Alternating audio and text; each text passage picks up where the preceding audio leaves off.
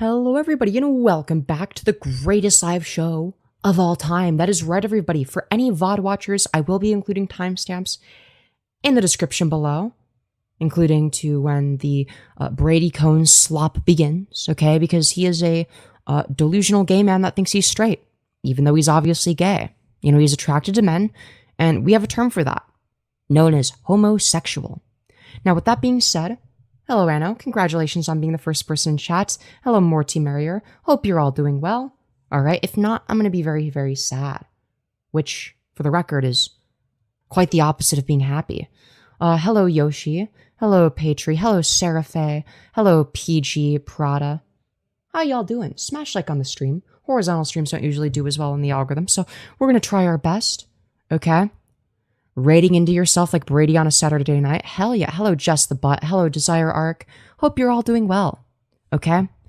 Now, guys, we're going to be taking a look at a delusional gay man who thinks he's straight. Now, we've covered him quite a few times.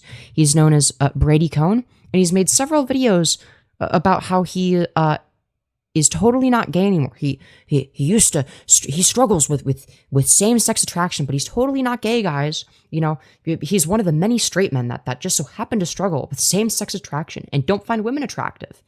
You know, as you do when you're straight, of course. Now, that's all good and sorry, I can't even speak properly. That's all well and good, but we're also going to be talking about how apparently we're going to be talking about various different things. He's pro-conversion therapy. Right? I'm not just speculating when I say that, like he just straight up admits that he's pro-conversion therapy. Why is it unlisted, Femyoz? It's not, refresh. Unless it is, in which case let me know. But you should be able to refresh. Yes, it's the same annoying preacher as earlier. Okay, I just raided into my own stream, don't worry guys. And yeah, we're gonna find out how apparently culture is teaching kids to hate their families. Okay, that's one of the things we're going to learn about. But yeah, he's this like weird, delusional Christian freak. He thinks that it was very sad that Charlie Kirk died for some reason. I don't know.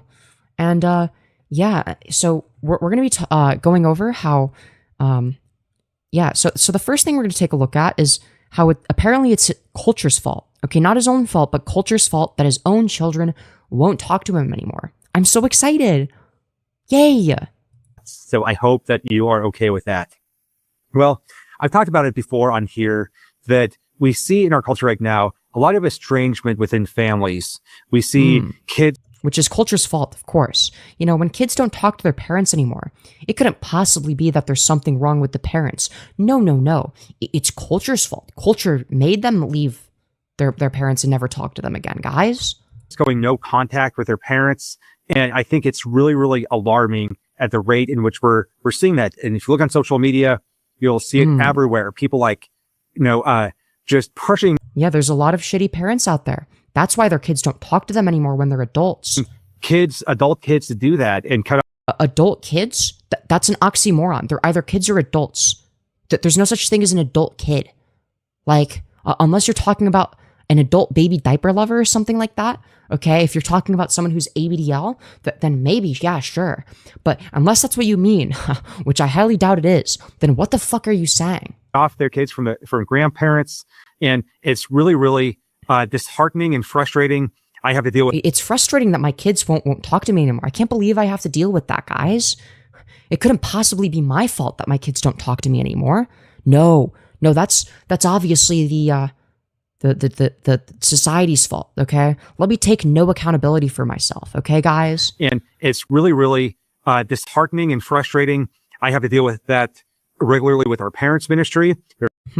I wonder why. You know, you and people similar to you end up having kids that grow up not wanting to talk to you anymore. I wonder whose fault that is. Yeah, it must be society's fault. It must be TikTok making them do it. It couldn't possibly be that you're bad parents. A lot of the LGBTQ kids who have gone no contact with their parents. I wonder why queer kids wouldn't want to talk to their transphobic or homophobic parents anymore. Whose fault could that possibly be? Oh, I don't know. And it's such a heartbreaking situation for the parents to be in. Oh, it's heartbreaking for the parents? Yeah, not the kids who were raised by the worst fucking parents imaginable. whose parents are so bad that they don't even want to fucking talk to them anymore. No, it's not heartbreaking for the kids who had no fucking say as to who their parents were. No, it's heartbreaking for the abusive parents who are clearly the victims, okay? The abusive parents who were so horrifically terrible, like they were so terrible towards their children that their children don't even want to talk to them anymore. It's heartbreaking for them. They're the victims in all this, and it's society's fault, not the parents' fault, obviously. And I try to understand every side of that. I try to understand what's going on. I see a lot of kind of patterns in what's going on, right? But you don't realize that maybe it's your fault that your kids don't talk to you anymore? Just saying. Now, and one pattern I see that I think is interesting, because I saw this come up in an article that popped up on Facebook this week. Oh, wow. Getting our evidence from Facebook articles. That's really awesome. Is that kids are rewriting their childhood. Oh, they're rewriting their childhood. Right. When your kids don't want to talk to you because you were an abusive piece of shit, it couldn't possibly be the case that you were an abusive piece of shit. No. It must be them rewriting their childhood. That's so true. It couldn't possibly be the parents' fault. And they're portraying things in their childhood that just didn't happen. And such as? It's really hard to pinpoint that sometimes, because it's hard to pinpoint. It's hard to pinpoint, really. It's hard to pinpoint what they would be wrong about. Maybe because they're not actually wrong about it, and maybe you're the problem. Have you ever considered that you're the problem, my tubby friend? Sometimes the kids might be right and the parents are in denial. Maybe you should do some reflection, inwards. Yeah, maybe it's you that's the problem. You disgusting, sweaty tub of lard. Land whale. See that a lot. I see also this culture right now of everything being abusive and toxic. Right. Or alternatively, the kind of parenting that you do / advocate for is abusive, and people rightfully call you out, but you don't like the term abusive. So you're trying to redefine it so that you're not included in the definition of it. Just saying. The way that Firebat tries to redefine rape so that they're not a rapist. Similar concept. Just saying. And I've talked about that on the podcast before. I think maybe a year ago, I was talking about that a few times. Yeah. Abusive parent doesn't remember abuse when reminded of it. Yeah. Stop the presses. Yeah. So look up some of those old episodes. But we live in a culture where everything is abusive, and we read abuse in everything, whether it's marriage. No. Just because everything you do is abusive doesn't mean that it's not abusive. That's not how that works. Whether it's our parents, and everyone is unsafe, right? And so you should cut off all the unsafe people. If people are unsafe, yes, you should cut them off. I agree. And it is really, really alarming at the rate in which adults are cutting off their parents. And whose fault is that? Perhaps the parents. And others that they deem to be unsafe because they make me feel a certain way. Abused, perhaps? And it's really alarming because if your parents abuse you and make you feel like shit, yeah, it makes sense that you wouldn't talk to them anymore. But no, it couldn't possibly be the abusive parents' fault. No, we should feel bad for them because guys, they're actually not abusive. That's why their kids don't talk to them, is because they were great parents. Great parents known for consistently having kids that don't want to talk to them anymore. That's what great parents are known for, as we all know. So much of it is coming from perception, right? And so I have no doubt. Why is it the case that you and all of the other delusional right-wing Christian freaks who are in favor of conversion therapy would have kids that all perceive them to be abusive? That's very interesting. Well, why would they all perceive that to be the case and not talk to you anymore? Is it A, because everybody except for you is wrong, or B, because you're wrong? Which one is it? That there's real abuse that's happened, and that's tragic. But also, there's no real definition of abuse. There's no real definition of abuse, so abuse isn't real, guys. And so some of what people claim is abusive, it's like, that's kind of a stretch to claim. Right. Such as, what are people saying that's abusive that's not abusive? That's abusive. But then you can also look at these families, and you can talk to every sibling in the family, and they all have different experiences. Yeah, siblings can have different experiences sometimes. That's true. But if none of your kids talk to you anymore, there might be a reason for that. But you're right. Different siblings can have different experiences and interactions with their parents because they're different people. No shit. Ask 3 siblings, what was your experience as a child? What is your childhood like? They might tell you 3 very different things because... Wait, you mean to tell me that a gay child who was abused by their parents for being gay will have a different experience than their straight sibling who wasn't abused for their sexuality? Wow. No way. She's wow, she's super judgmental and she's contradictive. Really? Can you find the thing that I said that contradicted another thing that I said? Always. So much of it is their perspective. And, you know. And why would they have that perspective, Brady? Why do you and all the people in your ministry collectively have a bunch of children that have the same perspective of not wanting to associate with any of you or talk to any of you ever again and going no contact? Because I'll tell you, the majority of parents don't end up with kids that go no contact, so you have to be a pretty horrific fucking parent for that to be the case. And yes, it is your fault. And yes, you should blame yourself as the parent. I have said, I think already a few times in different... What ministry? What do you mean, what ministry? His channel is literally called... Calibrate Conversations with Brady Cohn. And he literally said that the other people in his ministry seem to have all the same issue collectively. His feelings are his feelings. Yes, but he's misattributing them. That's possible, you know. I'm not saying that he doesn't feel a certain way. Nobody is saying that. Episodes that one of the lies in our culture is that... culture is lying. It's culture's fault that his kids don't talk to him, okay? It couldn't possibly be, you know, that he was a piece of shit and that's why his wife left him and took the kids and his kids don't talk to him anymore. It couldn't possibly be that that's the reason. Perception is reality, right? Hey, doll, why hello? Well, you do perceive reality, generally speaking. Not always. Your perception can be wrong. But if you and all of the people who are similar to you all seem to have this collective experience of their kids going no contact, then what does that tell you, Brady? What does that tell you? And so how we perceive something is our current reality. And that's just not true, right? There is only one truth. Mm-hmm. And you don't seem to have it. And so we perceive things differently, and it's okay to have different perceptions. Yeah. But your perception is the wrong one. Right? God gave us, wired us all differently, but sometimes our perceptions skew reality. Oh, right. When kids go no contact, it must be their fault. Their perception must be skewed. It couldn't possibly be that you were a horrific parent. No. And so just because you perceive something a certain way doesn't mean that it's true. Like my siblings and I, there's 4 of us, we would all give very different perceptions of our childhood. And not that we should just be completely dismissive of those perceptions, but we should also understand that I'm filtering. But you can have the same parents in different childhoods because different kids experience different things in the same household. That's a thing that can happen. I know, crazy. Whoa. My perceptions through a lens of brokenness, through the lens of my own sin.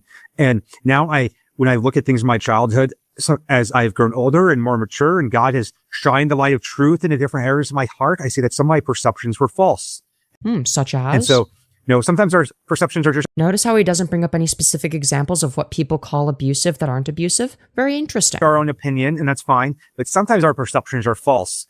Such as yours. And I've been humbled a lot in my life as I've had situations... Oh my God, did you just repeat what I said? That everybody's views are going to be different to some degree? Yeah, nobody ever disagreed with that. That nobody was saying the contrary. It's like, who are you arguing with? The voices inside of your head? Especially with conflict. He doesn't want to talk about it. Yeah, that's very convenient. He can't even bring up any specific examples. Oh, conflict? What kind of conflict? Where, I was so sure that I was right. And then years later, such as? I see that my perceptions of a situation might have been off. What was the situation? And maybe what changed? You can't give any specific examples? Right about some of it, but I wasn't right about other aspects of it. Wow. Very, very specific. Thank you. And so our perceptions can lie to us. But then right. Give us something more specific. You've been yapping for over 5 minutes? You've been yapping for like over 5 minutes now? We're 5.5 minutes into this and you still haven't given us anything? So many times when we're living in sin, we want to just... Oh, okay. Yeah, she should keep her opinion to itself because it sucks. Okay, make a counter argument then. justify how we're living. We want someone else to blame.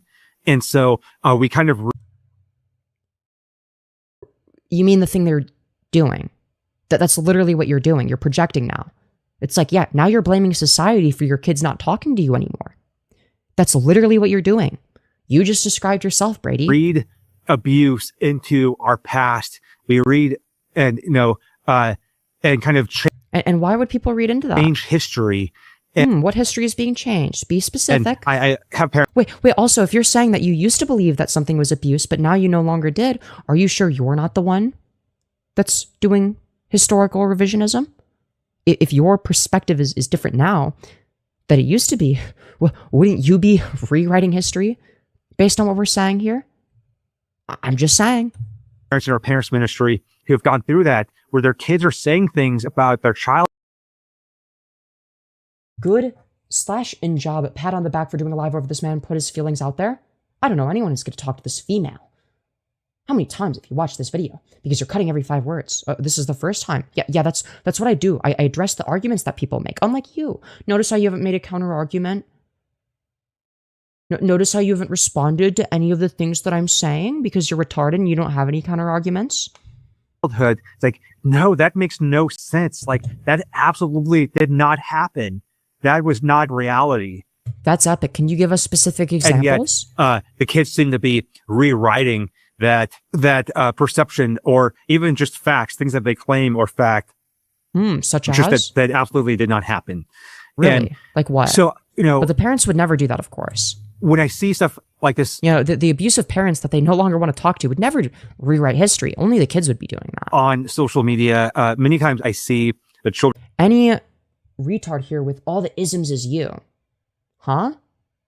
So, we're just, not responding to any of my arguments? So, notice how when I watch one of these videos, I respond to the things that he's saying directly, whereas you can't respond to any of the things that I'm saying directly, because you don't have any counter-arguments. Isn't that interesting? It's almost like you're wrong and I'm right.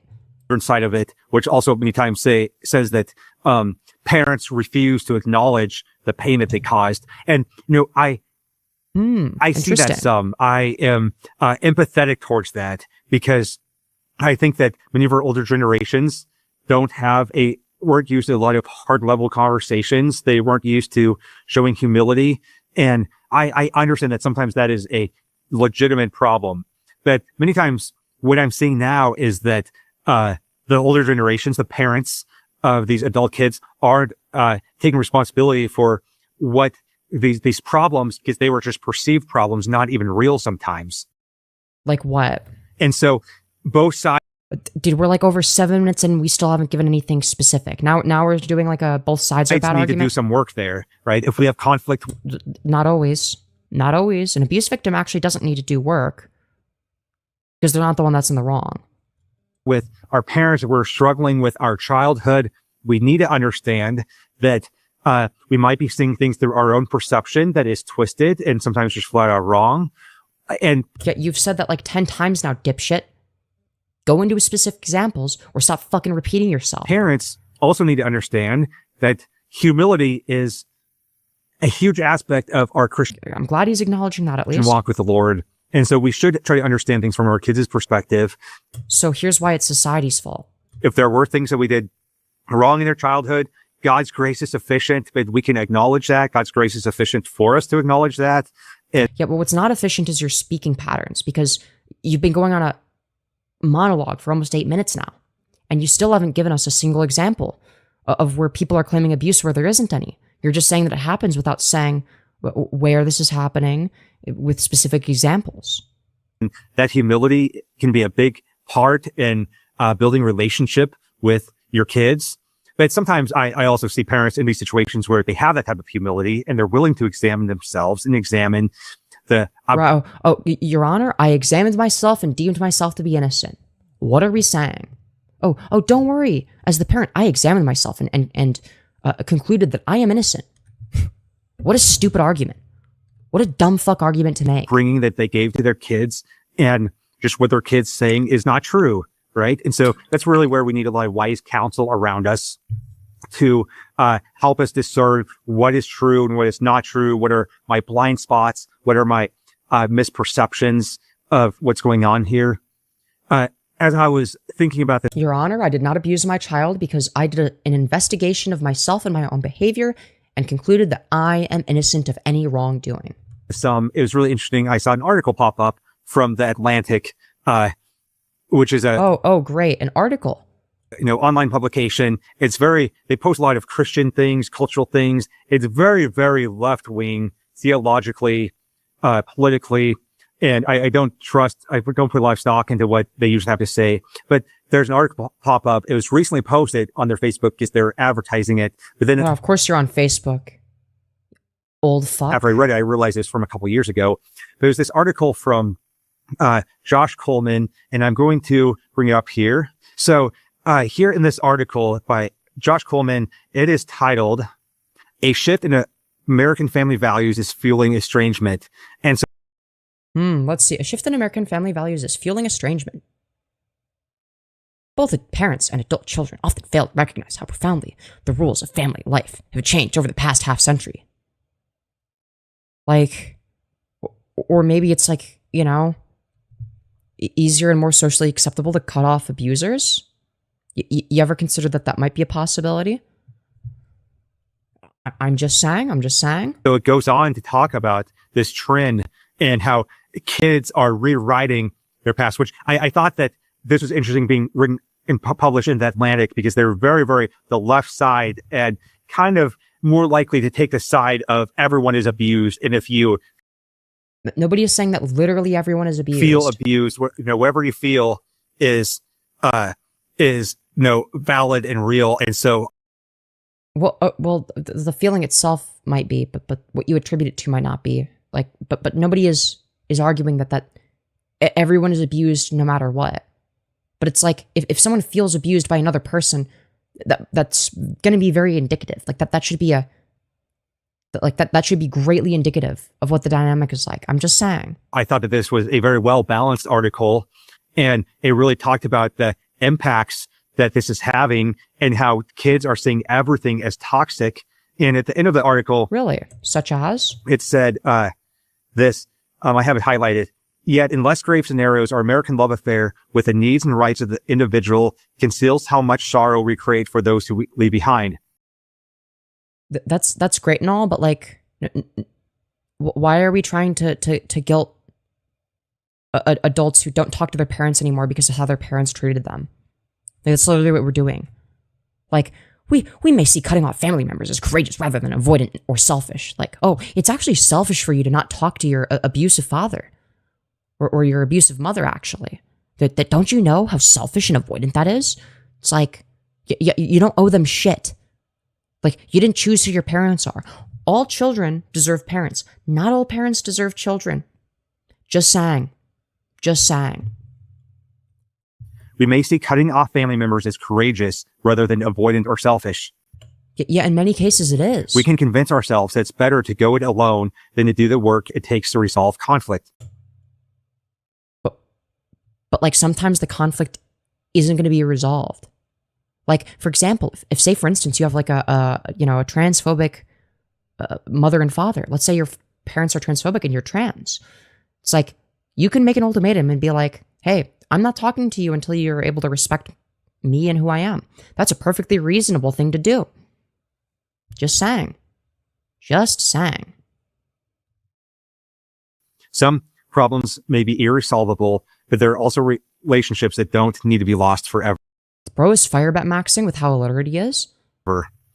And I thought that was I love how vague it is. I love how it's extremely vague and says a whole lot of nothing. a very good summary of part It's a of very good summary of my nothing position. problem. It's really, really interesting and really alarming. And I think It's alarming, is doing a lot of guys. damage to our families. And so when adult kids cut off their parents, they're also cutting off grandparents from Yeah, sometimes, the grandparents also suck. their kids. And it causes so much family instability. And Instability. I think that God values family. Why does the guy on the right look like Destiny, but like slightly different?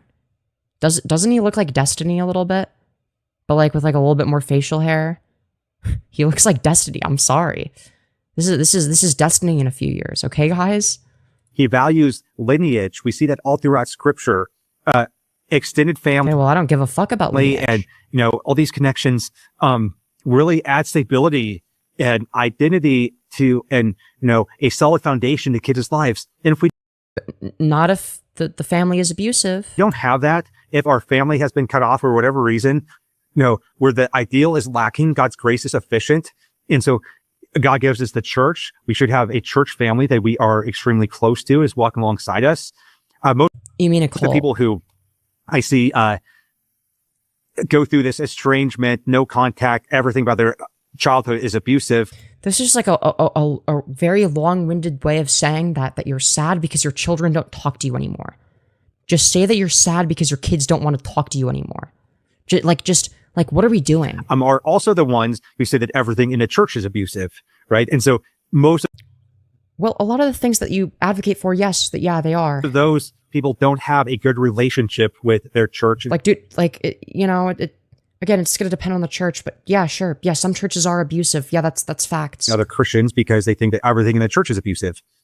Some churches are like that, yeah. And I saw that this week as I was looking at a current event. And so I wanted to dig into that current event a little bit. So, fucking finally, dude. We're 12 minutes in. Surely now he's going to say something of substance, as you guys right? know, last week, James Dobson passed away.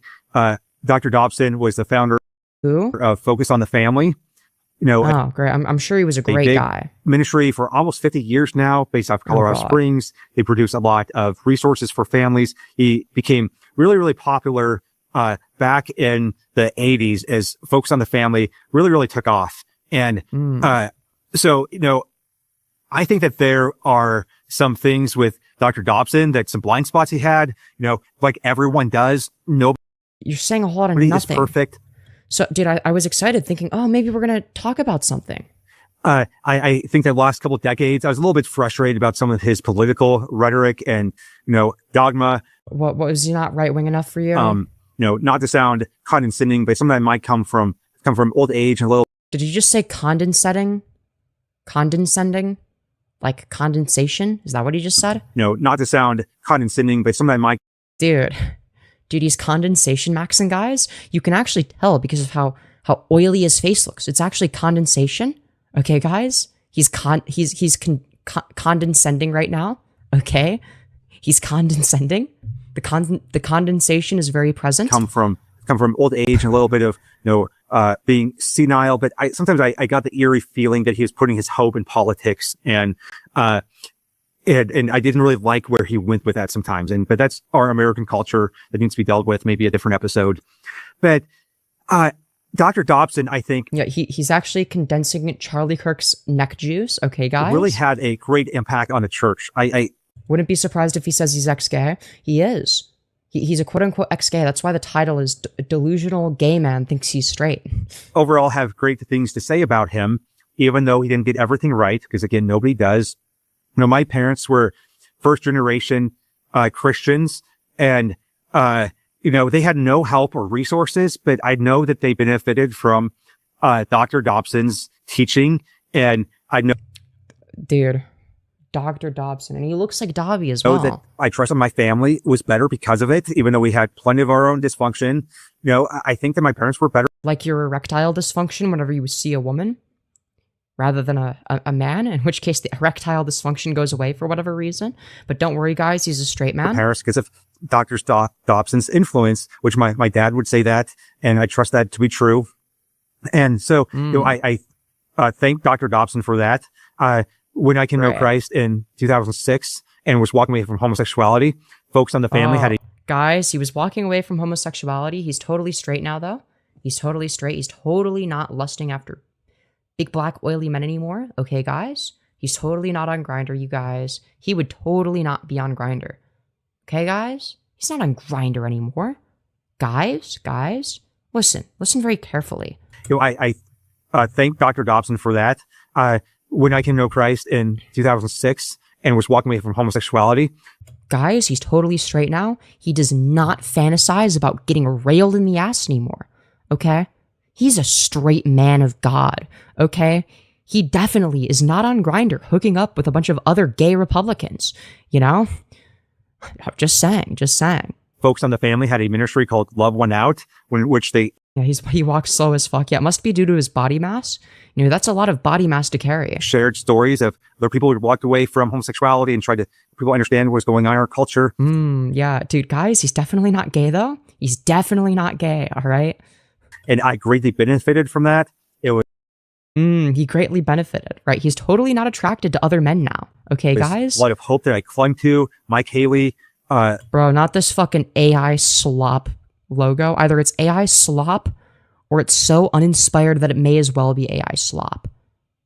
Like, dude. Melissa Freire were a couple of the main speakers, and they really helped give me hope that I could live a different life. So I really appreciate that about Focus on the Family. But I was really shocked, and maybe I shouldn't have been shocked. I was shocked, guys. He's shocked. With Dr. Dobson's death last week, and a lot of the response I was seeing on Dude, Dr. Dobby died? Oh no. news articles. Dobby is very old now. Dobby is going to die. Dobby wants to give you one last cum sock. Social media posts. I want to share just Read the channel name, Femyoz. I already did. what But yeah, if you search Brady Cone, you'll be able to find on him. Facebook, a snapshot of that. This is Julie Royal's page, and she shares a lot about church abuse and things like that. Sometimes she's right. Sometimes I think she takes things way too far and reads a lot into things. But her page is one that appeals to Christians and the everything is abusive crowd. But there's also other Christians who follow her page too. And this is just an example. He's just saying a lot of nothing. People saying here, this one comment says, generations of abuse. Unfortunately, his reach has been wide. May the survivors find healing. Wait, who is this being said about? I need to know. This person put him in the same boat as So he was like an abusive parent? Pat Robertson, Jerry Falwell, Jimmy Swaggart, and then James Dobson. And that's interesting. That's interesting. Insinuated that they're all in hell. I've seen that a lot. Dude. He's so fucking mad. This person said, great. Can't wait to see all the comments defending him and his legacy of abuse. Oh, dude. Fucking Facebookers clocking tea. Never would have expected that, but here they are clocking tea. All right. And maybe I just thought too highly of the internet. But I was... Oh, yeah. It's the internet's fault that they're anti-abuse. I was just shocked as I saw comments like that everywhere. I was shocked. It was shocking, guys. Because he believed in spanking and my... Something tells me it was even worse than that. But yes, if you believe in the thing that all of the data on the matter would suggest is ineffective, it's like, yeah, you're in favor of hurting your kids in a way that doesn't benefit them. Yes, and if you're in favor of hitting your kids, yeah, you're in favor of abuse. Like, okay. Wow, I wonder why people didn't like him. I wonder why nobody's sad that he's dead. Generation. Yeah, Master has given Dobby a lifelong trauma, guys. Looking back on their childhood, especially when Christianity was involved, and thinking that everything is abusive. No, but hitting your kids is. Hitting your kids is abusive. That's true. Right? And I think that maybe some of his teachings were too harsh. I really never read most of it. Or So you don't even know what you're defending. You actually have no idea what he was advocating for. If you haven't read most of it, you're advocating for hitting kids, but you haven't even read most of it. Noah says the Dobson rabbit hole is deep and super dark. Damn. So that's only the surface. The surface level is saying that it's okay to hit your kids. Really any of his books from the 80s, because I was still like a toddler then. But I do think he helped a whole... Well, you're mentally a toddler now, so has anything really changed in the mental faculties department? Generation disciple their kids in a way that the previous generation hadn't. And I think he probably softened a lot of parents' hearts. And I saw on like... By saying that it's okay to hit your kids? He softened their hearts by saying you should hit your kids, guys? Folks on the Family's posts, which were... The comments were much more, full of grace and generous, talking about the positive impact he had.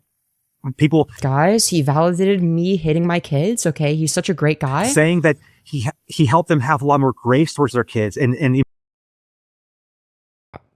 holy self-report? The guy that's in favor of hitting your children and engaging in physical violence against them are saying that they were actually worse than him? That's fucking awesome, dude. What a great way of self-reporting. Emotional connection and relationship. And in this time in the 70s and 80s, I think that my parents were very stoic, non-emotional people. So what you're saying is your parents didn't connect with you at all. What you're saying is there was no emotional connection. Wow, sounds like a really healthy relationship. You know, me personally, I love relationships in which, you know, you have no emotional connection with your parents. Those are really good. Very hardened. They grew up in the Depression. And we're meant to believe that this was like a good, healthy relationship, right? This is what we should model our relationships off of, guys. And you know, my parents' generation experienced a lot of real abuse, and I think that they did better than the previous generation. Oh, guys, they weren't nearly as horrific towards their children as their parents were to them. So it's okay, guys. It couldn't possibly be abuse because their parents were even worse. Okay. And Dr. Dobson had a hand in them doing better and started really to actually disciple their kids. And I think that we can applaud him for that. We can be thankful for that. And I think we still need to do better at discipling our kids. And I think we can be thankful for Dr. Dobson. We need to be thankful for the guy that says hitting your children is based. So true. For the progress he made there. One passage of scripture, just one verse I was thinking about this week as I was processing through how to think about Dr. Dobson, his legacy. It's 1 Thessalonians 5:21 says, but test anything, hold fast to what is good. But we should test everything and we hold fast to what is good. So we look at Dr. Dobson's teaching and we test it, and some of it's we test whether or not it's good to hit your children, guys. Good. Okay. Some of it we can just move on from, right? And like what, child abuse? Yeah, we should move on from child abuse. That's true. Ultimately, the Bible should be our ultimate source, and we should look. You mean the same Bible that says that rape victims should be forced to marry their rapists as a quote unquote punishment to the rapists, which is said in Deuteronomy 22, 28, 29? You mean that Bible? Okay. Or the Bible that endorses slavery, or the Bible that you know, where God endorses genocide. That one? Or we were talking about that Bible? Because, like, not sure if that's where we want to get our morality from. Or the Bible that says it's okay to have sex slaves, essentially. Yeah. To that for guidance, and sometimes then God gives us people like Dr. Dobson who can instill wisdom in us. Yeah, the wisdom of it's okay to beat your children. Whoa, that's so epic, dude. I thought it was interesting just a little side note that guys, don't worry. The Bible says that it's okay to own slaves and beat them as long as they don't die. So guys, what I'm doing is actually morally good, you see? God has endorsed it. As I was doing some research on Dr. Dobson this week, I didn't realize that he was in his 40s when he started focused on the family. It's almost 50 years old. He was, I believe, 89 when he passed away last week. And so he was about 42 years old when he started Focus, which gave me great hope because I turned 40 this summer and I kind of feel like Wait, you're only 40? You look older. You're only 40? Dude, this is how poorly you age when you try to repress your sexuality, right? Best days are behind me. Dude, his cortisol levels spike every time he sees a man he's attracted to. Because he has to remind himself he's totally not attracted to men. And I could never do anything big for the Lord now. Yes, the Bible does also encourage genocide. That's true. Right? That's for the young guys. But gives me hope that he didn't even start Focus on the Family until he was in his 40s. And now, you know, look at the impact that it had. Like hundreds of millions of people have benefited from it. But from what? Hitting their kids? I kept seeing this week just all kinds of hatred for him that he I wonder why. led to generations of abuse. I wonder where they would get that idea from. And it was just astounding. Like people seeing things through that lens. I saw one of Mary's friends post on Facebook this week that. All right. We need to look up Dr. Dobson to get a quick overview. We already know that he's in favor of hitting your children. So, you know, just saying. So we're gonna search Dr. Dobson. I think it's him. What was Dr. Dobson known for? Let's see. Okay. Well, let's go to his Wikipedia page. Okay, guys. All right. Let's see. What is this? He was an American evangelical Christian author. Okay, we're off to a great start. Let's see. What values did he preach? Let's find out. Okay. Oh, Dobson advocated for quote-unquote family values. The instruction of children in heterosexuality. Okay, so he was in favor of conversion therapy. So he's a disgusting freak. Forcing in traditional gender roles. So you're basically forced into a box that you don't fit into. That's epic. Really cool. Wow, I wonder why people would hate him. That he believes are mandated in the Bible. You know, the same Bible that says that, you know, rape victims should have to marry their rapists, by the way. The goal of this was to promote heterosexual marriage. Yeah, I'm going to be real. I'm definitely not sad that he's dead now, which he viewed as a cornerstone of civilization that was to be protected from his perceived dangers of feminism and LGBTQ rights. So he doesn't like basic human rights. He's anti-basic human rights. He doesn't think that women are people or that women deserve rights. He doesn't think that queer people deserve rights. He doesn't think I deserve rights. Just saying. Dobson sought to equip his audience to fight in the American culture war, which he called the Civil War of Values. Yeah, his values being that he's pro-abuse. Let's see. After Dobson's rise to prominence through promoting corporal punishment of disobedient children in the 70s. Okay, so he promoted child abuse. That's really epic. He became a founder of purity culture. Oh, great. So he's just like the worst type of freak imaginable. Yeah, I wonder why people didn't like him and celebrated his death. It could be anything, truly. Yeah, it's almost like he caused abuse. Whoa. All right. Let's continue. All right. Let's see. So what were his parents like? Oh, they were traveling evangelicists. Apparently they forbade dancing and going to movies. He wasn't even allowed to watch movies. Dude. As a teenager, he was rebellious, though eventually found a close relationship to his father. Oh my god. Oh, Dobson's mother was intolerant of sassiness and would strike her child with whatever object came to hand, including a shoe or a belt. She once gave Dobson a massive blow with a girdle outfitted with straps and buckles. Interesting. And is he in favor of that, or does he acknowledge that was bad? Dobson studied academic psychology and came to believe that he was being called to become a Christian counselor. Yeah, as you do when you're delusional. Okay.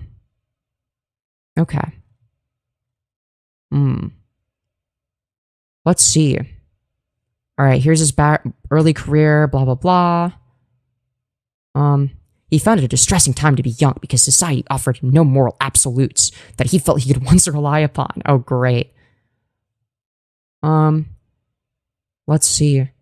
Opposition to the United States' involvement in the Vietnam War was blossoming into a wide rejection of authority, which Dobson viewed as a sudden disintegration of moral and ethical principles. Guys, murdering random people in a third world country is morally good. Opposing authority when authority does bad things is bad, guys. This guy is a fucking freak. Ethical principles dictate that you blindly follow every authority figure no matter what they're doing. Oh, what's that? Your authority figure is raping people? Well, you better follow them. You better not say anything bad about them. They're the authority. Well, are you going against moral and ethical principles, such as blindly following authority no matter what? This convinced him that the institution of the family was disintegrating. Apparently, the institution of the family was disintegrating because people were opposing a useless war that benefited nobody. Because heaven forbid you disagree with an authority figure that murders innocent people. Based on these experiences, in 1970, Dobson published Dare to Discipline. The book encouraged parents to assert their authority over their children, particularly by corporal punishment. Yeah, so he's in favor of child abuse. Dobson saw children as rebellious and inherently sinful and believed rejection of authority to be the source of societal problems. Yeah, okay. Like, I'm definitely not sad that this guy is dead.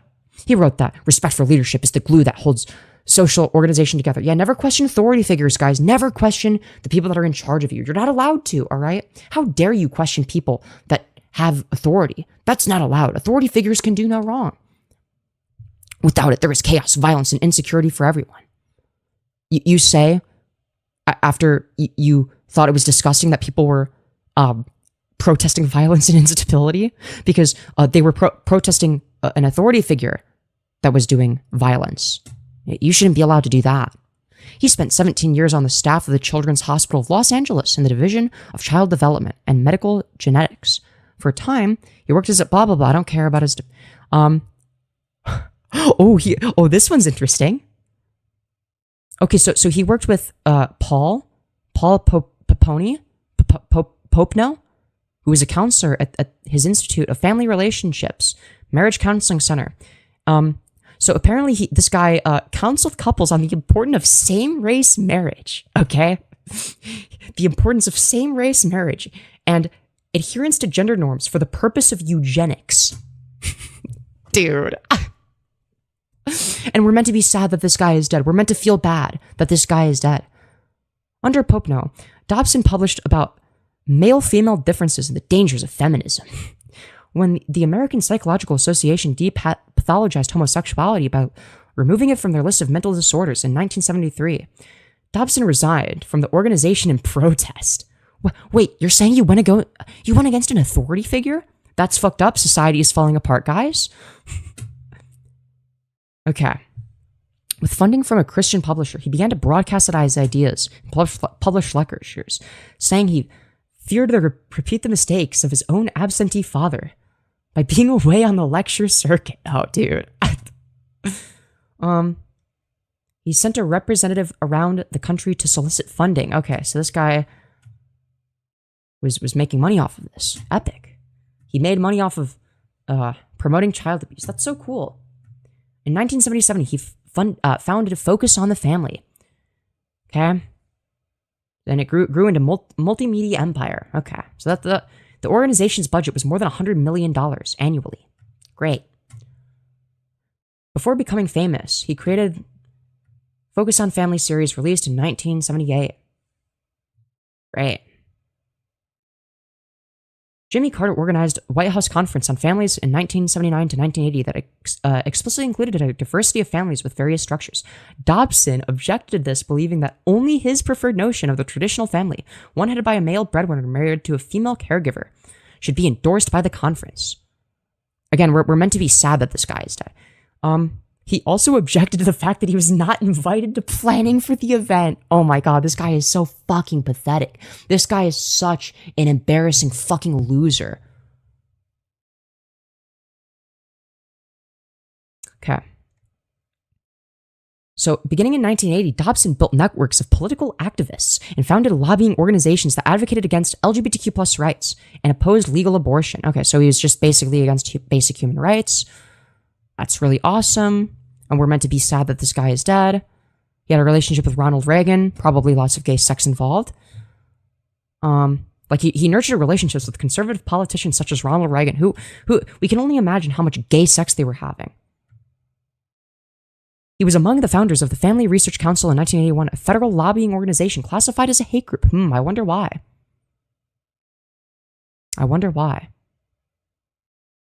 When Focus on the Family moved to Colorado Springs in 91, the city started to be called the Vatican of the Religious Right, with Dobson imagined as an evangelical pope.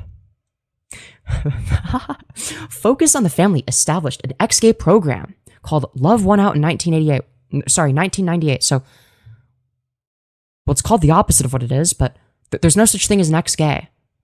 That's called being a repressive gay. That's pretending to not be gay. The program promoted conversion therapy, the pseudoscientific practice of attempting to make gay people straight. Again, we're meant to be sad that this guy is dead. This is meant to be the good guy that we're supposed to like, apparently. Dobson increased the promotion of Love Won Out in 2000 upon discovering that the opposition to gay marriage was helping the Christian right gain members and voters. Great.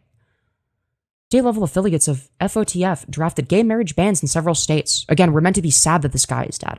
Starting with Nebraska Initiative 416 2000. Dobson broadcast that gay marriage was turning children from faithful Christian homes against God. Oh no, the horror. So he was in favor of government overreach, saying that gay marriage shouldn't be allowed. Great. Dobson stepped down in 2003, resigned, blah, blah, blah.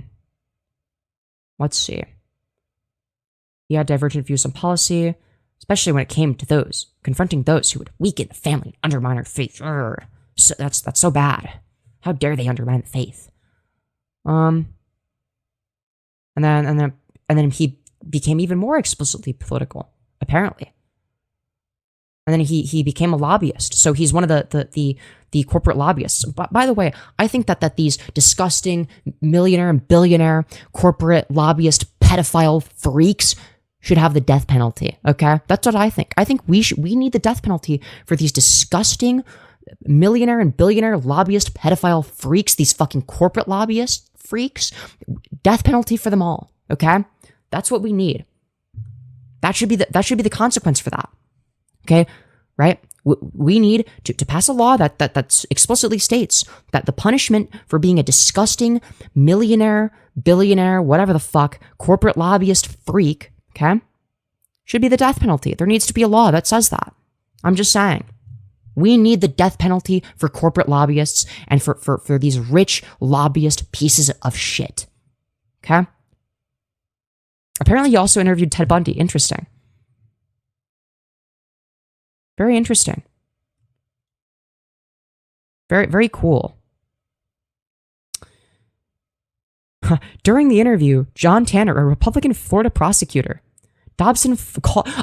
Oh, that's interesting. Apparently, Dobson called for Ted Bundy to be forgiven. So we did an interview with Ted Bundy and called for him to be forgiven. Again, we're meant to be sad that this guy is dead. But he gained over $1 million. You know, the majority of which was donated to anti-pornography groups and anti-abortion groups. That's epic. And then he farmed in 2004. He founded Family Policy Alliance. Let's see. Oh, with a more permissive tax status than focus on the family. Interesting. Interesting. They're all the fucking same. You know, once you become a part of the Epstein class, you're the fucking, like, I'm sorry, these people are all the same, all right? Our society is being controlled by these disgusting 100 millionaire and billionaire pedophile pieces of shit, lobbyists who control the government, right? The Alliance also coordinates the actions of Dobson's network state-based family policy councils. Together, these organizations seek to encode traditional gender roles into public policy and law. So they're anti-freedom. Wow, very American of them. To oppose basic human rights. Very cool. They consider LGBTQ rights to be a threatening agenda. Oh no, heaven forbid we want basic human rights. Throughout his existence, Dobson has attacked the president's emergency plan for AIDS relief. Oh no! How dare they? How dare they give people necessary medical care? If you have AIDS, Dobson wants you to die of AIDS. That this was clearly a very great individual that we should be sad that he's dead. We should totally be sad that he's dead. In 2006, he said that 80% of his money is going towards terrible programs that are immoral as well as ineffective. For example, to promote condom distribution. You're something that's effective? So he's anti-contraception? Okay, people associated with these government programs have dressed up like condoms and created ceramic sculptures of male genitalia. Okay. He renewed his attack in 2023, falsely claiming that a PEPFAR funds abortions. Focus on the Family received a grant of $49,000 through PEPFAR in 2017 to promote an abstinence-only purity pledge program. You mean the thing that doesn't work and maximizes child sexual abuse? Again, we're meant to be sad that this guy is dead. In 2010, he founded the Dr. James Dobson Family Institute, a nonprofit org that produces his radio program. Okay. He also frequently appeared on Fox News. Dobson and Shirley Deer were married on August 26th of 1960. They had 2 children. Damn, poor children.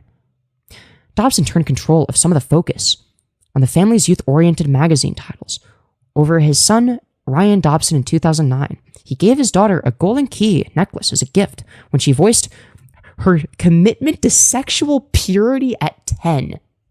What a fucking freak. What a fucking freak. He encouraged other parents to give similar gifts. Yeah, this guy's a fucking weirdo.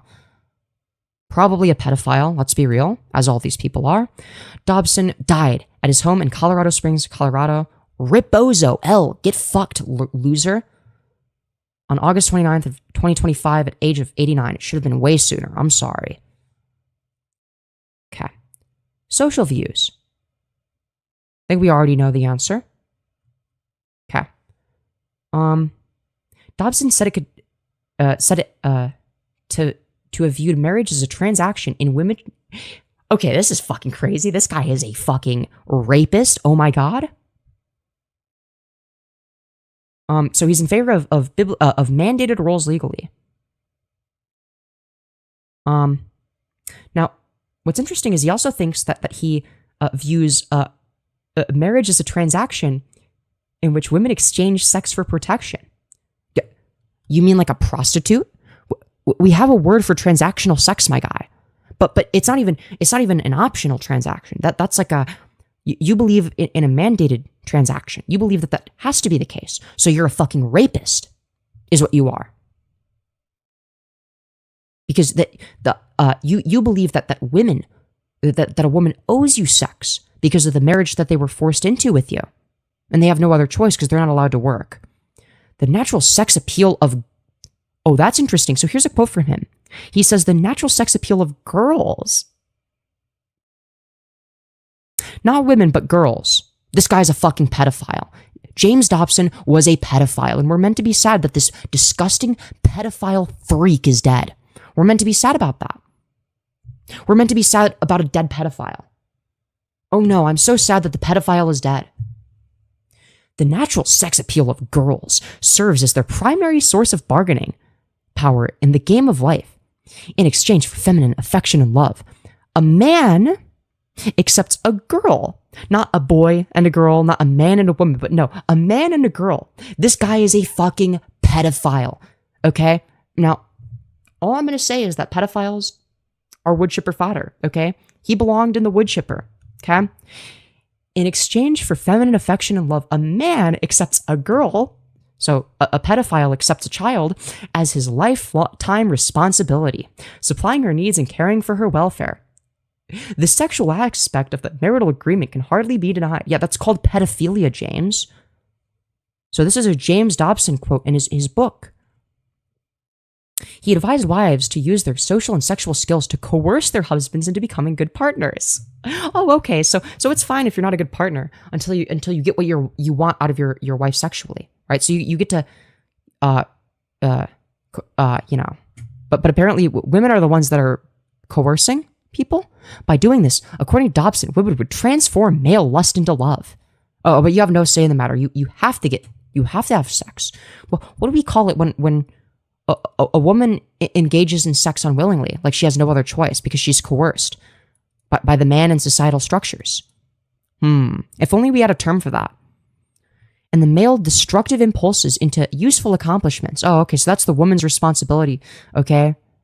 It is the woman's responsibility to cater to their husband's rapist desires. He regarded heterosexual marriage as the cornerstone of civilization, as women fulfilled their role of civilizing their husbands. Yeah, this guy's a pedophile rapist, I'm sorry. In his 2004 book, Marriage Under Fire, Dobson suggested that heterosexual marriage rates in Denmark, Norway, and Sweden was falling due to the recognition of same-sex relationships. Problem? He remarked that the institution of marriage is rapidly dying. As a result, with most young people cohabiting or choosing to remain single. And, okay, and? Yeah, that should be an option. So what you're saying is that shouldn't be a choice. People should be coerced into relationships where they have no choice but to have sex. Specifically girls and men. So a child and an adult, the child should be coerced into the relationship with the adult where the adult is owed sex by the child, according to him. But he's totally not a pedophile. He's totally not a pedophile, guys. We should be sad that he's dead now. Dobson wrote that every civilization in the world has been built upon marriage. He also believes that homosexuality was neither a choice nor genetic. Oh, okay, so he agrees that it's not a choice, but you're forced to repress anyway. But was caused by external factors during early childhood. He anecdotally cited as evidence of the life actress. Okay, so it's anecdotal evidence. Interesting. With Ellen DeGeneres criticizing the realities of judicial tyranny, Dobson wrote that There is no issue today that is more significant to our culture than the defense of the family. Not even the war on terror eclipses it. Oh, great. Wonderful. Views on schooling. Oh, okay. Of course he supported private schools where, you can teach them that the earth is flat. Oh, for religious schools, of course. Tax credits for religious schools. Yeah, we need tax-exempt ideology, guys, okay? If you believe the far-right shit that Dobson believes, you don't have to pay taxes. According to the Focus on the Family website, Dobson believed that parents were ultimately responsible for their children's education. Okay. Dobson opposed sex education and curricula that are not abstinence only. Oh, you mean the thing that minimizes sexual abuse of children? Of course, Dobson, who's totally not a pedophile, is going to be against that. That's very interesting. Very interesting. He believes that apparently Christian. He believes that allowing student-led prayer in schools did not violate the First Amendment to the United States Constitution. Okay, so you'd also be fine with student-led Islamic prayers, right? Right? You'd be fine with that? Okay, views on discipline of children. He advocated for the spanking of children as young as 15 months. So he's in favor of beating your literal fucking toddlers. Okay, what are they? 1 year? Yeah, the 1 year old who can't even fucking speak. Yeah, engage in physical violence against them. Yeah, great. Wow. I wonder why people are happy that he's dead when they misbehave. A 1 year old misbehaving. Okay, using switches or belts kept on the child's dresser as a reminder of authority. Oh, okay. So he wants you to beat your 1 year old with a belt as a and to keep the belt there as a reminder of the authority. I wonder why people would be traumatized by his parenting style. Interesting. In Dobson's opinion, parents must uphold their authority and do so consistently. Yeah, remember, children aren't people, okay? Only you as the parent are a person. Dobson said corporal punishment should end with the child asking for forgiveness and receiving a hug. Oh, don't worry, guys. They received a hug. So the child being beaten with the belt, the 1 year old child being beaten with the belt is when they don't even understand what's going on is okay because they got a hug afterwards. Oh, he believed in having a heart-to-heart talk with the child. The 15-month-year-old? A heart-to-heart talk with the 1 year old who doesn't know how to talk? They haven't even said their first words yet, but don't worry, guys. They're going to have a heart-to-heart, which provided as an opportunity to rebond and express love to the child. Though dare to discipline was not overtly political. Dobson considered his parenting techniques to be the solution to the social unrest of the 1960s. Guys, social unrest is caused by not beating your 1 year old child, okay? Dude. So from 15 months to 8 years old. Okay, we're talking about like toddlers. We're talking about 1 year olds to preschoolers to kindergartners. We're talking about like people that don't even know the fucking alphabet yet. They don't even know the alphabet, and we're in favor of beating them with a belt. Okay, dude. Psychologically, by the way, this is something that serves the same function as sexual assault. Okay, just saying. Like, we're in favor of beating literal infants. Oh, but guys, we oppose abortion, okay? It's wrong to murder a non-sentient life form, okay? Because that's a baby, okay? Killing a non-sentient life form is murder. Okay? It's murder, you guys. But beating a sentient child, that's okay, all right? But killing a clump of cells, that's where we draw the line. Dobson considered his parenting techniques to be the solution. Wow. This was a rebuttal to Benjamin Spock, whose parenting ideas were more permissive. By that, do you mean like not beating a 1 year old with your belt? By returning to the authoritarian parenting style popular in prior eras, Dobson hoped to preserve order, obedience, and social hierarchy. Dude, if anyone that unironically believes the things that Dobson does should kill themselves. Never have children. Okay, if you unironically agree with Dobson, kill yourself. And I don't say that lightly. The world is better without you. Okay? The book quickly sold over 2 million copies, establishing Dobson as a trusted authority. Oh, great. In The Strong-Willed Child, Dobson drew an analogy between the defiance of a family pet and that of a small child. What, do you beat your pets as well? Do you beat your pets with a belt as well? Jesus fucking Christ. And concludes that just as surely the dog will occasionally challenge the authority of its leaders, so will the little child, only more so. So you need to beat your child even more than the dog, okay? The dog you obviously beat with the belt, of course, as you do. But guys, you need to beat your 1-year-old child even harder, okay? Oh my God. Also, comparing a child to a dog, very dehumanizing shit, very dehumanizing shit. This is like firebat shit of surely raising a child will be the same as raising a pet. By learning to yield to loving the authority of his parents, a child learns to submit to other forms of authority, but that's not loving. That's not love. That's fear. Fear is not love, you fucking idiot. Learns to submit to other forms of authority, which will confront him later and is like, oh, so what you're saying is they'll be traumatized. Never question authority. His teachers, school principal, police, neighbors, and employers. Great. If allowed to challenge parental authority, Dobson says, children would challenge God's authority when they grow older. Oh no, heaven forbid. They question things. That's not allowed. Hence, rebellion must be punished to protect the child's salvation. Oh, don't worry. When he beats the 1-year-old child with the belt, it's in order to save the child. Believing that pain is a marvelous purifier. No, you're traumatizing your child. This is why when people have that parenting style that the kids don't speak to their parents anymore. Dobson recommended corporal punishment as the most effective way to keep the child subordinate to adults. He believed that the parent should model both divine mercy and wrath to prepare the inherently sinful child for a relationship with God. Yeah, it's literally just abuser shit. And this is what I mean when I say that a lot of people are pro-abuse and they use religion to justify it because the God of the Old Testament is abusive as fuck. And there's a reason I say that. Dobson warned of the dire consequences of failing to discipline one child. What's that?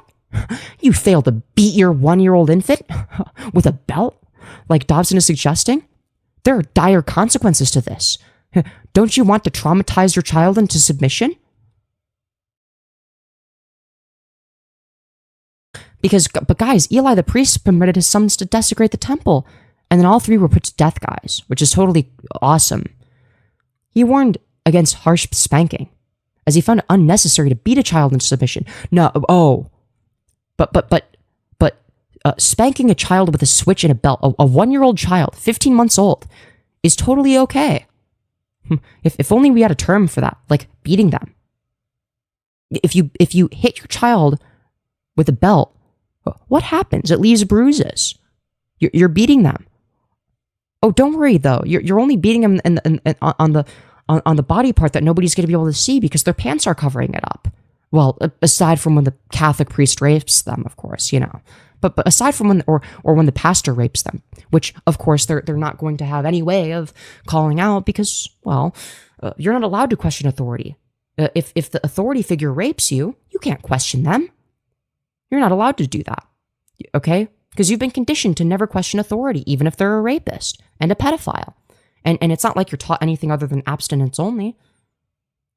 But don't worry, the authority figure is always right. So the pastor that rapes you as the little boy is actually in the right.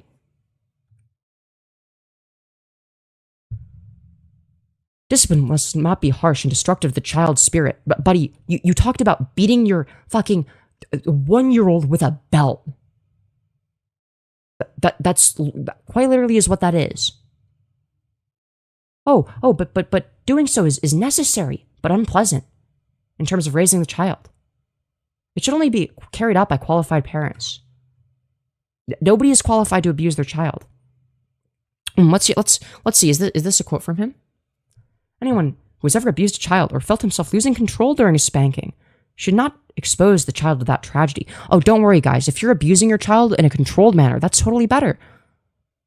It's like anyone who has a violent temper that at times becomes unmanageable should not use that approach. Anyone who enjoys the administration of corporal punishment should not be the one to implement it. Oh, don't worry, guys. When he beats his 1-year-old with a belt, don't worry. It's not abusive as long as he doesn't enjoy it or get too angry. When asked, how long do you think a child should be allowed to cry after being punished? Is there a limit? Dobson responded, yes, I believe there should be a limit. Okay, wow, awesome. He thinks that the 1-year-old child should have a limit as to how long they're allowed to cry after being beaten with a belt. As long as the tears represent a genuine release of emotion, they should be permitted to fall. But crying quickly changes from inner sobbing to an expression of protest. Real crying usually lasts 2 minutes or less, but may continue to 5. At that point, the child is merely complaining. Oh no, the 1-year-old is complaining after getting beaten with a belt? How dare they? They better get another beating. Surely that would fix the issue. And change can be recognized in the tone and intensity of his voice. I would require him to stop the protest crying, usually by offering a little bit more of what caused the original tears. In younger children, crying can be easily stopped by getting them interested in something else. Okay, and if it doesn't, you do what now? Mind you, by younger children, what do they mean? A 1-year-old? Because they were recommending this for people ages 1 to 8. Okay. Sociologists John Bartkowski and Christopher Ellison have stated that Dobson's views diverge sharply from those recommended by actual fucking experts. Wow, crazy. And are not based on any empirical testing, but rather nothing more than expressions of his religious doctrines of biblical literalism and authority-mindedness. True. In the 1980s, Penelope Leach wrote that Dobson's approach was ineffective because rather than establishing parental authority, spanking only communicates parental frustration and weakness. True. Although child-rearing experts have discredited corporal punishment, Dobson did not change his views. Wow, who would have guessed? In 2015, he wrote that when spanking fails to make a child obey, the problem must be that the parent is not hitting hard enough or frequently enough. Yeah, the problem must be that the parent isn't committing enough child abuse, guys. Yeah, we all know his views on homosexuality, but he's okay with pedophilia. Views on mass shootings. Dobson's okay, so apparently, as a result of the Sandy Hook tragedy, Dobson said that mass shooting was a judgment by God because of Americans' acceptance of gay marriage and legal abortion. He also said that the El Paso shootings, and the other that mass shootings in general are gay people's fault. Okay. Right. Views on gender. Let's see. He viewed the gender binary as fundamental to humanity. Because God created men and women to differ in every cell of their bodies. Well, then explain why I have a foida brain. Explain why, I don't know, on average, the brains of transgender women, before any hormone replacement therapy or anything, are far closer to that of cisgender women than that of cisgender men on average. Why would that be the case if it's every cell? Like, according to Dobson, men like to hunt and fish and hike in the wilderness, while women prefer to stay at home and wait for them. Okay, what about cases where they don't like those things? Then what? Because men have a fragile ego and women are emotionally vulnerable. Men and women are obligated to adhere to the time-honored roles of protector and protected. The effects of hormonal differences, he argued, make women more suited to the home. Okay, so then you'd be fine with trans men then, right? Not staying home? Just saying. Just saying. Dobson argued that confused gender relationships in a household resulted in homosexuality if a child displaces their sexual feelings onto the same-sex parent. Hence, parents should model a romance-like relationship with their opposite-sex child. I'm sorry, what? Dobson believes that parents should model a romance-like relationship with their opposite-sex child. Dude, this guy is a fucking pedophile. This guy is a pedophile. He wants to rape little girls. Dobson encouraged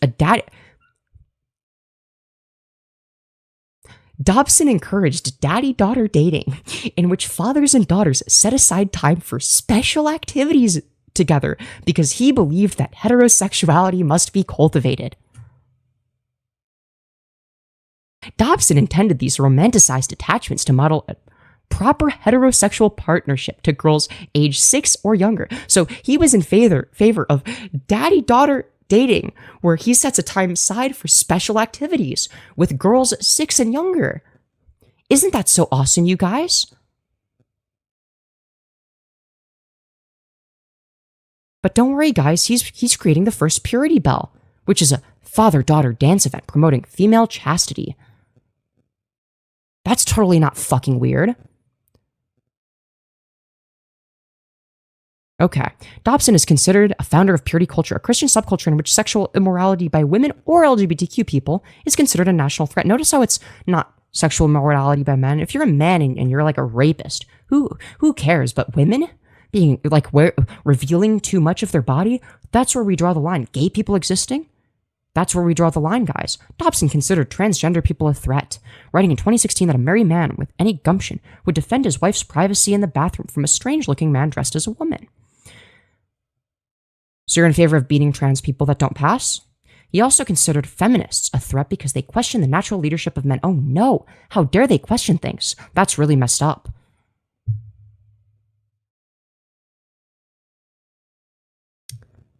Let's see here.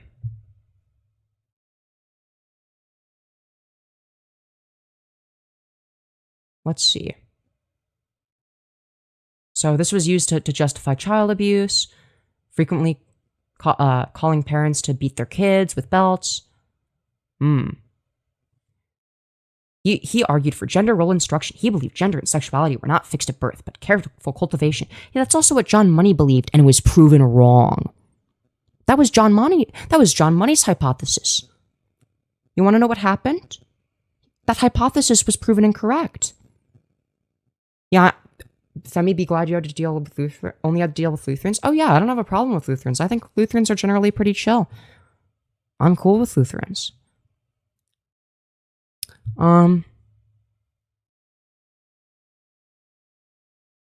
Let's see.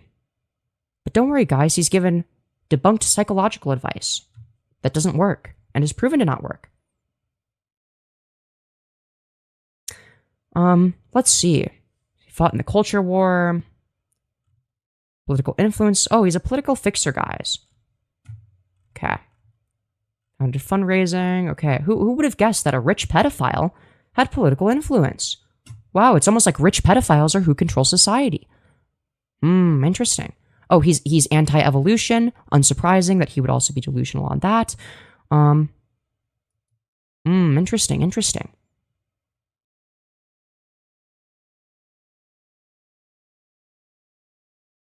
Very interesting. He endorsed Ted Cruz. Let's see. He praised, people being forced to give birth to rape babies. Who's surprised? Let's see. He was deeply disappointed when Dobson embraced pseudoscientific and homophobic claims about AIDS. Okay. Let's see. Professor criticized the idea of Christian masculinity. Promised protection for women, but left women without defense. True. One worshipped power and turned a blind eye to justice. True. Very true. Dobson is racist, sexist, homophobic, materialistic, and power hungry. True. Very true. Dude, even some fundamentalist Christians are considering him a heretic. That's epic. Let's see. Dobson's advice to break the will of the child is a recipe for child abuse. True. Very true. He also recommends conversion therapy, another form of child abuse. The thing that doesn't work and is, causes harm. So that's who we're dealing with. That's who we're dealing with here. Okay, guys? Just so you're all aware. Okay? That's who this guy supports. So let's continue, guys. Let's continue. Now that we know who he's defending. She's spent 10 years in therapy trying to get over the abuse that Dr. Dobson inflicted on her family. And gosh, I just think that that's crazy. You think it's crazy that the person who is in favor of beating 1 to 8-year-olds with a belt would cause children trauma when inevitably they grow up, they might not want to talk to their children. Well, I wonder why your child who you beat with a belt from ages 1 to 8 wouldn't want to talk to you anymore. It could be anything, truly.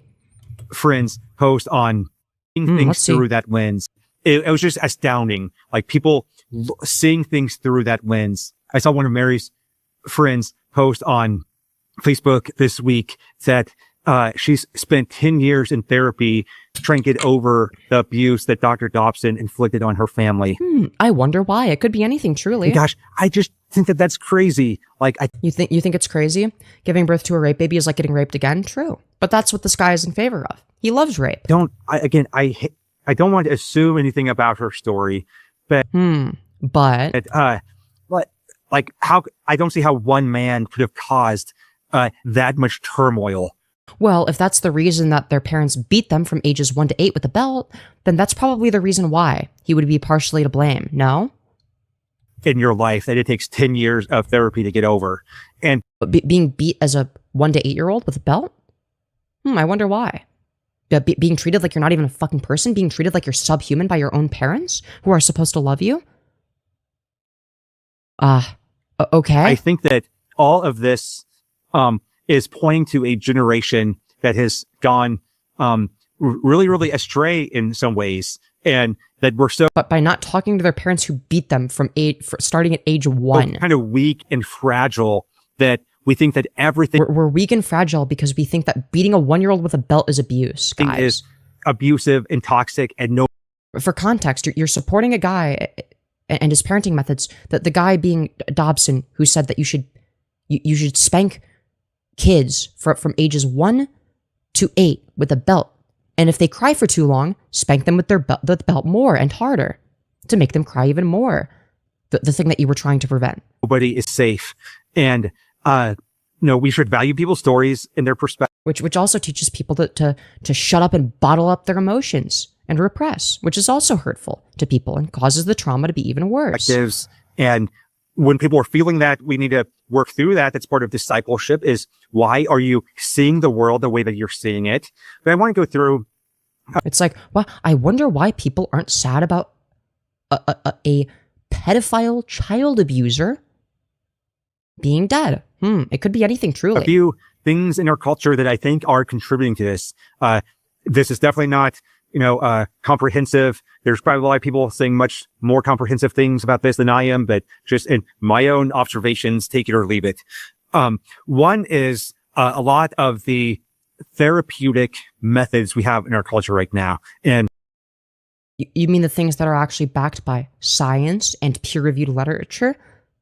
They're backed by peer-reviewed literature because they actually work. If you're a counselor, I love you. You do a lot of great work, I'm sure. But here is a book that I think everyone should read. Bad Therapy by Abigail Schreier. You mean Abigail Schreier? And it says, the subtitle is Why the Kids Aren't Growing Up. And it's clearly because they're not getting beaten with a belt at age 1. Really, that's the reason why. It really goes on to detail about how a lot of our therapeutic methods have not been serving us well. Right, but beating your 1-year-old with a belt does, right? And it really takes a deep dive into a lot of what's happening on social media. Clearly, you're just not beating your preschooler with a belt enough. That's the issue, guys. But then kind of this whole concept of therapy and some of those methods we're using, especially in schools, we have like social... therapy bad. Beating your preschooler good. Emotional learning, which raises all kinds of red flags. And she goes into detail about how the social emotional learning many times plants seeds in kids' minds that their parents are bad. Well, sometimes the parents are bad. If the parents are doing the things that are abusive, then yes, that's good that those seeds would be planted. That's a good thing. By the questions that are asked of the kids. And I think that... Oh no, not kids asking questions. We can't have any of that. They must unquestionably agree with authority no matter what, under all circumstances. There's a lot of validity to it. And I think that, I like how you can hear him suppressing the gay voice. Oh yeah, for sure. This book is very alarmist and... Like you just know for a fact that he's a gay bottom. Maybe, her solutions overcorrect things, but I think that there's a lot to this. Not saying that counseling is not helpful, not saying that therapy... Right, but if the therapists call out abusive behaviors in the child's parents, then that's bad. We can't have that because then they might question authority, and that's not allowed. Isn't helpful by the right people, that really we're having teachers apply experimental therapeutic concepts in a place that is inappropriate. No, it's not experimental. The scientific consensus is that it works, unlike the things that you're in favor of. It is the opposite. And it's doing more harm than good. Is our host caked up? That's a great question. And it's raising a generation of kids that have kind of been coddled. It reminds me of the book, The Coddling of the American Mind, I believe it is. By not beating your child with a belt? Okay. That is 1 to 8-year-olds, by the way. It's also really good. That speaks into that. And so we've raised a lot of kids that have been coddled, and there we can blame the parents, right? Because as parents who made those choices, we don't blame. Oh, but the parents that traumatized their child by beating them with a belt from ages 1 to 8, we don't blame the parents. That's the kid's fault or society's fault when the kids inevitably never talk to them again. It's crazy how the kids that were quote unquote coddled and set up for failure still talk to their parents, but not the ones that beat their child with a belt. I wonder why. It could be anything, truly. The kids, as parents who made those choices to coddle their kids, everyone gets a trophy. There's actually more about the parents. The parent apparently participation trophies are more harmful to kids than beatings. Wanting to see, their kids get a trophy. And then beating your child more because they cried, because the beating physically hurts. And so we can blame those parents. And it also emotionally hurts too. It's traumatizing, especially when you're from ages 1 to 8. Not the kids. And so I think that those therapeutic methods are. And you want to know what's interesting it triggers the same kind of trauma in a young child as sexual assault. So what kind of behavior does Dobson's style of parenting enable? That's right, child rape. Why? Because they get the same kind of trauma from both of them.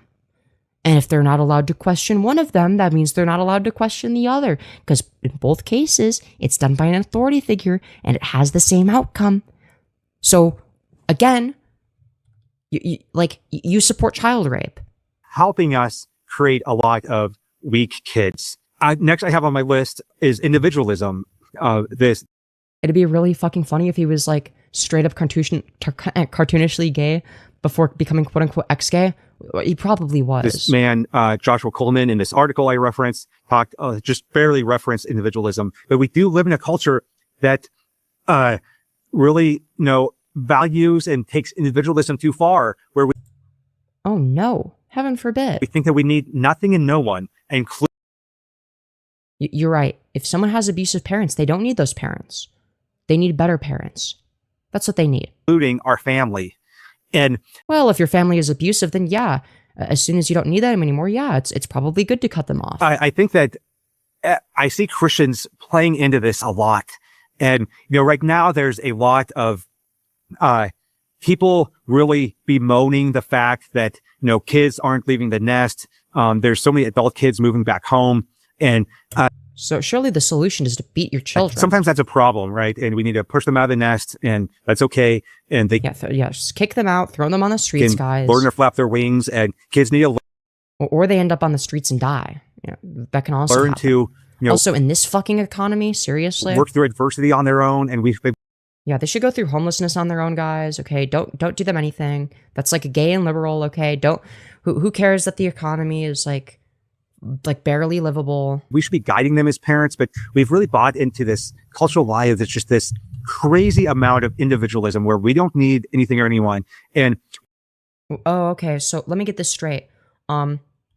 Individualism is bad, but also and cutting off your abusive parents is bad, but you should kick your parents out, you should kick your kids out onto the street as soon as they're adults. I wonder why his kids don't talk to him anymore. It could be anything, truly. We should maintain a close relationship with our family, even though our family isn't perfect if we can. But we also need the church. We need to submit to one another. We need to be discipled. We need to look at what. Yeah, but love thy neighbor unless they're your deadbeat kid that you didn't beat hard enough into being billionaires. Alongside us. And so much of that is rejected because of this individualism. And I think that Christians have bought into that. I don't see many differences. Individualism bad, but kicking your child out when they're an adult is good. Make it make sense, dude. It's like you're doing the worst of both worlds. You're just in favor of maximizing harm to the child. In the Christian culture, which is why we have consumeristic churches where it's just this. Yeah, kicking your children out because they've lived with you for too long, that's good. But them not talking to their abusive parent who beat them growing up, that's bad. We draw the line there. Because beating your kid isn't actually abuse, guys. Feel good. Come and consume what's going to make you feel good instead of you laying down your life for people and for your church and being committed even when it's hard, right? We don't see a lot of that, and church is playing into that. There's a really good book just a couple years ago by Nancy Pearcey called The Toxic War on Masculinity. Nobody is going to war with masculinity. That's not a thing. And I really appreciated the book. I really think that Nancy is doing great work. And she really made a case on how, masculinity is not toxic. Like our Nobody is saying masculinity is toxic. That there is a such thing as toxic masculinity. Not all masculinity is toxic, though. Nobody has said this. Culture claims it is. And the kind of abuse is... Hell, the same thing with femininity. There's a such thing as toxic femininity. That doesn't mean all femininity is toxic. Is in everything crowd are kind of the ones who claim that masculinity is toxic. Yeah. Dude, yeah, where the fuck is this local CPS? Yeah, no, literally. Patriarchy is toxic. Complementarianism is toxic. Yes, forcing women into submission is toxic. I agree. Evangelical churches are toxic. James Dobson is toxic.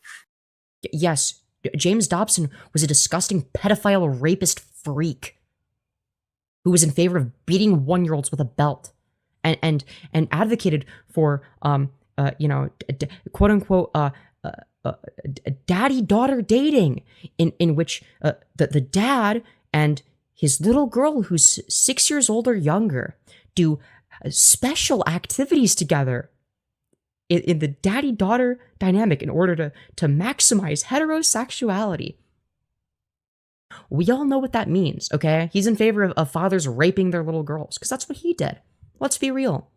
No one would say that. They're in favor of that unless they're a pedophile.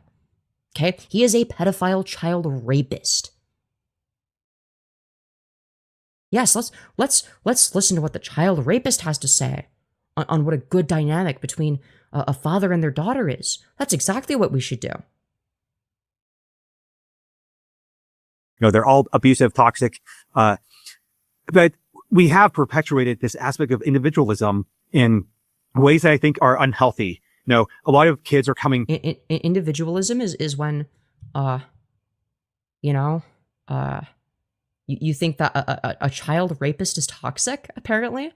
Guys, I think child rape is actually toxic. Oh my goodness gracious. Back to the nest because they can't afford to buy a house because house prices are crazy.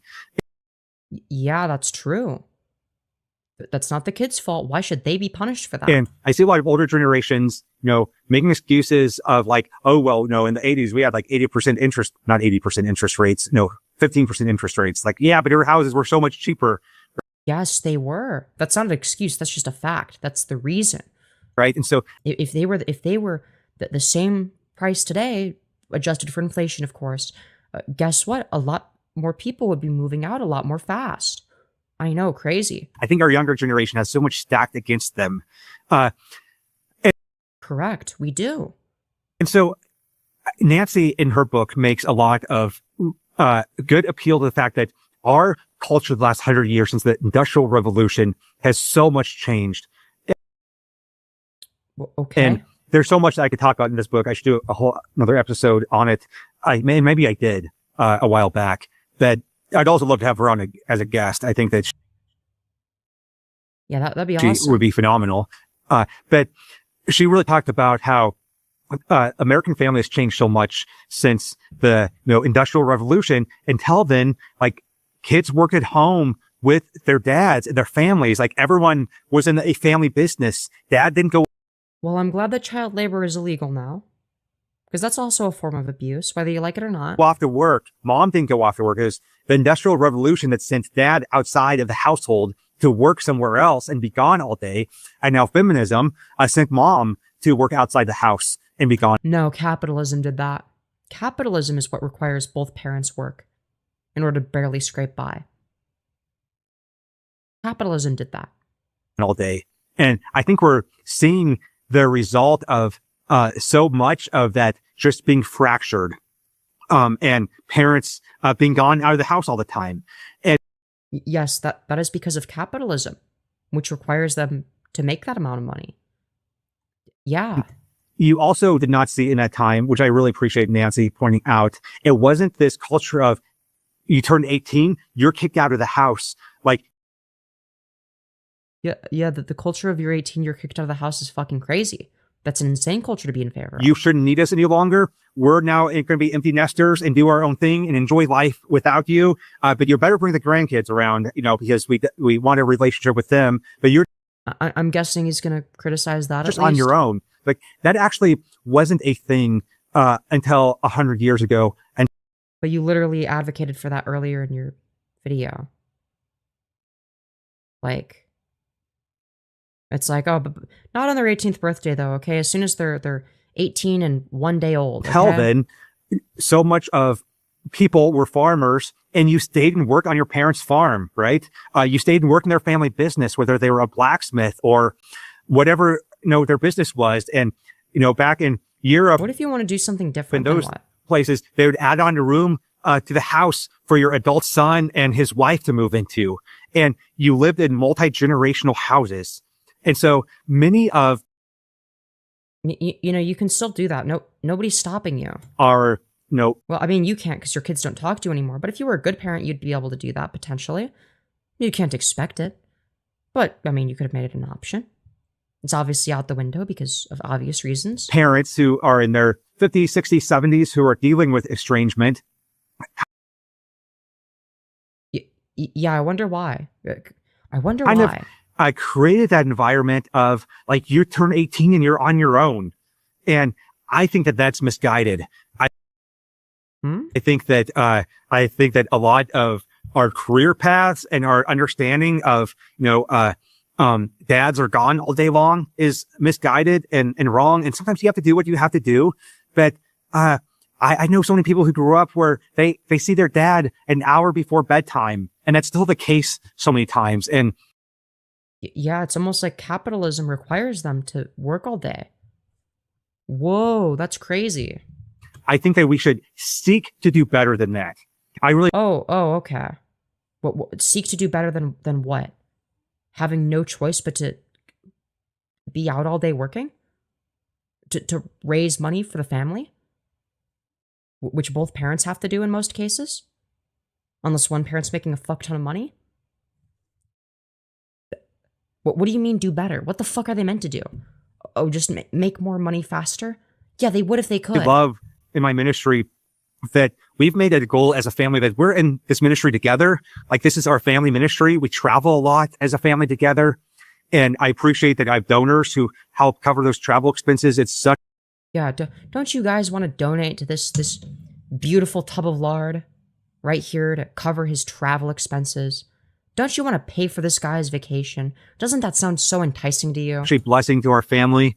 I have a couple little side gigs that help pay the bills and hobbies. And I try to do things that we as a family can do together. Like we should be in industry together as a family. That's awesome, but that's not an option for most people. That's ministry or other businesses. I don't want my work to take me away from my family, but I want us to be doing it together. And I feel so bad for this guy's kids. I think that's what you saw throughout scripture. I think that was the way that it was done for thousands of years. And that doesn't make it right. It's pure tradition fallacy. a very, very new, Hi, Femi, it's been really interesting tonight, but I gotta go because I got a killer headache. Oh, I'm sorry to hear that. I'm also tired. Good night, y'all. Good night. aspect of our culture in which, these generations are completely separated. And I don't think it's serving us well. And I think it's Okay, then be a better parent. helping us get to this point of, our parents, once we're adult, aren't needed. And, some of that is the parents kicking us out when we're 18, right?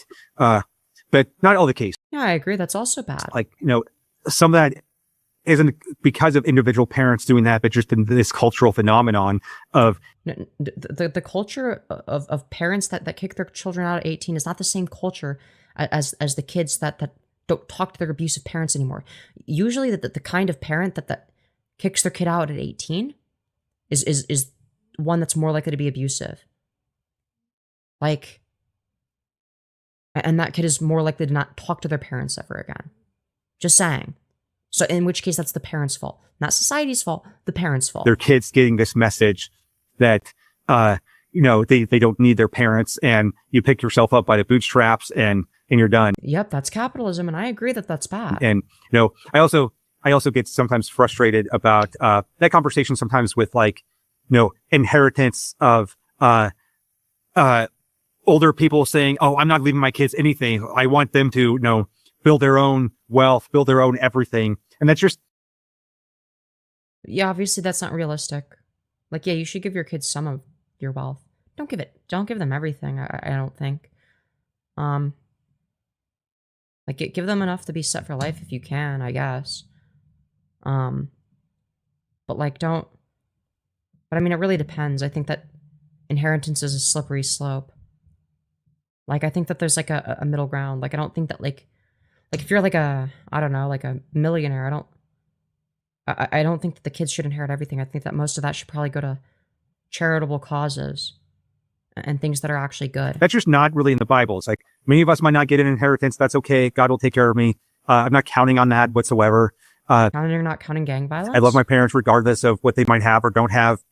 But, the Bible says that a wise man leaves an inheritance for his kids and his grandkids. And yeah, but how much? Surely some of that inheritance is a spiritual legacy, right? So we should try to build a spiritual legacy in the lives of our kids, our grandparents. But some of that spiritual legacy to build that might not be just kicking your kids out at 18 and telling them, sorry, you're on your own for the rest of your life, right? And so we need to, I think, reevaluate those standards and how we see family. And I see some families that are a little bit toxic and unhealthy and emotionally dependent, and they don't. Oh, you mean what you're in favor of? Let go of their kids as they should. And the Bible says to okay, so the thing you're in favor leave of. and cleave, right? And so, we have to balance that out of honoring. But what you're in favor of is balanced. Generational legacy, multi-generational, family. Who gives a fuck about generational legacy? That's something you have to earn. You can't force it. Together and honoring our parents and loving our kids and our grandkids. Nobody owes you generational legacy. Nobody owes you that. Your kids don't own you that. They don't owe you anything. They didn't choose to exist, so they don't owe you shit. Your kids owe you nothing. Not even a generational legacy. They owe you literally fuck all. Okay? And yet still allowing our married adult kids to have a little bit of their own life. I think that's a lot of things that balance out, and it can go astray in every way there. But I think that I'm sure it has gone astray in your case in every way. Overall, in our culture, we've erred on the side of this individualism where your kids turn 18 and you just kick them out, and that you've said that 20 times now, dipshit. And I think it's coming back to bite us, especially when people want a relationship with their grandkids, and it's sorry, too late for that. All right, moving on. I see a lot of selfishness in this, in estrangement, and just. It's selfish to not want to talk to your abusive parents, apparently. Apparently that's selfish. What's that? You won't talk to your dad who hit you with a belt from ages 1 to 8? Wow. How could you? This whole aspect of everything is abusive, it really makes everything all about me. No, but beating your child is abusive. That's not selfish, you fucking retard. You disgusting, sweaty, lard-maxing fucking ogre. Okay? Get the fuck out of here with that shit. And I think we've spent a lot of time. You nasty, greasy, sweaty, lard-maxing, ogre-maxing, gorilla motor, fucking beluga whale. Get the fuck out of here. Our culture the last few decades, making everything about us. Everything's about our own personal happiness. And yeah, if your parents make you miserable, it's reasonable that you wouldn't want to talk to them anymore. Yeah, that's not out of the ordinary, nor should it be. I think that's just selfishness. It's selfish to not want to talk to your abusive parents, because actually beating your kids isn't abusive, guys. And when we don't understand our sin, we look to external. It's a sin to not want to talk to your parent who beat you with a belt when you were 1 year old. Factors to blame for our unhappiness. One of the easiest. Well, if you're unhappy because your parents beat you, then yeah, that is your parents' fault. That's not your fault. External factors to blame are our parents. And if the parents caused you to have a non-existent shitty childhood, then yes, you should blame them because it's their fault. I think that some of that is just sinful. Some of it is. It's sinful to blame your parents for the things that they did. Okay. not understanding ourselves rightly as the gospel helps us to do, as we understand that I'm responsible for myself. And You're also not responsible for your parents beating you, though. So, like, it's reasonable to not want to talk to them because you don't owe your parents anything. can look at my parents, and I can be thankful for the good, and I can try to be better in ways that they weren't great. We should all do that. And I'm thankful that I truly believe that my parents did better than their parents. And The bar must be in fucking hell. hopefully, by God's grace, will do better than my parents. Not to put them The bar is in hell. down whatsoever. But we should all have that goal. But I can still love and honor my parents for the good that they did do and how they did better than their parents. And Again, the bar is in hell. And guys, don't worry. I'm going to continue the cycle of abuse. But don't worry, it's not abuse. Because if I say that the hitting your 1-year-old with a belt isn't abuse, then surely it's true. can love them regardless of what they did or didn't do, because Jesus loved me, right? Regardless. So of what they did or didn't do. So if your dad raped you, you should love him regardless. That doesn't make any sense. And I know that I'm not a perfect parent. And when I look at my parenting, it does make me fall on my knees and, in humility on like, God, I need you to do something here, because please shepherd my kids' hearts, because I'm always going to fail them as a parent. And that part is true. You are failing them as a parent. I agree. We need to be okay with the fact that our parents failed us in some ways, and we learn from it and we move on. And because of the gospel, it doesn't seem like you've learned from it because you think that hitting a 1-year-old with a belt is okay. So, yeah. Show them grace. Moving on, I think that there's this paradigm that the goal of parenting is to make our kids happy, right? Yes, to give them happy lives, yes. To make their lives as happy and fulfilling as possible. Yes, that should be your goal as a parent. I agree. And part of that is making their childhood not suck and treating them like human beings, because they are human beings. And if our goal is to make happy kids, then it means that if our kids aren't happy, then we're to blame. And we kind of... Yes, you are. That's true. I agree. You are to blame if your kids are miserable. Have instilled that into them. And so, the goal shouldn't be to make our kids happy. Ultimately, no, it's actually awesome and base that my kids are miserable all the time. It sure would be a mystery as to why they would not talk to me after they turn 18. It'll be a mystery. I'll wonder why. We should make our kids... It must be society's fault. Disciples of Jesus, right? That should be our ultimate goal. I pray for my kids every day. Who cares about their well-being? Okay, I must indoctrinate them into our cult. To know the Lord, to love the Lord. And I want them to be holy, right? And that might be, I don't know, to their detriment? There's happiness that comes from serving the Lord, but there's you don't seem particularly happy. A lot of worldly happiness that I don't want my kids to experience, because I know it's going to fade. I don't want my kids to experience worldly happiness. I want their lives to suck. The only thing they should have is me and the Lord. Wow, definitely not an abuser though, guys. Feel them. But we bought into this false paradigm that that's the goal of parenting, is to make your children's lives as good as possible? Why is that a false paradigm? Make our kids happy. And then I think in this Atlantic article, Mr. Coleman pointed out that many times parents or kids feel this undue pressure to make their parents happy once their parents are in their older years of. So what you're saying is that when parents make their children happy and give them good lives, that the kids are more inclined to want to make their parents happy? Wow, very interesting. It's my job to appease them, and to my kids, the grandkids have to make my parents happy. And well, no, they don't. I think that's also wrong too. Well, yeah, of course that's wrong, because they don't owe their parents anything. But I do understand having the desire to make your parents happy if they gave you a happy life. That makes sense. And if your parents made you miserable, it makes sense you wouldn't want to make them happy. That's logical. This guy is incapable of the most basic logical thinking skills. And so I think that overall, we're looking too much to other people to make us happy, and then they'll fail us, right? Because idols... I agree that you do fail your kids. When we idolize something, when we find our hope in something other than Christ, it'll always fail us. And when so what you're saying is that kids shouldn't rely on you as the parent, okay? under any circumstances, they better realize that you're a failure and that they can't rely on you because they need to rely on Christ instead. Something fails us, we resent it.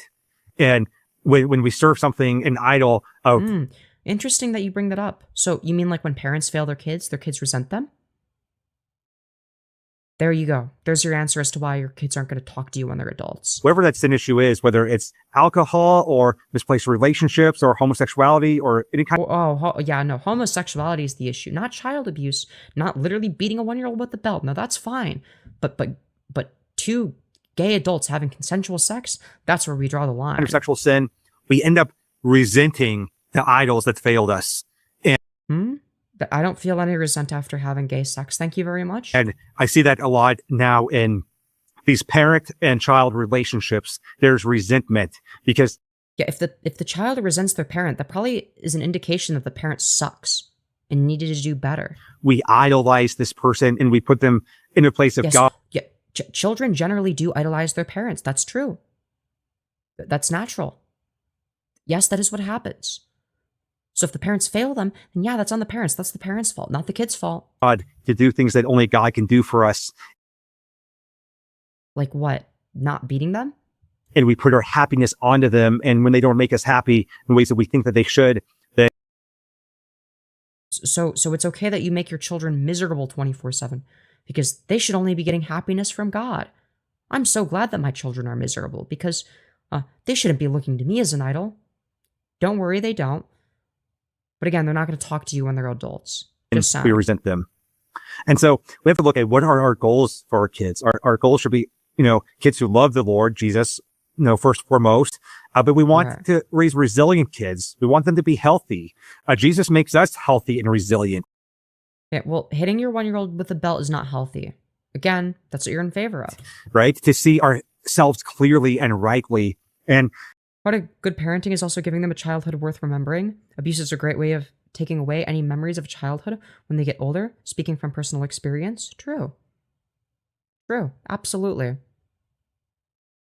Yeah, these people see a depressed child with dead eyes and think, wow, such good parental discipline. How well behaved. No, literally. And then when that child's an adult, it's a mystery to them why they don't talk. Well, why doesn't he talk to me anymore? He was such a good kid. He was so well behaved. And I was just so shocked when he cut all contact with me. It's like, it shouldn't be shocking to you. The warning signs were there. They were miserable. They didn't say anything to you because if they did, you would beat it out of them. Of course they're not going to continue to say things to you because they learned that complacency is the only way to get you to leave them the fuck alone. So they learned to be invisible instead because that's what was rewarded the most.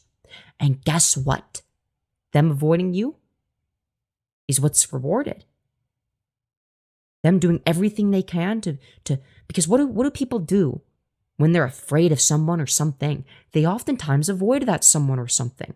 They appease that someone/something, yes, but they avoid it at every opportunity. What do you think happens when that's the mindset of them when they're an adult and they have the opportunity to avoid you permanently? I wonder, what could it possibly be? Just saying. With as hard as it is, I want my kids to experience hard things that I can then shepherd them through and help. Oh, I want my children's lives to be difficult and miserable because that's totally a good thing. Don't worry, I'll help them through it. And maybe another beating will make them better. Help them see that God will take care of them and that they can Oh, don't worry. When I beat my child with a belt when they're 1 year old, they'll finally see the light of God. Through hard things. We don't want to do all this helicopter parenting. My kids. No, but beating your 1-year-old is fine though. Run around outside all the time.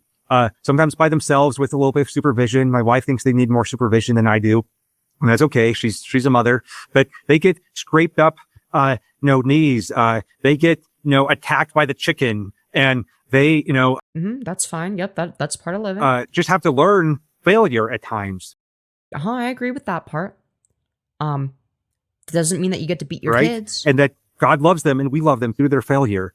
And, yeah, self-identifying as a shepherd is a tell. They want sheep. Exactly. It's not going to be everyone gets a trophy. They don't want human beings that question things. No. They don't want critical thinking because that's a threat to them. Thinking about things is a threat to people like this. In our house. Yeah, I'm still going to care about what they're feeling, because what they're feeling is a reflection of what they're believing. And we need to shepherd their hearts and understand. So you want them to be sheep. What they're feeling, therefore, that's a reflection of what are they believing. And we want to understand what lies they're believing, so that we can point them towards God's truth. That's how we shepherd our kids. So what you're saying is you want to indoctrinate them into little sheep that believe everything you tell them and everything that people that agree with you tell them. Very interesting. Now, if I were to have kids, I'm not going to, by the way. I don't think I'd be responsible as a parent. That's why I'm not having kids. But if I were to, I'd be a lot better than this guy. One of the main reasons is I would teach critical thinking. I'd be like, because I would agree, yeah, don't look to me for all the answers, but don't look to anyone for all the answers. Always question authority, but don't do so out of contrarianism. Don't question authority because you want to question them because you don't like them. Understand if there's a logical reason to not trust them or to disagree with them. And if you disagree with me, you're more than welcome to put your disagreements on the table and have a conversation about it. Now, if you're not able to logically justify your position, and there are logical contradictions in what you believe, and all of my arguments hold up and yours don't, then obviously I'm not going to change my mind, but I could be wrong about something, and your ideas matter. You want to know what that does? It still establishes certain boundaries that are firm, right? Because if there's not a logical argument for why I shouldn't do something, then I'm going to continue doing it. Okay? But 2, it also allows me to improve as a parent, because who is going to be the best critic of a parent aside from their own kid? And 3, you're telling the kid that they matter, that what they think matters, that their feedback matters, that their brain matters, that their ability to use their brain matters. Their ability to think logically matters. Their ability to be their own independent person matters. Far more than any authority. In fact, I would actually teach them how to skirt by authority. With discretion, of course. It's like, if you're doing something that's obviously morally correct, okay, and you have a logical justification for it, that's genuinely logical, doesn't have holes that I could poke in it, etc., then if you're able to get away with it, within reason, of course, why not?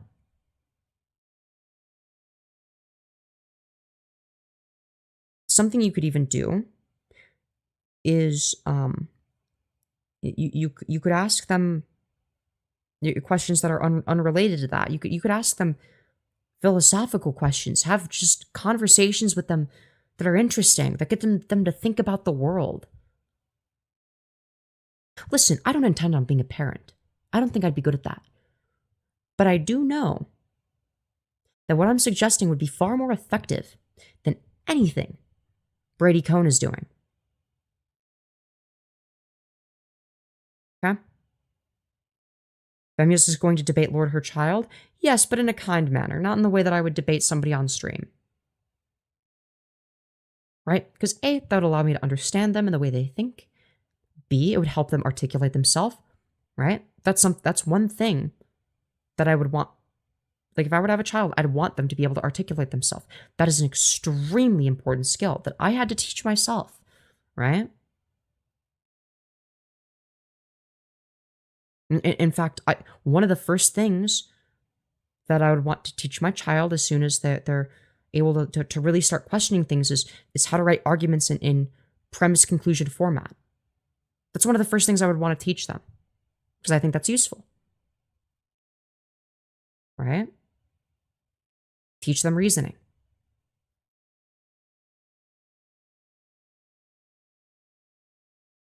Yeah, it's like I'd much rather be debate lorded than told not to question. Yeah, exactly.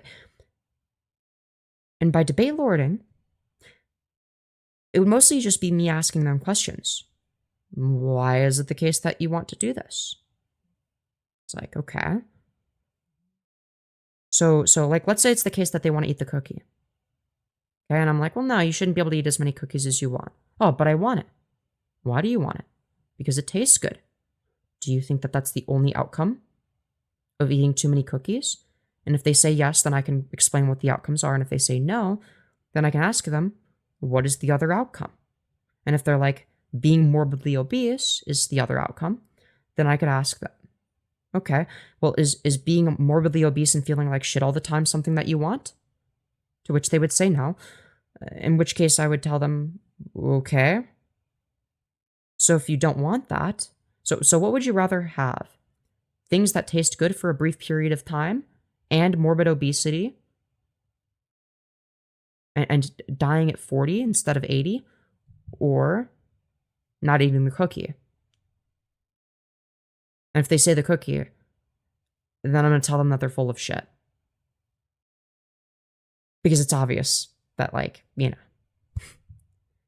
And then they could be like, well, eating one cookie isn't going to cause any harm. And I could be like, yeah, I know. That's why I'm willing to give you cookies sometimes.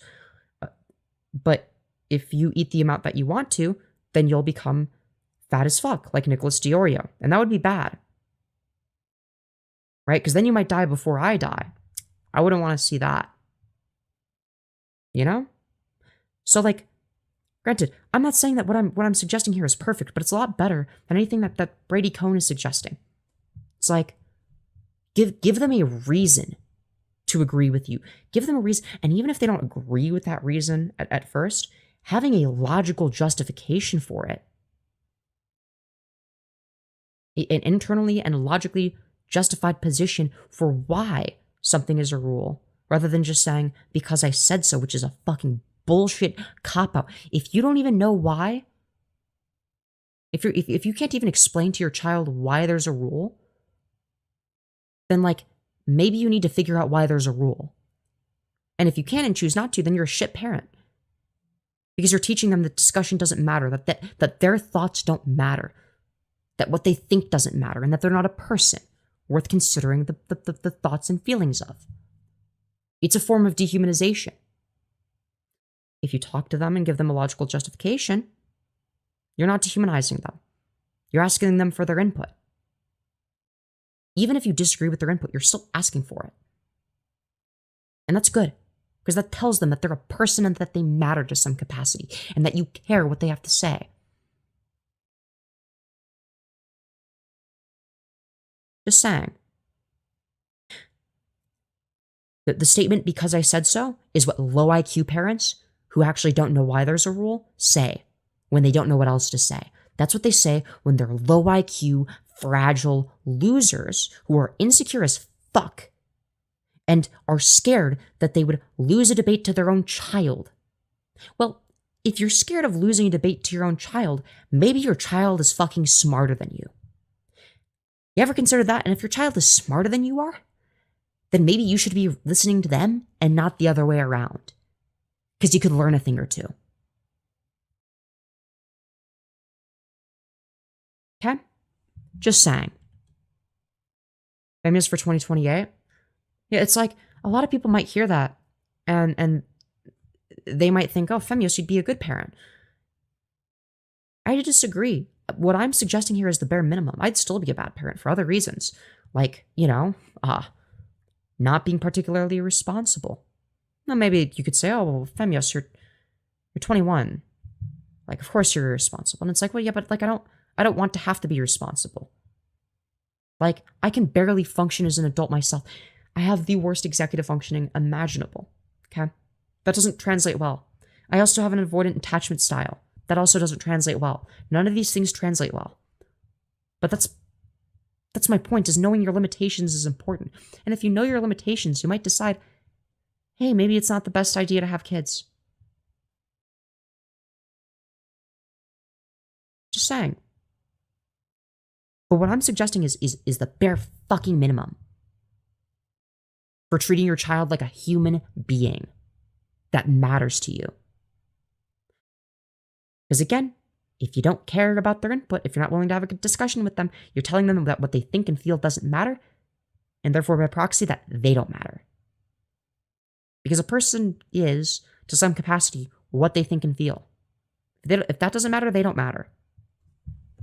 I speak from experience, by the way, because I was always told because I said so. And not to question authority. Okay? I'm right because I'm an authority. And it's like, well, different authority figures can think different things, first of all. And secondly, no, you can actually be wrong as an authority figure. Hitler was an authority figure, and he was wrong about a lot of things. And then my dad would be like, well, why are you comparing me to Hitler? And it's like, well, I'm not saying that you're Hitler. I'm saying that authority figures can be wrong. If authority figures are always right, then the logical ramification of that is that Hitler did nothing wrong. But he was too stupid and arrogant to see that that was the logical ramification of what he was saying. And he got very upset over it. Why? Because he was getting mogged by his own child in the free marketplace of ideas.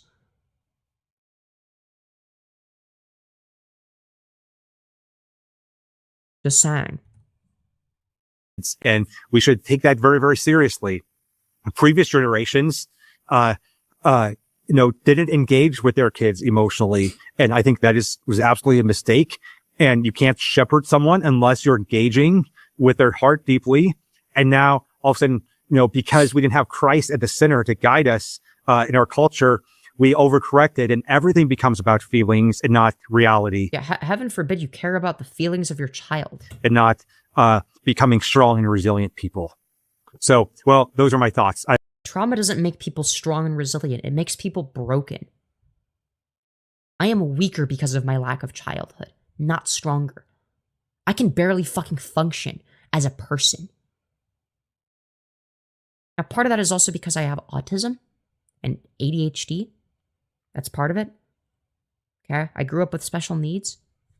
Okay? But part of it is also because I'm severely mentally ill, and a lot of that stems from childhood or a lack thereof. I don't have a childhood. I have nothing, literally fucking nothing to look back fondly upon. Maybe aside from a select few memories, but as an aggregate, my childhood is fucking horrid. And I'm weaker and worse off because of it. I have attachment issues now. There are certain maladaptive behaviors I have as a result. I learned that the best way to exist is to be invisible. I learned that the only way to avoid getting screamed at by my dad was to be as invisible as humanly possible, to disappear. That's what an avoidant attachment style stems from. There's a certain power in being invisible because if you're invisible, then you can't be yelled at because they forgot that you exist. Just saying. Now, how does that translate to me now? Well, a maladaptive attachment style that doesn't help anyone. That was developed as a defense mechanism so that I would get fucking screamed at for hours. Even today, I still live with my parents, okay? When I hear, even when I just hear the sound of my dad walking up the stairs from my room, I get irrationally fucking terrified. Why? Because growing up, that was the sound that I would hear right before he screams at me. So, just saying. Just saying. I've kind of rambled on longer than I had planned on it and probably longer than you wish that I had. Is it irrational, though? Maybe not. I mean, at this point, he doesn't scream at me very often anymore. No wonder I feel so protective here. So heartbreakingly familiar to me. I can't remember anything before around 14. I barely remember my childhood. I'm 22. I barely remember anything. Like,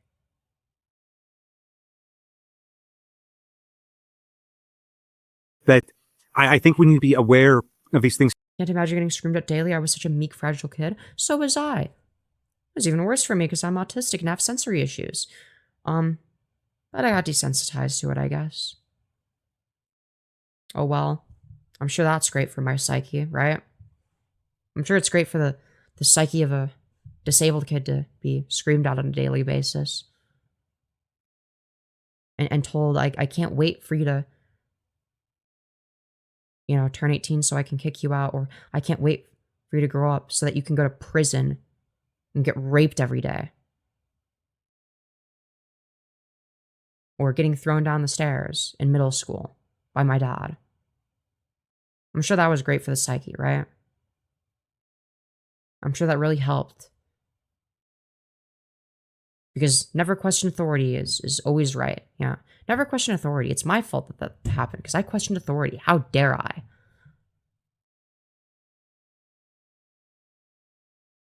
How dare I question authority? I was the one that was in the wrong, right? He was just reacting to my bad behavior. And showing who's boss. Wow, you really showed me. You really showed me. And now I'm terrified of people. Now I don't even know if I can have healthy long-term relationships. I don't even know if that's fucking possible. But it's all good. It's all well and good because he showed me that he had power over me. Great. Wonderful stuff. Because that's what matters, right? Is showing the hierarchical structure of authority. Just saying. Happening in our culture. We need to be aware of the pressure our kids face. We need to seek reconciliation with our parents, with our kids. We need to seek to understand what's going on in their hearts. And I know that it's hard. I face those situations in my own family. And I need to be better about seeking reconciliation and valuing, generational family culture and ties. And how about you value the well-being of your own children instead? Maybe focus on that, you fucking freak. I think that it does our kids a lot of good to do that. And I want... No, what would do your kids a lot of good is caring about their well-being. That's what would be best. My kids to be raised knowing their grandparents, valuing where they came from, celebrating the good. I want to... Oh, okay. So boosting your ego, essentially. It's an ego thing. Knowing that their generation matters. Knowing that that the people before them, like such as me, are important. Great. Yeah. Glad you have your priorities straight. You care more about that than their well-being. Yeah, I'm sure that they're gonna, definitely not, cut you off when they're adults, right? Yeah, no wonder why you're fucking terrified that they're gonna cut you off as an adult because you don't value them. Yeah, of course when they're adults they're gonna cut you off. No shit. You'd be lucky if they ever talked to you again after moving out and becoming financially independent. You'd be lucky. Okay, and I say this as someone who doesn't plan on cutting my parents off. Well, my mom I would never cut off. I would never have any desire to do that. She's a good person. My dad has improved. He's my dad. And it's like, it's not he's not like he used to be for the most part. But it's like I wouldn't want to cut him off either. I still love him. Like,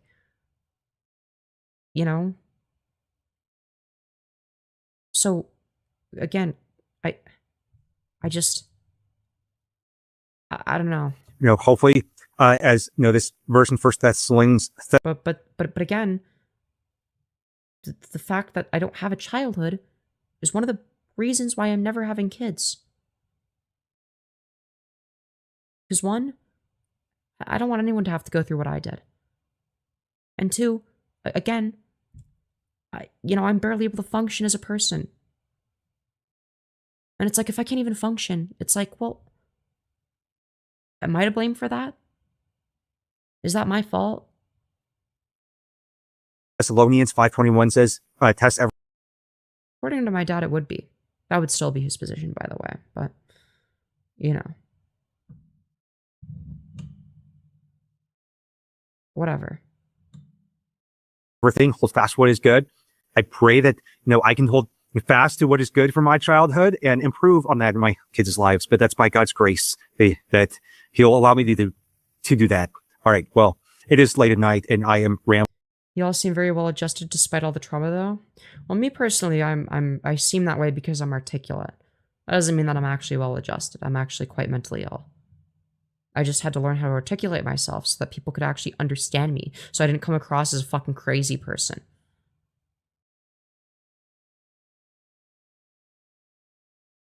Yes, I do have an older brother. Some of the shit that I went through as a child, I found out later because he told me about it. And it gave me like flashbacks to, well, there were some times where I just like didn't remember it at all.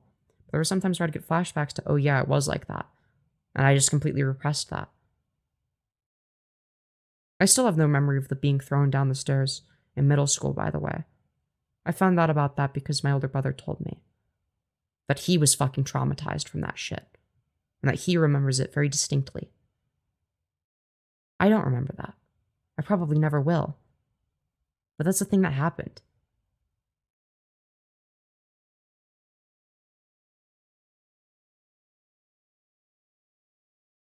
I mean, you would never do to others what has been done to you. That's the whole point of your beauty. That's not even beauty. That's just the minimum. That's the bare minimum. Yeah, of course my brother's accepting me being trans. My family doesn't have a problem with me being trans, thankfully. They're actually quite supportive of that. So. If they weren't, believe me, I would. That would be a reason to for like if I for cutting them off. Like if they were transphobic and then I became financially independent, I would cut them off as soon as possible. So just to put it into perspective, it's like, despite everything I've been through, I'm not gonna cut them off. But and starting to stumble over my words because that's the point of where I'm in my day after being with my kids. It's exhausting. Parenting is exhausting. And so pray for strength from the Lord. There's days where parenting it feels like I don't know if I'm going to make it through the rest of the day. And last night I was being selfish with my kids and I should have laid in their room longer and tried to get them to sleep. Instead I laid in my own bed and yelled at them from my bed to get back in their beds instead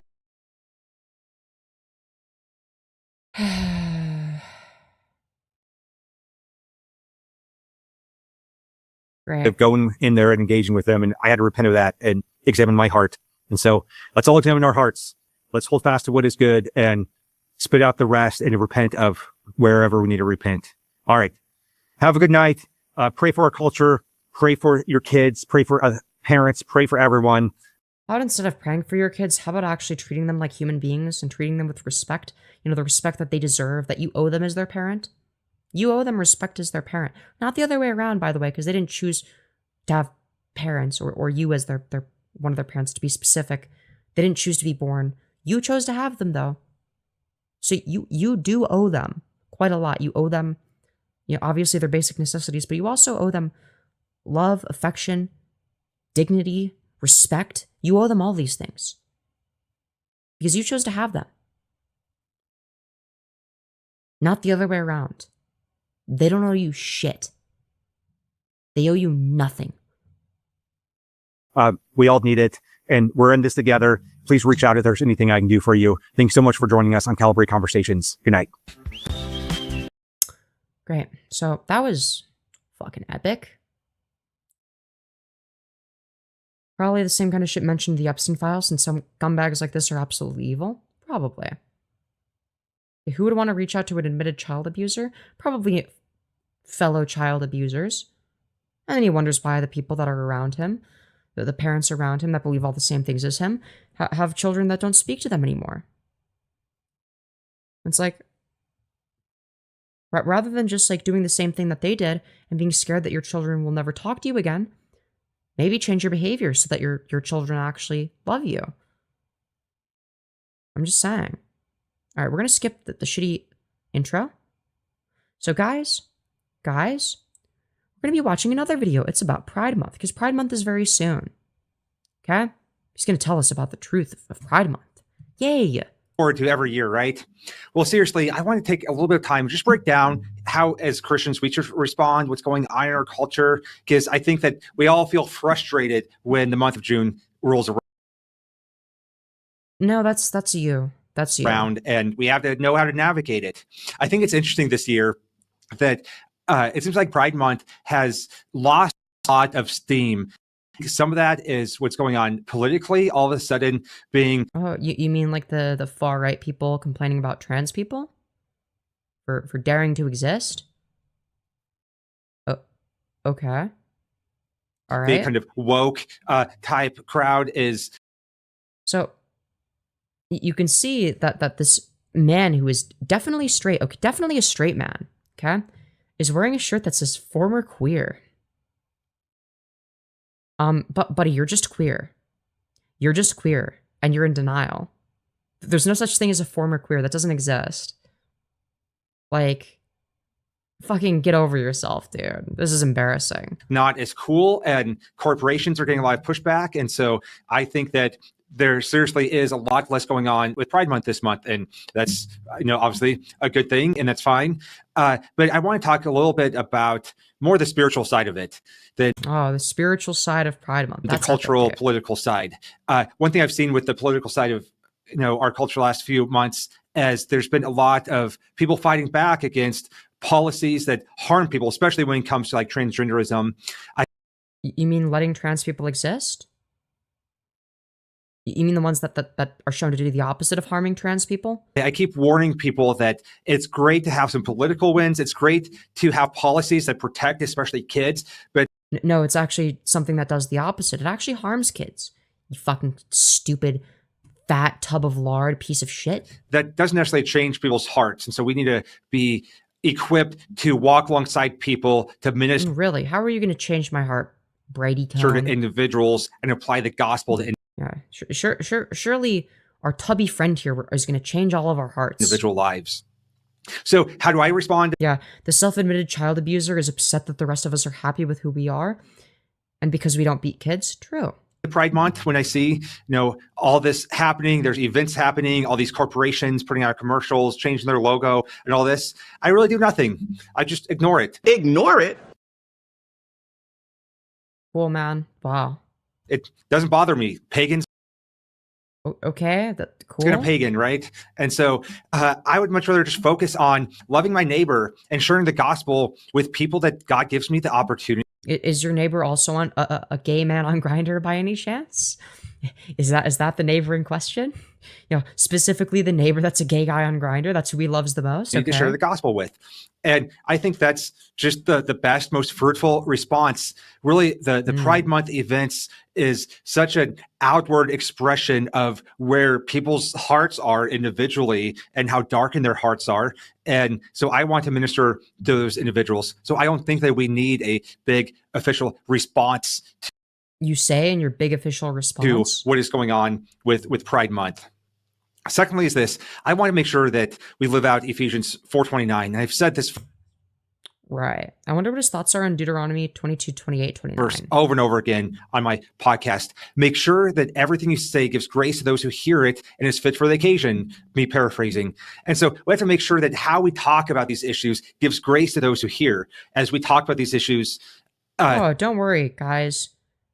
He's going to advocate for conversion therapy and child abuse, but guys, he's gonna do it nicely, so it's okay. And we respond and we talk about. It's like no, that's arguably worse. That's actually more egregious. That's actually like quite evil, because then it's like a methodical way of promoting horrific shit. Current events and what's happening? Is it giving grace to those who are in earshot? If we're talking about, let's say, Pride Month around the kitchen table, and there's someone sitting there who might be struggling with sin issues. You mean a gay person or a trans person? Just say gay person. Like, we all know what you're trying to say. Are we talking about it in a way that lets them know that God loves them, that there is... Oh, don't worry, okay? Well, it is true that you should be forced to be straight and cisgender. God loves you, okay? God wants you to be miserable and dysphoric because he loves you. Again, just back into the most abusive rhetoric imaginable. Grace. And so I think... And it makes sense that he would support child abuse. He uses the same rhetoric. He himself is a child abuser. Because he gets his parenting advice from famous millionaire pedophile child rapist Dobson, who said that beating 1-year-olds is based, actually. Beating them with a belt is so cool and epic. And if they cry too much, beat them more, because you clearly didn't beat them enough or hard enough if they cry for too long. When we see these events, we need to respond with an attitude of mourning, of humility, of caring about people. We should mourn that people are so hard-hearted and deceived that they're publicly celebrating their sin. That should lead us to our knees and praying for them. Yeah, okay, yeah, you can pray as much as you want. Just do that. Just pray and leave it at that, okay? God will do his magic. Don't worry. And loving them, serving them, and looking for opportunities to share the gospel. I think when Yeah, I'm sure that that's not going to be annoying as fuck. I talk about Ephesians 4:29 a lot. What I refer to a lot is social media. I think that's an easy place to just be a keyboard warrior and to talk about these events in a way that is not healthy. One of the ways... Right, but surely Brady is going to talk about it in a healthy way as the totally straight man he is. I see that. And I know that this comes from probably a very good heart for many people, but just... Yeah, the people that say they're in favor of a trans genocide, okay, that those people actually are saying it with a great heart. Okay, when they talk about how queer people shouldn't be allowed to exist, they're saying it because they love them, actually, guys. How they're responding to news articles, and I have to check myself there too. I can be kind of like keyboard warrior, make snarky responses. Many times I see Christians sharing memes online of like reclaiming the rainbow as a response to Pride Month. And again, I'm sure... Yeah, do that, okay? Put some rainbow flags outside, reclaim the rainbow, dude. You know, as the straight man you are, okay? Come on. Some of that comes from a great heart, but sometimes I see that coming from a lot of our own pride and arrogance. No, come on. Put the rainbow flag in your backyard, okay? Come on, you want to reclaim the rainbow, okay? Reclaim the rainbow, please. I implore you. I implore you. I give you permission as a part of the queer community, okay? You are more than welcome, okay? To reclaim the rainbow by putting a rainbow flag in your backyard to let everyone know how much of a good Christian you are. And then I don't see that as being fruitful. I know so many people who have former snark left keyboard warrior guys left homosexuality, and yet I've never heard a single testimony that went along the lines of, oh, I was gay and I was proud of my sin and I was celebrating my sin. But then someone shared a meme on Facebook that said they were reclaiming the rainbow for the Noahic covenant. So I knew I had to... Oh, but surely Brady Cohn but no, instead what they say is, I used to be gay, but then this like condescending tub of lard told me that being gay is bad, but he said it nicely as he condescended to me. So guys, I'm actually not gay anymore, right? That's far more likely, of course, as we all know. Repent of my sin, and I fell to my knees in repentance towards Jesus because someone shared this meme about reclaiming the rainbow. No, I've never heard that story, but I have heard many, many stories and sat down with dozens of people who hearts were hardened by the way that their friends, family, acquaintances were communicating about these issues, especially on social media. And so I think you have to ask, like, what is this accomplishing? Is that going to actually lead anyone to repentance in Christ? And most of the time, I think the answer would probably be no. And so if you have someone in your life who's gay, transgender, get to know them, invite them to coffee, try to understand what's going on in their heart spiritually, and proclaim the good news of the gospel. And I think that... Oh, good news. You should actually detransition God wants you to detransition. Good news. God wants you to detransition and be miserable and dysphoric because he loves you. Yeah, I'm sure that's going to sell it really well. Much further than, sharing a meme to reclaim the rainbow. Yeah, you need to be more manipulative with how you engage with trans and gay people. Third, I'd like to say this. The opposite of pride is not our own pride. It is humility. So this guy definitely has a humiliation fetish. many times we get so frustrated with what feels like these people just shoving their sin in our faces. And so we want... You mean the way that you shove food in your face? Which we can tell because of your weight? Because you're built like a fucking beluga whale? You're like this like disgusting, sweaty tub of lard? Because of how much of it you shove in your face? You mean like that? To shove things back in their faces, right? But that is our own pride. And yeah, instead we need to shove food in our face instead, like Brady Cone.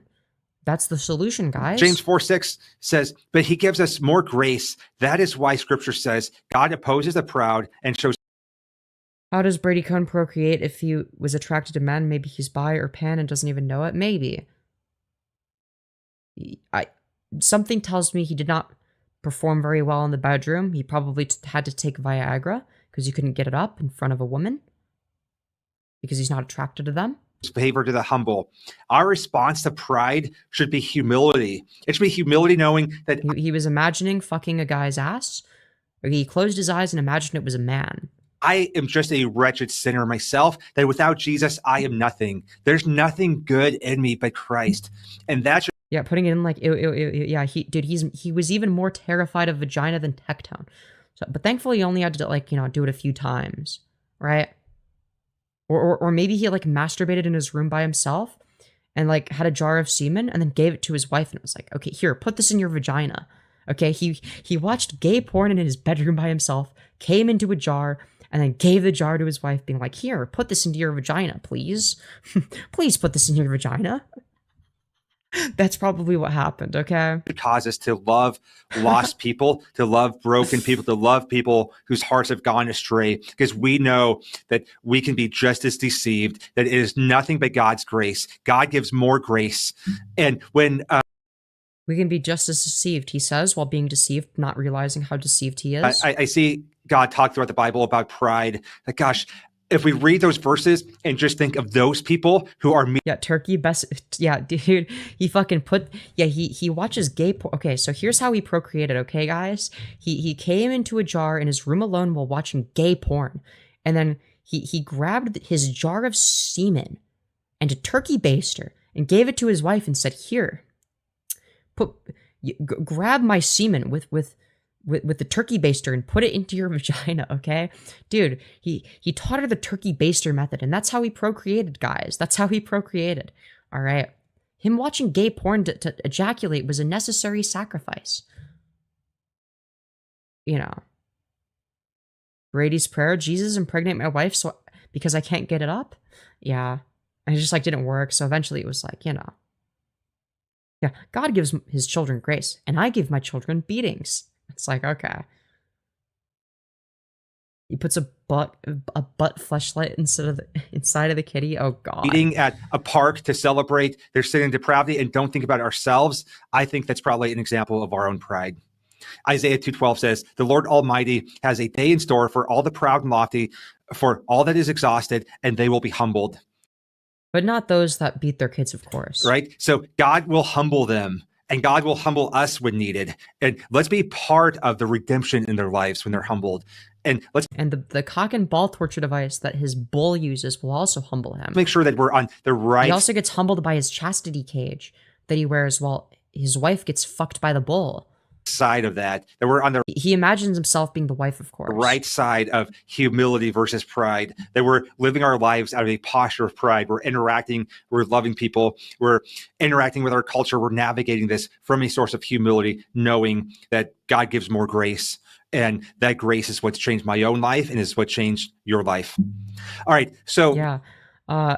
Yeah, exhausted and humbled by the pegging sesh. Let's fucking go. Let's navigate this month with humility. She imagined it was a big black guy instead of his wife, though. With grace, with a perseverance of nothing can shake us, And let's be on our knees praying for people, praying for opportunities, praying for God's grace to humble them, and praying that when they're humbled, instead of responding with anger, bitterness, they would find God's grace. Let's be a conduit of that.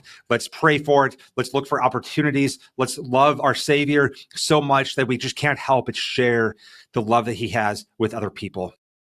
Yeah, I'm sure that's not fucking annoying as shit. With that said, I would like to just close us in a word of prayer. Dear Lord, I thank you so much for this time. I thank you for my life. Yeah, it's like, you're on your knees for a man, Jesus, and you're not gay anymore? Interesting. Life and the grace that you've given me. I pray for all of our listeners that they would be humbled, that they would navigate Pride Month with a posture of caring about your people, about your creation. I pray that we wouldn't be haughty and prideful in our own ways, but that we would be full of gentleness and humility and look for opportunities to share. Close your eyes, Femi. Okay.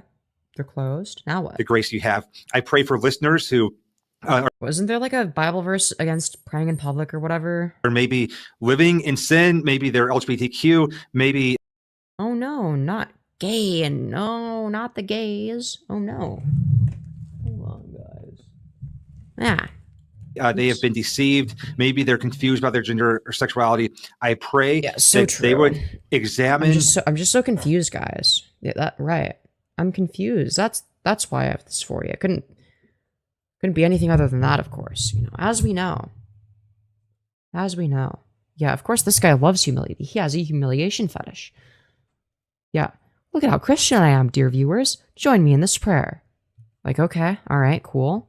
Who you are and understand that you love them. I pray that you do a remarkable work in their life. I pray that they would understand that following you means surrender of everything, but that surrender is worth it. I pray that they understand that you can offer them life in ways that our culture never could.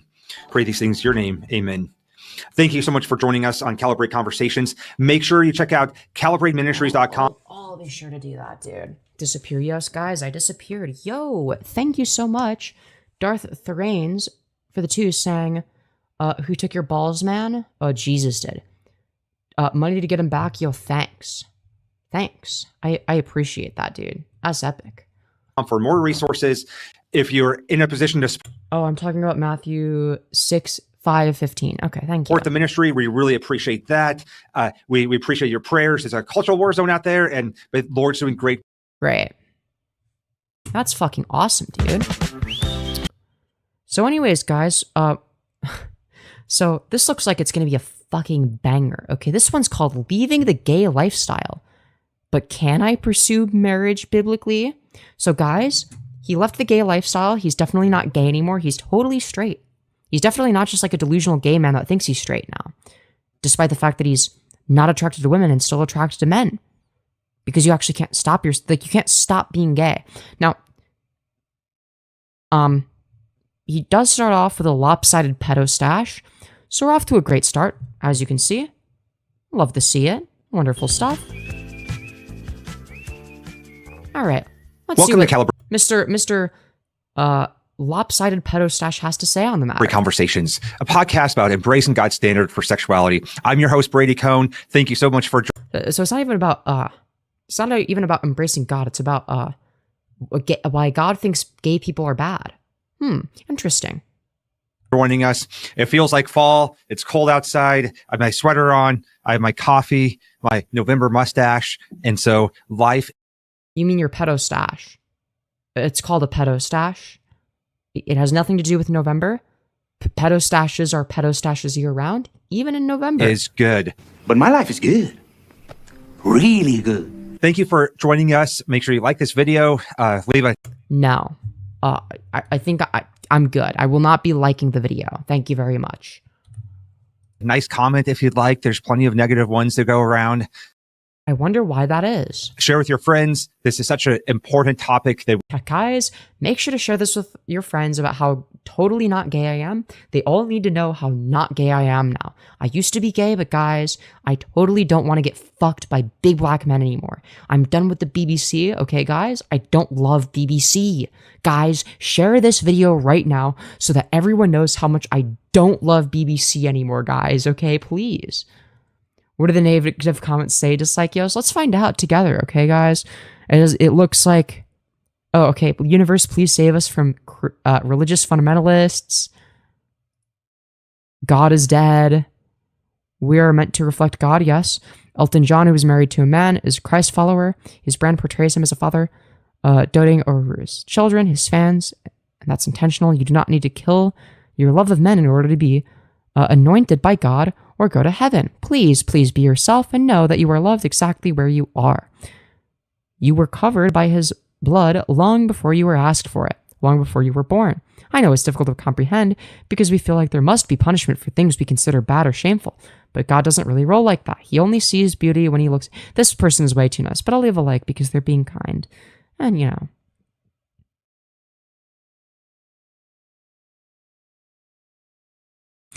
Here's an interesting one. Here's a question that I've asked to my pastor. As a divorced woman of 43, who is in a 20-year-long abusive marriage, mother of 3 children, grandmother of 2, I have already done what God commands in the Bible. Get married to a man and be fruitful. So now I've been falling for a woman online I've known for going on 7 years. We talk every day. Yes, video and voice calls. She's real lol. And no matter what I've tried, I just don't look at the men the same way anymore. And through some tribulations, she's still here after many others have fallen away. If God is keeping her in my life, and for what reason? Is God keeping her in my life, and for what reason? I've had feelings for girls since I was 10, but never had a relationship with one. My pastor says it's the devil pushing me to sin, and that basically if I don't find a man to be with, I may be single for the rest of my life. Why, when I did what I was intended for, can't I, for the rest of my life, loving someone kind that genuinely loves me back? Why would God be upset if 2 of his children are happy? People may like to pretend they're not attracted to the same sex anymore, but you know you always will be. I say don't lie to yourself. Also, as an adopted child, there are so many kids that need loving parents. Why is it such a big deal if there are 2 moms or 2 dads, if they provide a safe and loving upbringing to that child? I am so torn. What do you guys think?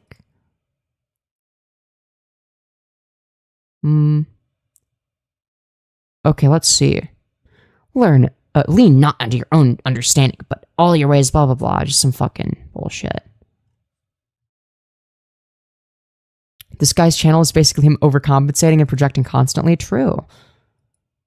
The fact that you call it sinful really shows the damage that religion can have on a human. You seem like such a loving individual, and you are engaging in the most demeaning perspectives. I don't think that this guy is loving, but, you know, I'll give it a like because, you know, why not? I'm feeling nice today. That we dig into with biblical sexuality, gender issues, marriage. The world needs hope. And so my prayer with this podcast is that we provide the world with hope. So today I want to go through an email that I recently received. I get questions like this a lot. And this was What about the questions about your eating habits? Do you ever answer those? Because we know you definitely get those. I've been asking them. Other people probably ask them as well. Interesting. Very interesting. A young man who sent in this email, and I really hope I can have a video chat with him soon. I love digging into these things within someone's heart and giving them some direction, understanding what's going on. You know, when I try to address it from the bigger stage like this, we can give principles, but we all need some individual discipleship. We need people who can understand what's going on in our hearts and examine that and help each individual move forward in their faith and their understanding. But guys, he's going to do that by explaining how he's totally not gay anymore. He does not fantasize about big black cock. Oh, he's done with that. He does not love BBC. In their life and in their sexuality. And so I hope that I can have the chance to do that with this oh boy, I'm so excited. Young man. But in the meantime, I'm going to try to answer this for all of us. So here's the email that I just received last week. It says, first, thank you for having this ministry. It's encouraging to me as a man who struggles with same-sex attraction. You mean you're gay and you're ashamed of it because people shamed you? Just saying. I'm reaching out to ask if you can offer wisdom on this. How do I know if I'm attracted enough to a woman to pursue her? If you're having to ask that, that means you're gay. That means you're not attracted to women. If you're even having to ask that. I'm asking this because I think I'm feeling drawn towards a close female friend of mine, but almost all of my sexual sin in my past life has involved homosexual fantasies. So what you're saying is that you have a platonic relationship with a close female friend and no sexual feelings, and that all of your sexual feelings are homosexual. Gee golly, if only we had a term for that. How do I know if I have enough sexual attraction to a woman? You'll know. It'll be very obvious. It's when your pee-pee is hard. Or is it something that is addressed much later in the dating stage? No. Thank you for reading this. All right. So that is a great question. And I'm so thankful for this young man sending this in and you'll know if you like women. If you're not sure, well, if you're like waiting for the part where you're attracted to her, you're not attracted to her. Like, is this where he talks about using the cum jar and the turkey baster? I sure hope so. asking this. These are issues that I had to wrestle with in my own life, in my own walk with Of course. Teach them about the turkey baster method. God, my own pursuit of marriage. Before I get into the specifics of the attraction issues that Yes, please get into the specifics of how you were unable to get it up in the bedroom and how you had to use the turkey baster method. Okay? The cum jar turkey baster method works every time, guys. asking about, I want to talk about some bigger picture vision of marriage that I think that God has for us. And walking through sexuality issues with people, there's really, and I think that this can apply to all people, but obviously in my context, I'm more talking to guys who have dealt with same Yeah. Dear Brady, when does it get hard? Yeah, it's like, attraction, left the gay lifestyle, many of the times living it out secretly, had homosexual sin in their life. That's context in which I'm usually having these conversations, but I think that this applies to really all of us. No. That's called projection. The majority of men are straight, so they actually, don't, quote, struggle with same-sex attraction, right? They're just attracted to women. But if you're a gay man, that means you're attracted to men instead of women. That's how that works. There's two different really ditches that we can go into when it comes to pursuing marriage. And one is, yeah, it's crazy how he keeps talking to all these quote unquote ex-gay guys. I wonder guys, he's meeting them on Grindr for research purposes. Okay, guys, he's doing it to convert them. Okay, he's converting them in the bedroom, guys. Okay, don't worry. It's to be like, to teach them. It's to teach them, okay? It's to promote the gospel in the bedroom, of course. All right, don't worry. Yeah, weird how all these gay men are attracted to you, Brady, and then you talk to them. Very interesting. Very interesting. trying to find our hope in marriage. And I see that a lot. I had to wrestle with that after I came to know Christ. Straight men don't have to wrestle with that. I'm just saying. There's a lot of well-meaning people with this side of the church who thought that I should get married because I would be healed by being in marriage to a woman. And, yeah, surely that'll make you straight, right? And I would really kind of cringe with that. Then you'll just see how awesome women are. That because I knew that my redemption doesn't come from a woman. My redemption can only come from Christ. Oh, surely Christ will make me straight, right? Which is why you're still attracted to men, of course. But guys, God works in mysterious ways. It could be anything, truly. And so I didn't want to look to marriage to heal me. I didn't want to idolize marriage like I saw a lot of Christians inside the church doing. And wow, it sounds like marriage is almost like a chore for you. You know, being married to a woman, it sounds like it's not something desirable. If you desire getting married to men and not women as a man, I feel like there's got to be a term for that, you know, like a term to describe that exact type of person. I just can't think of it off the top of my head for some reason. It could be anything, truly. I think we always need to be examining our hearts. We need to be fighting against that culture that idolizes marriage, that looks to a person to do something inside of us that only God can do. So what you're saying is that your wife can't, change your sexuality. What you're saying is that you're still not attracted to your wife. Only God could make you attracted to your wife, who you're still not attracted to. Yeah, all of these, quote, ex-gay groups must be drowning in sexual tension for sure. At the same time, there's another ditch that we can get into, which I think that I was in for a lot of my 20s, and that is being closed off to marriage. And I think that being closed off to marriage and just saying that it's not a possibility is really easier in a lot of ways for someone who's dealt with same-sex attraction.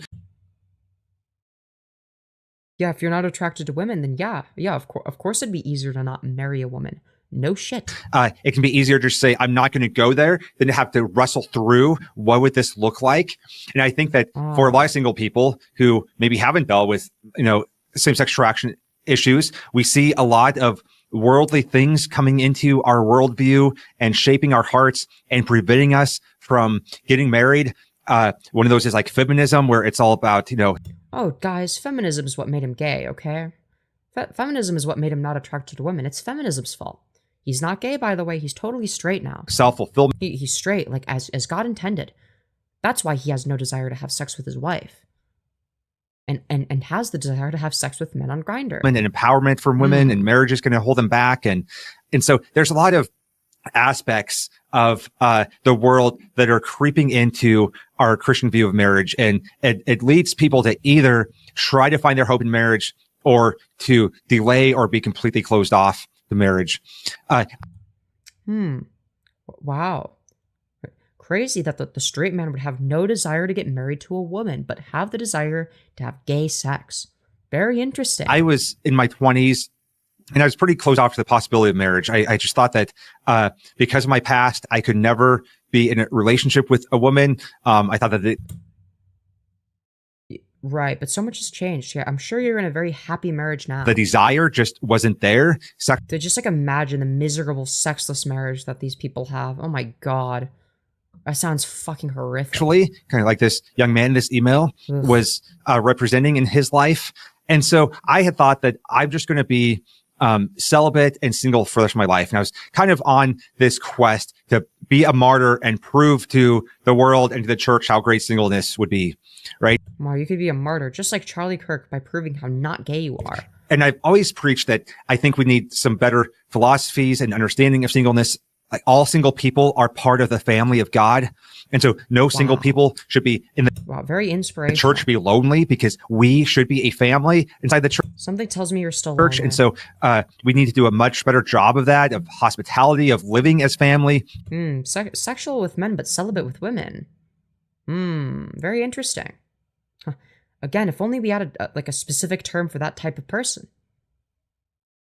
But guys, if you just like force yourself to have sex with a woman you're not attracted to, then surely that makes you straight, right? Including single people, regardless of why they're single, including them into our lives and our families. That should be the church family. And so I was on this kind of martyrdom track to prove how great singleness would be. And God. Right.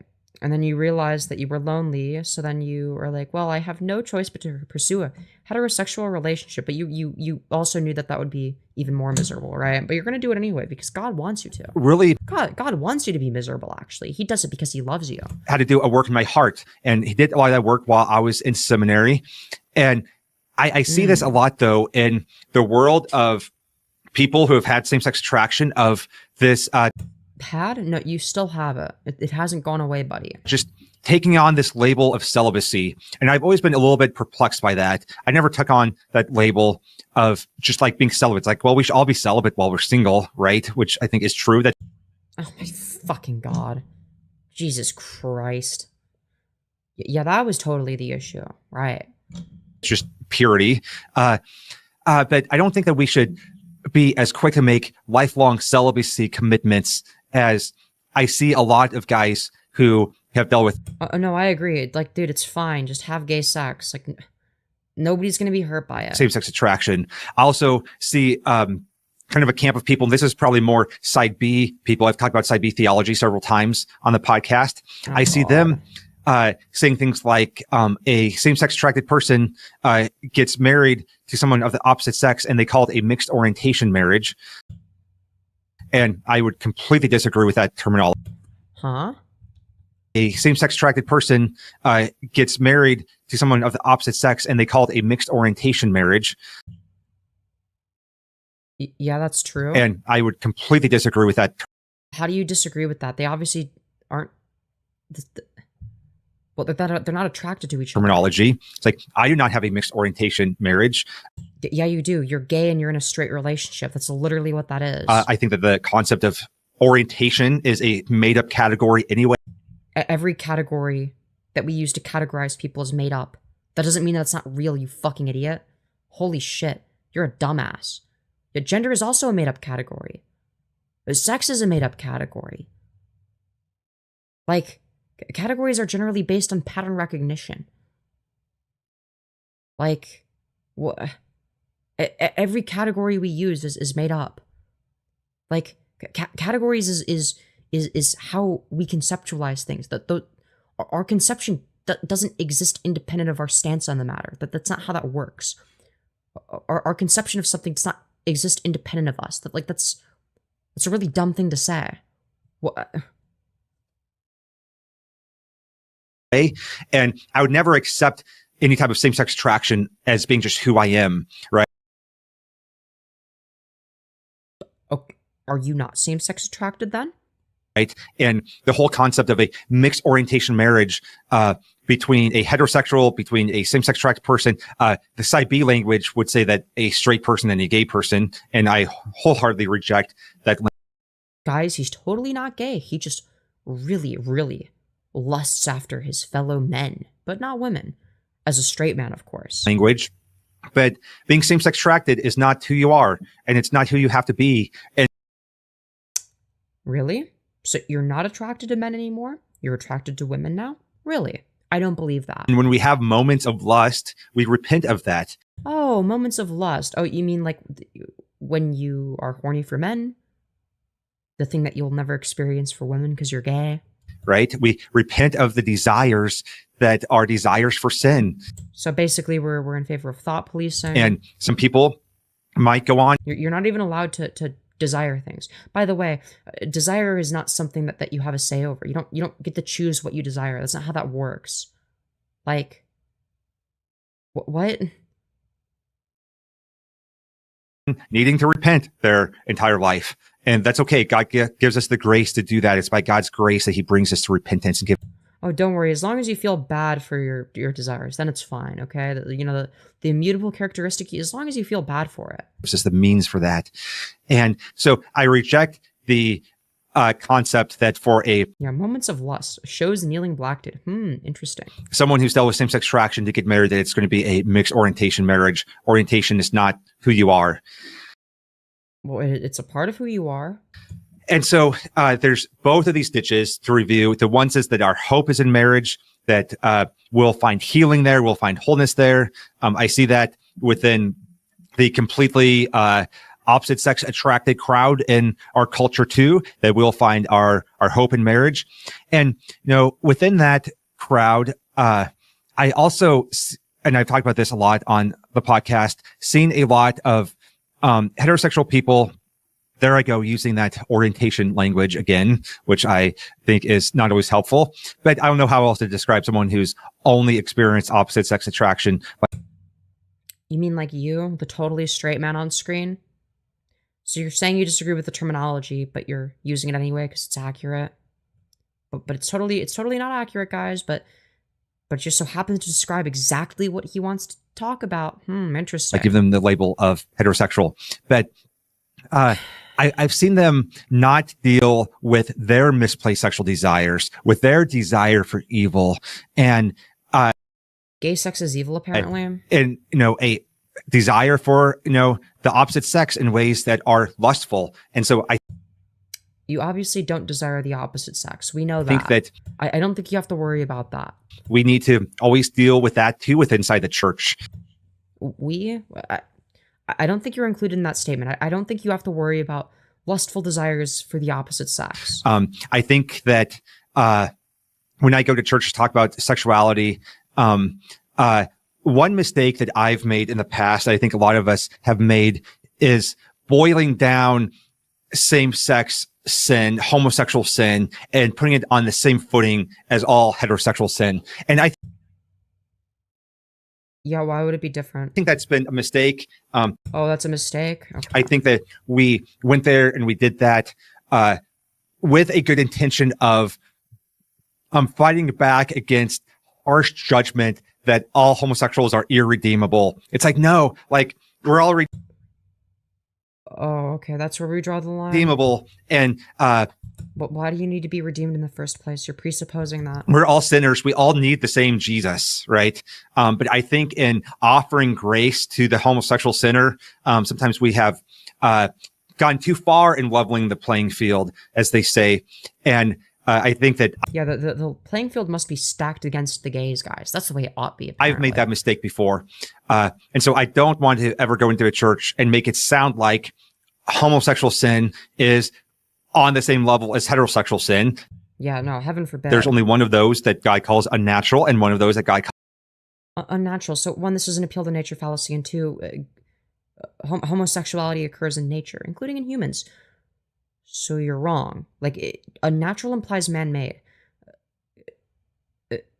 Being attracted to the same sex is not man-made. That's not a thing. Like, so like you're wrong on two fronts. calls an abomination. But all sin He also says that rape victims should be forced to marry their rapists. I don't know if we want to go based on what he says. should be taken seriously.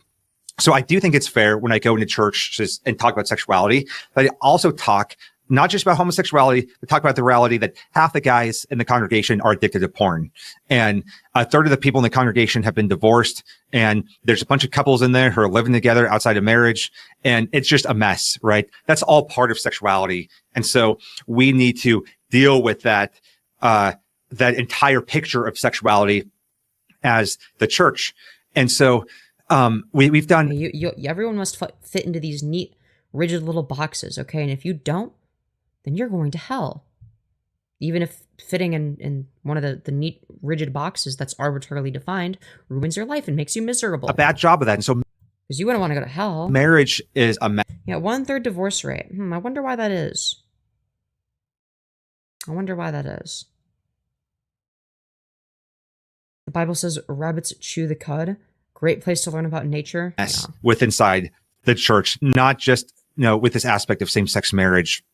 And so, too many times we try to find our hope in marriage. We try to find our value, our identity through another person instead of with Christ. We don't deal with our own sexual struggles in whatever that is.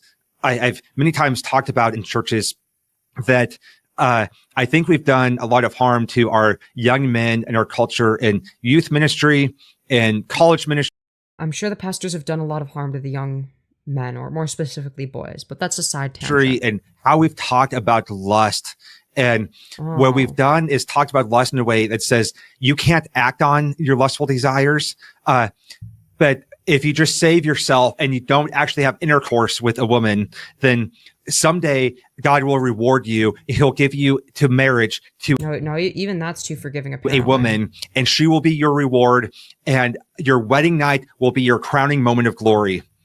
Oh, great. Yeah. Where you get to unleash all your desires on her. Ugh. And it's going to be perfect. And that poor woman attitude about sexual desire and lust has been harmful for men and for marriages and for women. And it's created a lot of animosity in marriage. Women feel used. And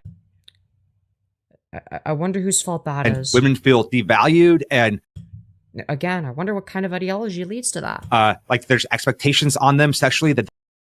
You mean like what your top guy Dobson was in favor of? They could never, satisfy their husband with, and they're right.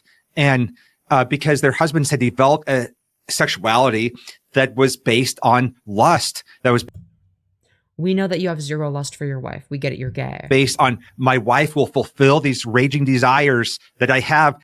So guys, he just wants everyone to be in a miserable sexless marriage like he is. That's awesome. Great solution. That usually have been influenced by pornography and unrepentant lust. And so. No, what it's manifested by is repression, you fucking idiot. Queer people don't seem to have this problem. We need to really look at the bigger picture that we have had the wrong paradigms about sexual desire and lust. And so I'm going to examine some of that later. But I want to. He kind of looks like Paul Blart from Mall Cop. Wait, you're so right. He does. Just understand those two different ditches that we fall in. The one side is we put our hope in marriage. We look to It's not a woman's job to quote unquote fulfill your sexual desires, bro. Marriage, to find our hope, our wholeness, to do something for us it was never meant to do, that only Christ can do. We look to marriage to fulfill our sexual desires in ways that they shouldn't be fulfilled. Instead, they should be repented of. Oh, great. You're not even allowed to have any sexual desires. You must be asexual now. You better be asexual. Great. Only asexuals are free from sexual sin now. Wonderful. Wonderful. We're just anti-sex now, unless it's to procreate. So basically, you better be an asexual that wants kids. What the fuck? What bullshit unrealistic standard is that? What? And so we have to make sure we're not looking to marriage to fulfill our lustful desires. And I think that we've done that way too many times. We've taught that as the model of marriage. And we've taught that marriage should just be an outlet for your sin and your lust. And yeah, okay, never get any sexual gratification. Great solution, dude. Everyone should be as miserable as you. that will make it okay. The asexuals are the only true sinless people, apparently. Shout out to all the asexual people, but oh, let me guess. Asexuality isn't real, or whatever bullshit. And that is never okay. Those are desires that need to be repented of, need to be transformed. Sounds like God just wants everyone to be asexual. So why didn't he make us all asexual? And so that we can form a healthy view of marriage. Right, yeah, I'm sure this guy has a very healthy view of And marriage. then the other ditch Clearly. is he's very much so demonstrated that. being closed off to marriage because it's easier. And we reject what God made is good. Oh, it's good? Why is it so fucking miserable if it's good then?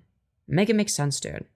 And so with that bigger Why would he make good things suck and miserable? mindset at the forefront Yeah, only asexual people with breeder kinks allowed, okay, guys? of those two ditches that we can go in of rejecting marriage or making marriage into something it shouldn't be. I want to examine kind of three realities that or truths that God really did in my own heart and taught me that helped me move into marriage in my life as someone who had really only dealt with same-sex attraction. The first is this truth, is that God made marriage to be good. Like God made marriage to be normative. Really? Then why does your marriage suck? Why are you miserable? Right? That's how we're supposed to be fruitful and to multiply. He made it into a good thing. And as I look through my Bible Wow, it sounds miserable for something that's supposed to be a good thing. here, I look through Genesis, Love to see him picking out his earwax. a Beautiful. good thing. And as I look through my Bible here, I look through Genesis, Oh, great. Okay. Much like Michael Nelson and Trumpster Bob I see that God and Crazy Joe. made marriage to be such a good, wonderful thing.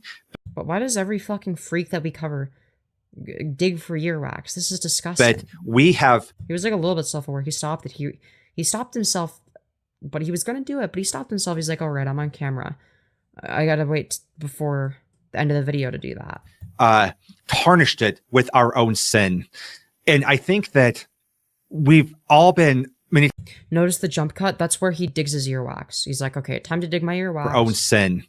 And I think that Yeah, so that's before and after him digging for gold in his ear. we've Awesome. all been many times hurt by sinful marriages, whether it was the sin of our parents growing up, our own sin. It's like our society has such a tarnished view of marriage. It Right, but you don't. views Okay. marriage as oppressive, as painful. And His ears are huge. sometimes True. we can have that own view as Christians because of the experiences we've had. So we need to go back to the drawing You don't need to yell at your kids. Just explain to them like they're mini adults that sleep is important because it helps your brain reset from daily shit and because school's in the morning. True. Or hell, you could let them maybe if it's a school day, be like, okay, fine, stay up all night, see what happens. And when they go to school and they're tired and miserable, guess what they're gonna do when they come home? They're gonna take a big long nap, and guess what they're gonna do? Probably not going to want to stay up on a school night again. Problem solved. They don't believe that that's what happens? Fine, let them do it. Then you get proven correct. Like, is that really that difficult? You're like, okay, sure. You want to try it out? You think you're different? Okay, go for it. See how it goes. Problem solved. Let them figure shit out. It's not that difficult. board go to God's word and understand that he did make marriage to be a good and wonderful thing. And which is why it's miserable. We need to look at the barriers that we've erected in our hearts that are preventing us from moving. Unlike your dick when you see women, but much like your dick when you see men, right? Very erected. Towards marriage. And, marriage is supposed to be a good and a life-giving and a holy thing for us. That's right, which is why your marriage is boring, sexless, and soulless, right? a picture of the gospel.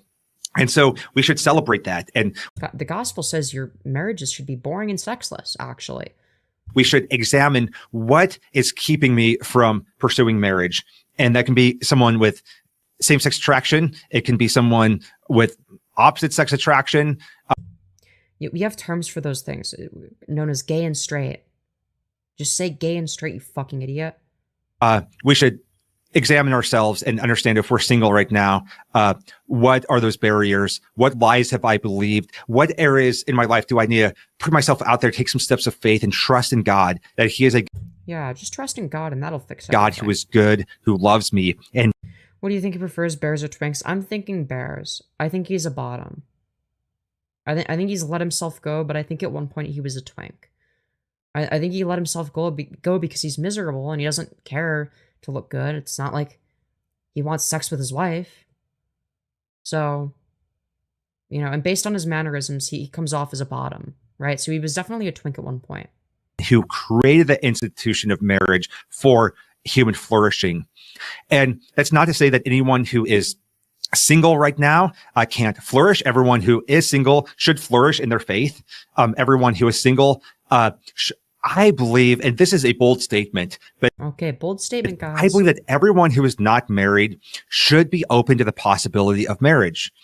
Unless it's with like the same sex, of course. That's bad. And, there's going to be people married or single people listening to this who are single because they're still young adults and haven't pursued marriage yet. They haven't found the right person. Maybe they're widowers. Maybe their spouse left them and they're, been abandoned and divorced. I don't know. But I think that for most people, we should be open to marriage.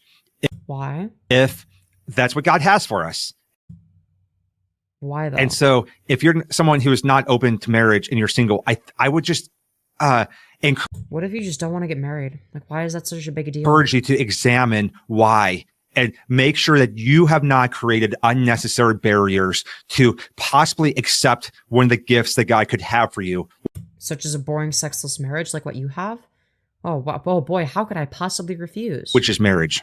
All right. Secondly, the world has the wrong paradigm for sexual attraction. And I touched on this earlier. I think we've bought into this model of you pursue someone based on who you're the most sexually attracted to. Yes, that's how you avoid having a boring, sexless marriage. Correct. Why the fuck would you marry someone you're not attracted to? What a stupid idea. You have like raging desires for. But yeah, generally it's going to be the case that you'd want to marry somebody that you desire, right?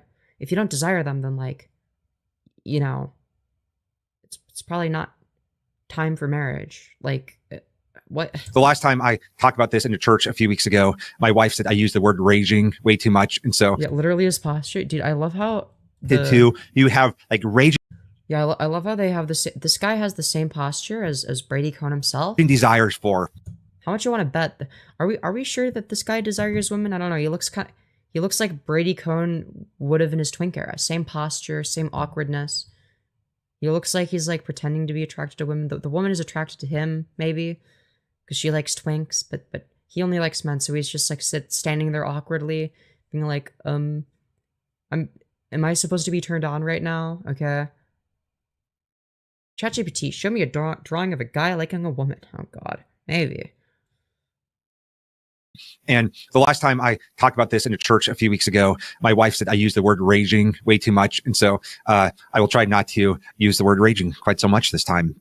Wow. But I think we like a raging erection for men, raging boner, raging BBC. Got into this wrong paradigm to where we develop so much lust for people around us. And for most Christians, it's people of the opposite sex. And we think that that's normal and good. And then we marry the person who's going to most fulfill these lustful desires. Yeah. Obviously what you need to do is marry someone you're not attracted to, like Brady, right? Definitely not projection.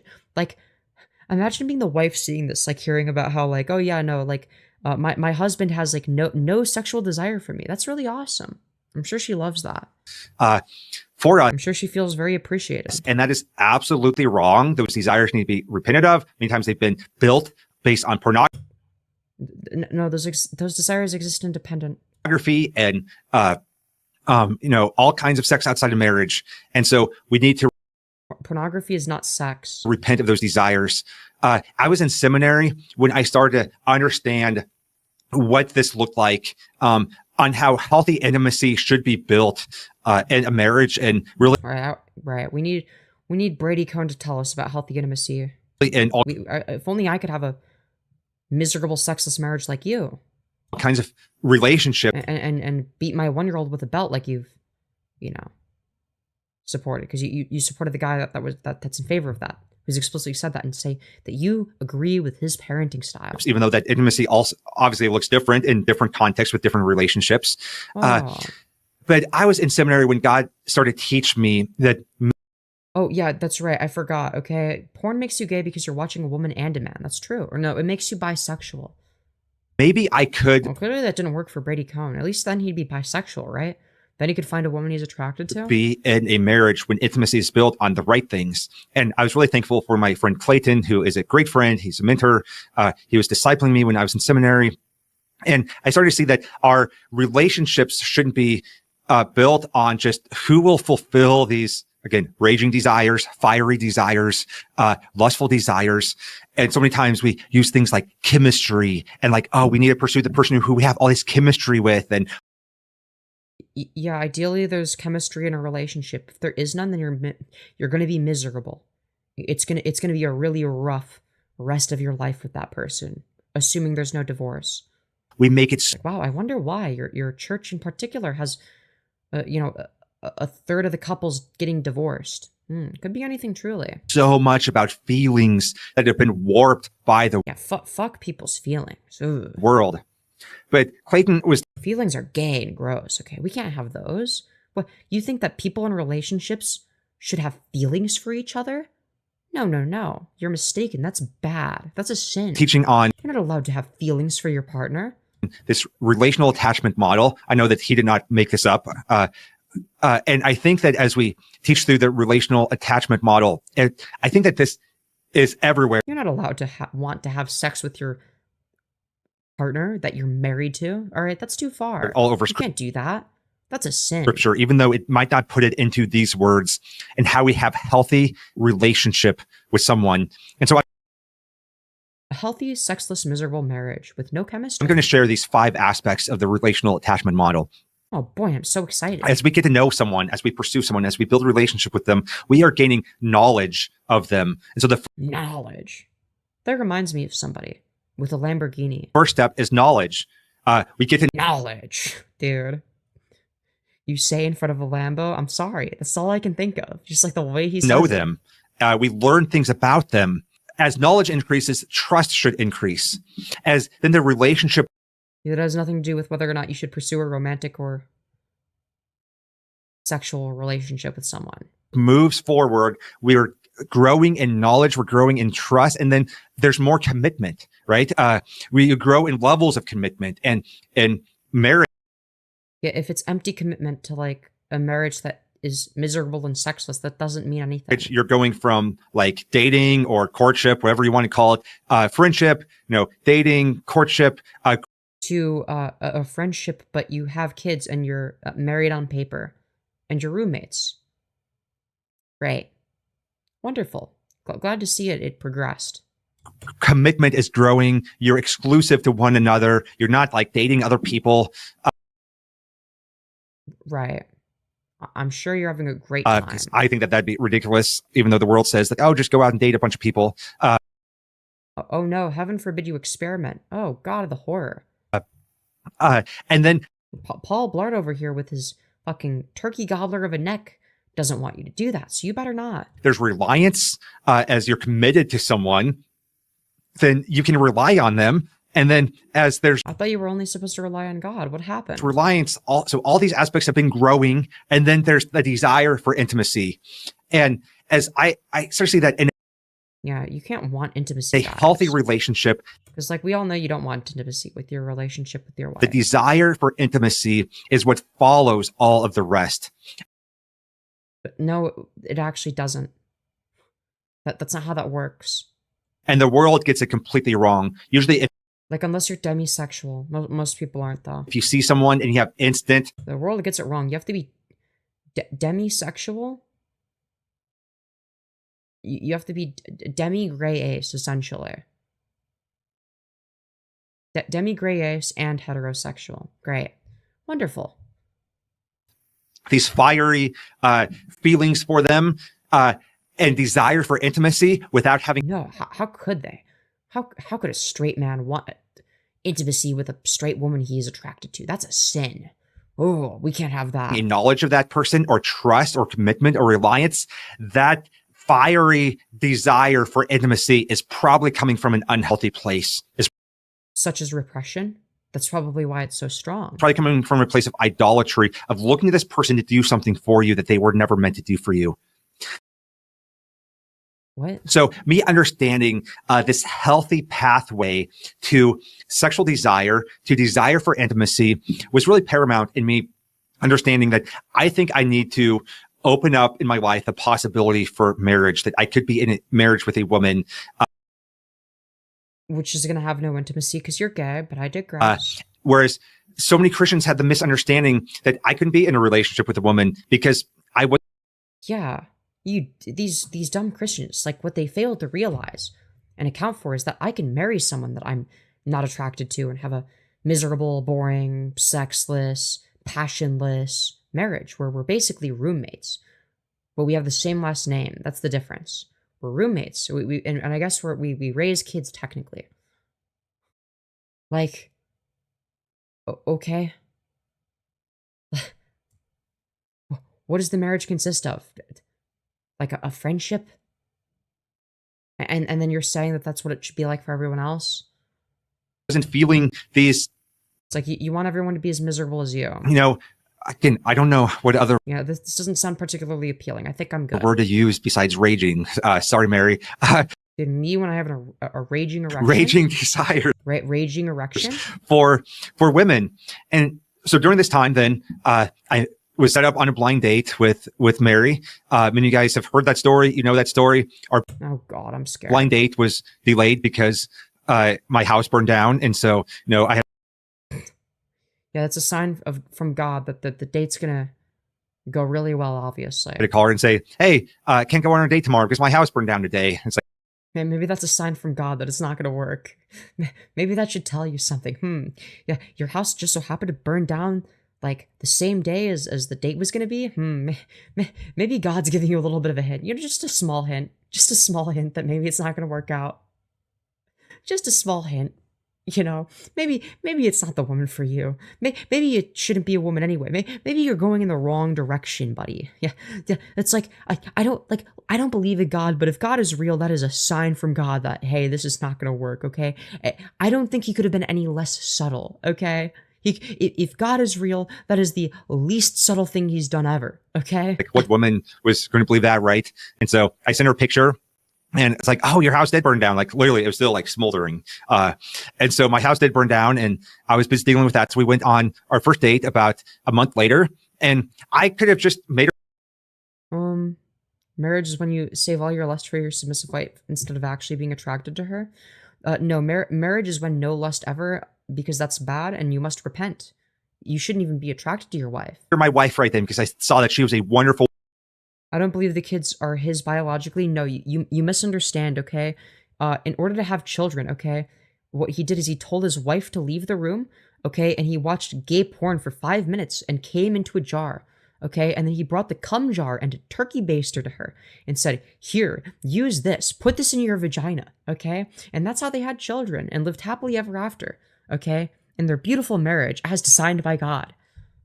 Woman who loved the Lord. God had given her in so many ways. She had used her 20s, her singleness to serve the Lord. She was serving in her youth group. She was discipling women. She's doing remarkable things for God's kingdom. It took about 2 years to, convince her that we should be married. But That's another story. But as I was I don't even want to begin to imagine those conversations. pursuing Mary in marriage, I was getting really interesting questions from Christians.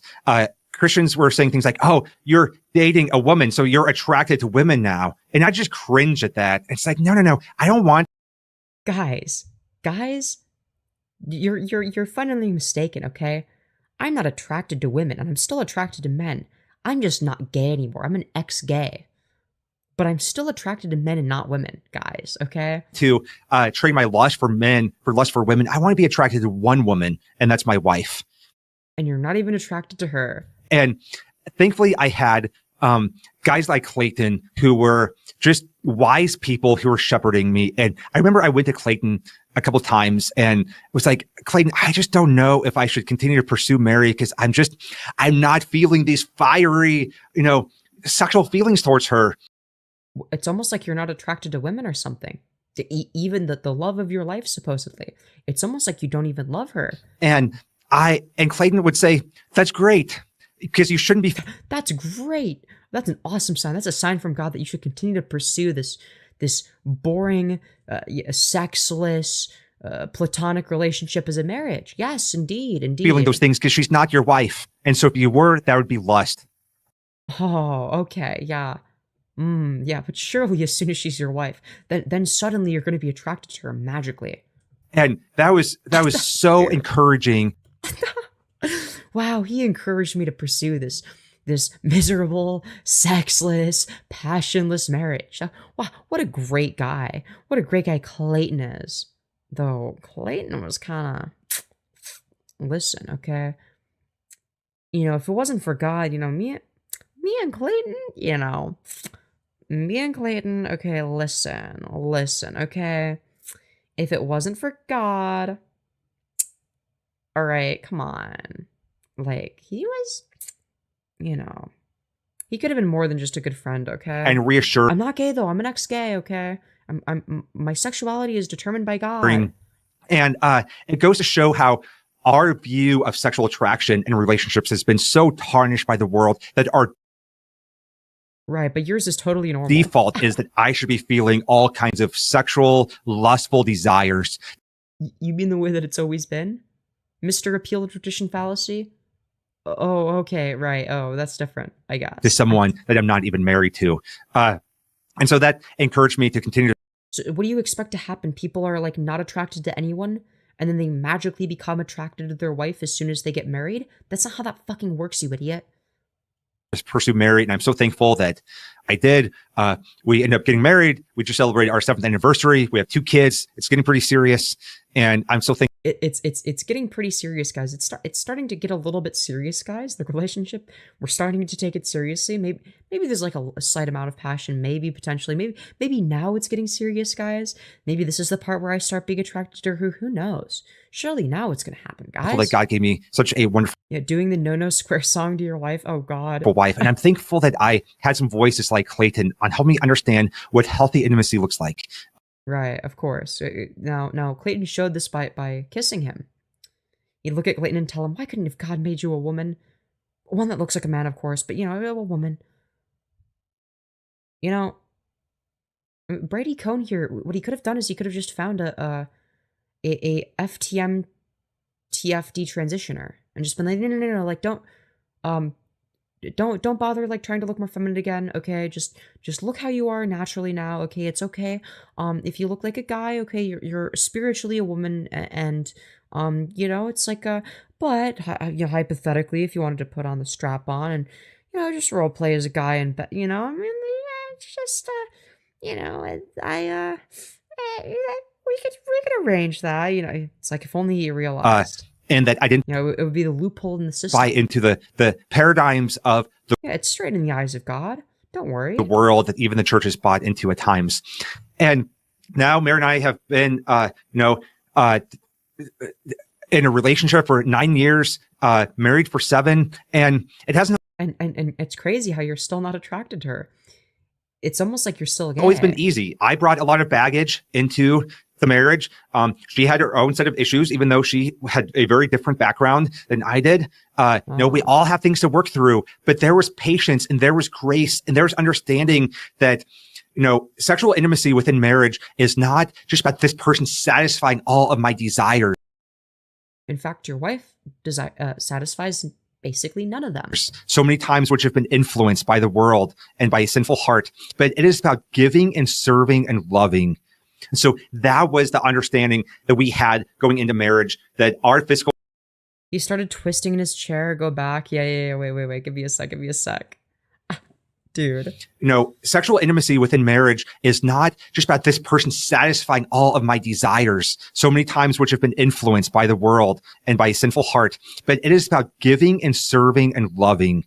And so that was the understanding that we had going into marriage, that our physical relationship was about loving and serving one another, not about. Okay, when does he twist his chair? What you can do for me. And I think that gave us an immense amount of peace. It wasn't always easy, but.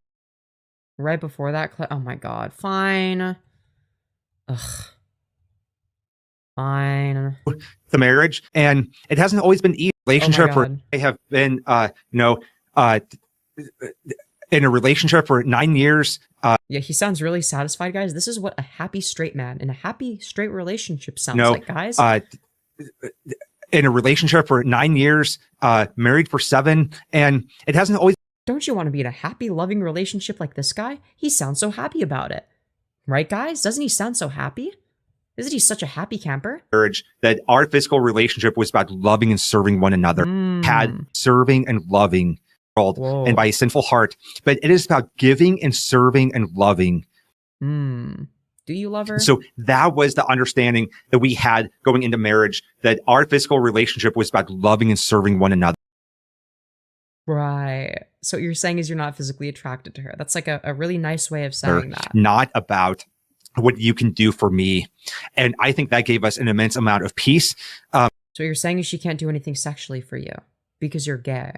So don't say you're ex-gay. It wasn't always easy, but when it's done the right way with this right paradigm of. He sounds fucking miserable, by the way. Of an understanding of healthy intimacy, it means. Healthy intimacy is when you're not attracted to your partner. Intimacy might start off slow in marriage, but it should. It might start off slow. I wonder why that would be. That's very interesting. Yeah, we're still starting out. Okay, with that, things are just getting started, guys. It's been 9 years. Okay, we've known each other for 9 years. It's getting started, guys. Don't worry. Surely soon I'll be attracted to her. Surely soon I'll be able to get it up in the bedroom, guys. Grow over time. It should grow as we increase our knowledge of one another. And it should grow. So unlike your penis in the bedroom when women are there, but unlike but much like the your penis when you see a big strong man that looks like he could rail you. Trust and commitment and reliance. Trust me, after 7 years of marriage and 2 kids, there's much more knowledge. We see each other at our best. We see each other at our worst. We see each other in our frustrating moments. But it still feels like there's something missing for some reason. I can't fathom why. We've walked through sin issues with each other. We've walked through hardships, and we've walked through so much together, the good and the bad. And that has greatly increased our knowledge of one another and trust of one another and commitment and reliance on one another in ways I didn't even know was possible with another person. And out of that grows a desire for intimacy in ways that the world says is impossible. Really? What kind of intimacy do you desire then? Would you like to describe it, Brady? Someone like me to have towards a woman. And that, I think, is a paradigm shift that we need, not only for guys who have dealt with same-sex attraction, but for all of the church on what healthy intimacy should look like, and that marriage should be about giving of yourself, about submission, about leading courageously if you're the man. And Oh, great. Wonderful. I need to still work on that. I still fail at. Because you're a fucking gay bottom. No shit. Yeah, you're a gay bottom. We know. That regularly. Dude, he just outed himself as a gay bottom. So not only is he gay, but he's also a bottom and submissive. But we can look at God's. Dude, you let yourself go because you're like, you obviously want to be a gay, submissive bottom twink. We all know that. Like, we can all clock that. We know that, like, you never had the desire to be a top. You're not dominant. right? You want to get railed. It's okay, dude. It's okay, girly pop. Like, wanting to get railed by men is fine, okay? You're not going to hell for it because that place ain't real, okay? Designed for marriage and see that it's good and that he will work that out.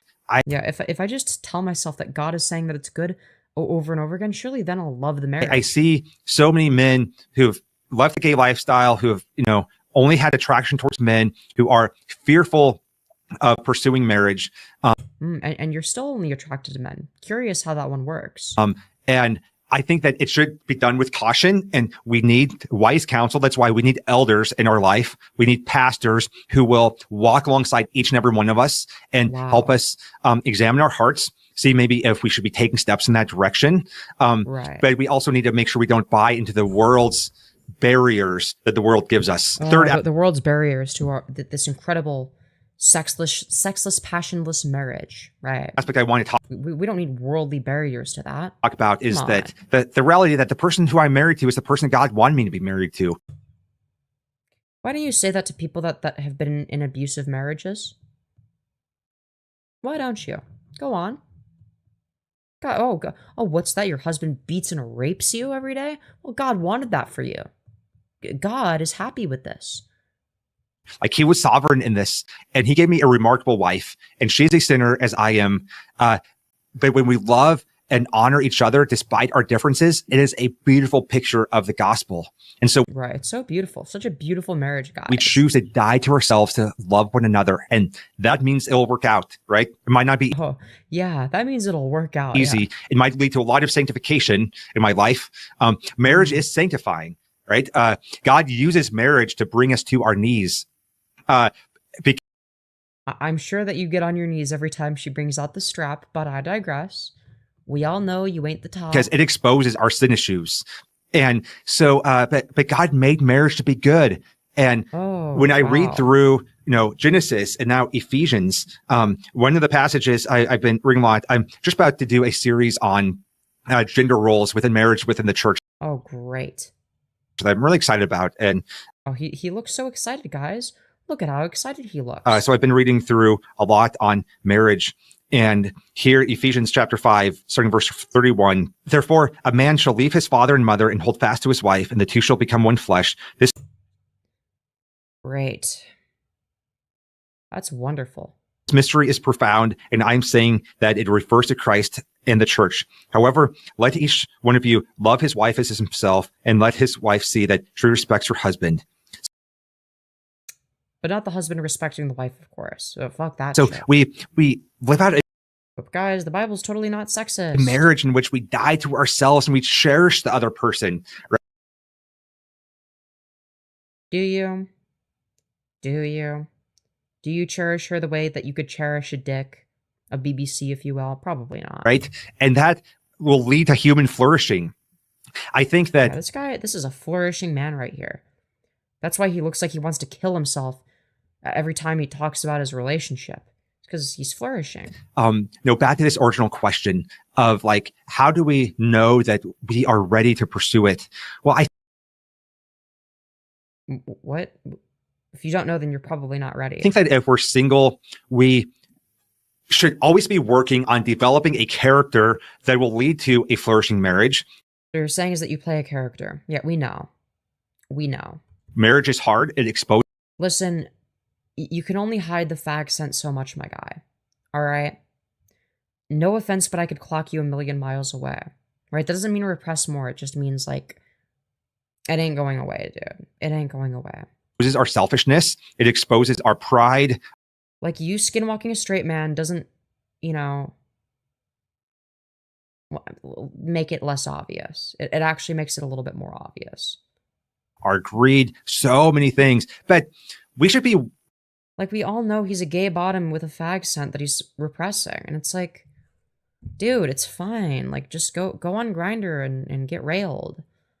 Okay? Like, it's okay. Obviously, you're in a marriage now, so I guess now it wouldn't be okay. But, like, dude, you could have, and it would have been fine before getting married / dating. Working on all those character issues, all those sin issues, whether we're pursuing marriage right now or not, right? So the character. Yeah, it bleeds through like every 5 words. It's so obvious. Character qualities that make for a Yeah, his S's make it obvious. Like, yes, of course. Like, the S's are like, he needs to work on his S's if he wants to sound like a straight guy. But I don't think he should. I don't think he should. Healthy marriage are also the character qualities that make for a healthy singleness that He probably wishes he was born bisexual so he could enjoy intimacy with his wife. Yeah, for sure. allow us to serve our church and our communities well. How about instead of doing that, how about serving cunt? Have you ever considered that? You know, serving cunt seems like way more fun. And so I would focus. He's chosen to serve the church instead of serving cunt and slang, and look where it's got him. A boring, miserable, sexist marriage. Just saying. Less on what is going to make me a great husband and instead what is going to make me a great individual. What is going He sounds miserable. to help me serve people, and that is selflessness, that is godly character, that is honesty. So many just areas Sounds like he was on the verge of a fucking breakdown. of good character that God would have for us that right now will help me serve in the season that I'm in, whether serving in the church, serving the community, but it will also help me serve in marriage. So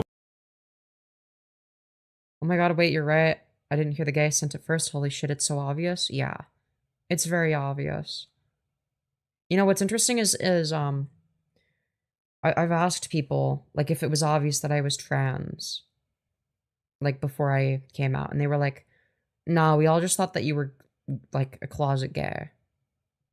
And if they knew that I had come out as bisexual, they'd be like, yeah, we thought that you were, like, LARPing as bisexual and that you were just into men, but you didn't want to commit.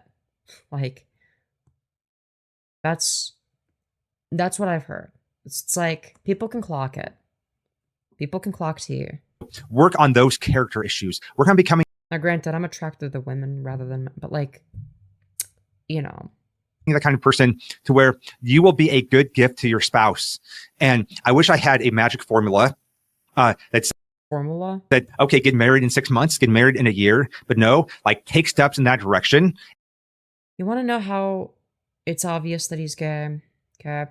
Not only is it the way he pronounces words, but it's the amount of force that he uses. You want to know why he comes off as so uncomfortable? Because he's speaking unnaturally. That's not his voice. He's hiding the fag accent. It's obvious. That's why it comes off as really awkward and forced.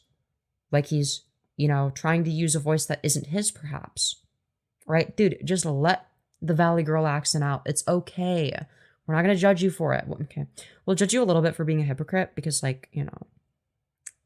But, like, in good fun, okay? We're not going to, like, hold it against you. Like, girl, just let the Valley Girl accent out. It's okay, all right?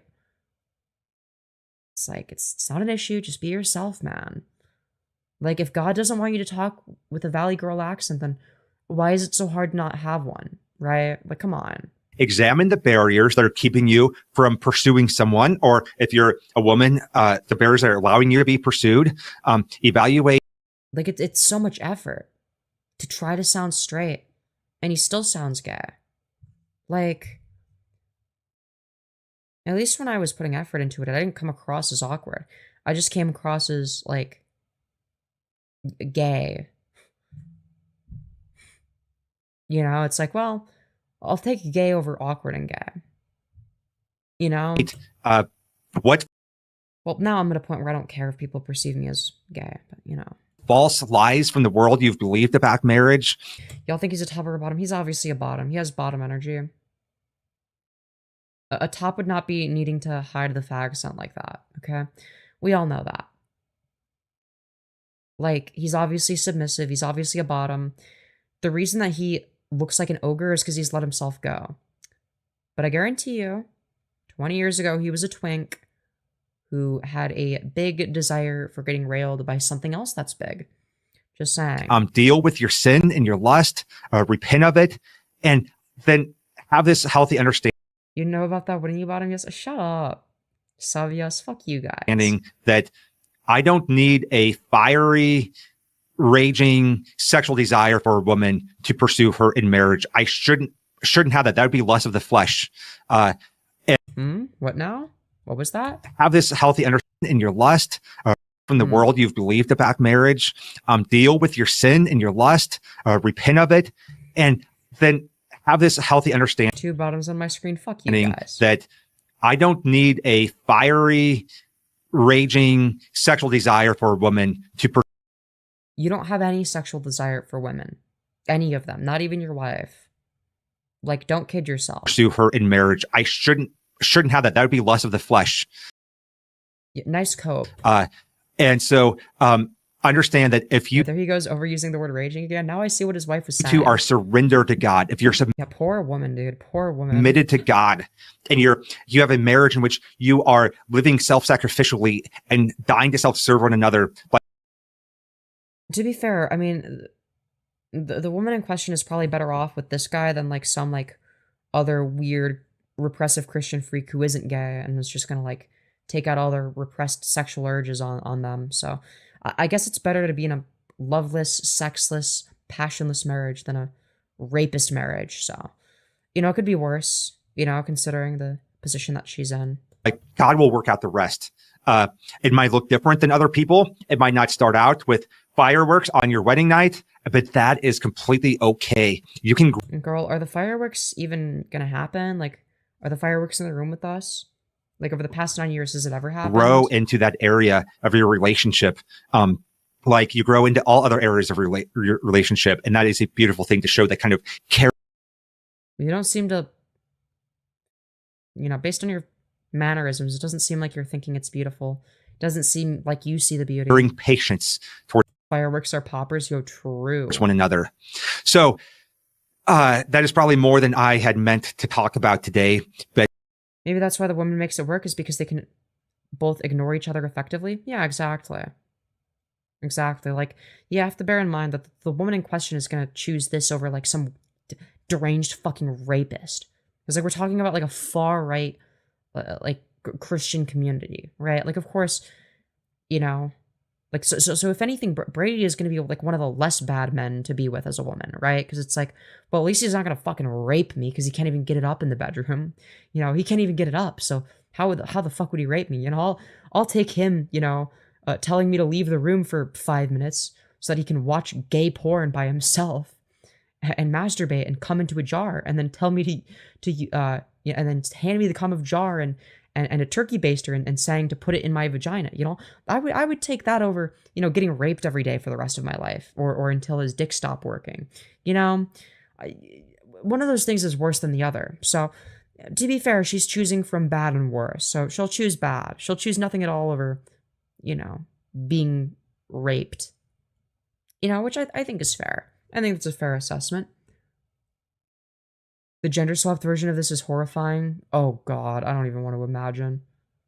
Oh God. Oh no. Like a lesbian in denial, like with some like fucking deranged fucking hypersexual straight rapist guy. Oh God. Oh dear. I hope that that's helpful. And I think where he tells her that she owes him sex for providing. Oh God. that we can examine what lies have we've been believing about marriage that are keeping us from pursuing marriage, or what lies have we been believing about marriage have been he sounds miserable. causing us to pursue marriage for the wrong reason. Dude, it sounds like he's being held at gunpoint. It's like God is holding him at gunpoint to say this. You know, it's like that's sort of his mindset. Reasons. And we can also examine those things if we're already married. Like, dude, he's fucking stressed out. He's stressing over this, which explains the big bald spot on the side of his head. Because those lies interfere with having a healthy, productive. You know, you could have been a beautiful twink that gets railed by the hottest men, but no. You threw that away for like a God that isn't real, so you could be miserable. Marriage. And marriage is hard. It is difficult. You know, it wouldn't be as difficult if, you know, it was you and someone you're attracted to. So like another man. Even the best marriages are difficult. Like I'm a sinner who I have to go to my wife all the time and apologize. And it is sanctifying, but it is good. And God gave me a helpmate, and the word helpmate in the. Oh my God. See, it's probably for the better that he's gay than if he was straight. Because if he was straight and he believed this shit, he'd be a fucking rapist. In Genesis, there's actually also a word that God used for himself in providing something. Like if he was a straight top instead of a gay bottom, this would be a horrific individual based on his worldview. That a man never could. Not that he's not already horrific, but he'd be far more horrific. God's safe word for me was, quote, help me. Have on his own. So God provided me with someone who can do things that I could never do on my own. And I rejoice in that. I thank God for that. And God, through his grace, is building something great with us. And yeah, surely it's going to be great one day. All right. We just haven't seen it yet. Surely one day. That's the code. he's also tearing down my idols. That he'd be a youth pastor. To be fair, there's gay youth pastors as well that are just as horrific. And, you know, I'm not going to write it off entirely, but I think he's too much of I think he's a gay bottom. I think he likes taking it up the ass by men that are bigger and stronger than him. And revealing my selfishness and my sin, and give me opportunities to repent. OMG, it does sound like God has him at gunpoint. Metaphorically, that's hilarious and poetic. Yeah, and it's accurate. And give me a wife who is full of grace, and I'm so thankful for that. So I really hope that this helps. I know that in answering this specific question, and I think you're a lesbian bottom. Shush. Okay, no proof, guys. I covered a lot more, but I thought it was important to cover the big picture of marriage and intimacy, and then we work that out in individual one. Girly pop, is the intimacy in the room with us? I'm lost. Like, where's the intimacy with your wife? Oh wait, there is none because you're not attracted to her. And one discipleship on what step do I need to take? What lies do I need to quit believing? What truths about marriage do I need to believe? And God will do something great. All right. Well, thank you so much for joining us on this episode of Calibrate Picking up the ass is cool, maybe. Sorry, chat. Conversations. Make sure you go to our website, Calibrate Ministry. Wow, look at blush face again. I am not blushing. Shush. Still sis though. Never said that before. Ministries.com for more resources. Support the ministry if you can. We really appreciate it. We are completely supported by donors who give generously and sacrificially. So make sure to sacrifice your life savings to fucking Brady Cohn over here, so that he can continue his journey as a straight man that is only attracted to men, as straight men are notoriously. We can do what we do.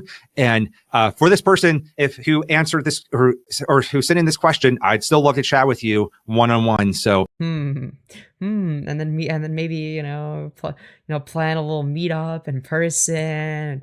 Maybe like a Airbnb. Maybe they could chat in a little Airbnb and just talk things out. Maybe maybe a little bit more than that. Maybe become good friends. Maybe do special things together. Of course. I mean, come on. Let's do that sometime. All right. Thank you. Have a great day.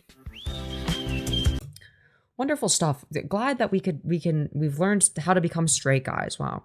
Don't you want to be as happy as this guy?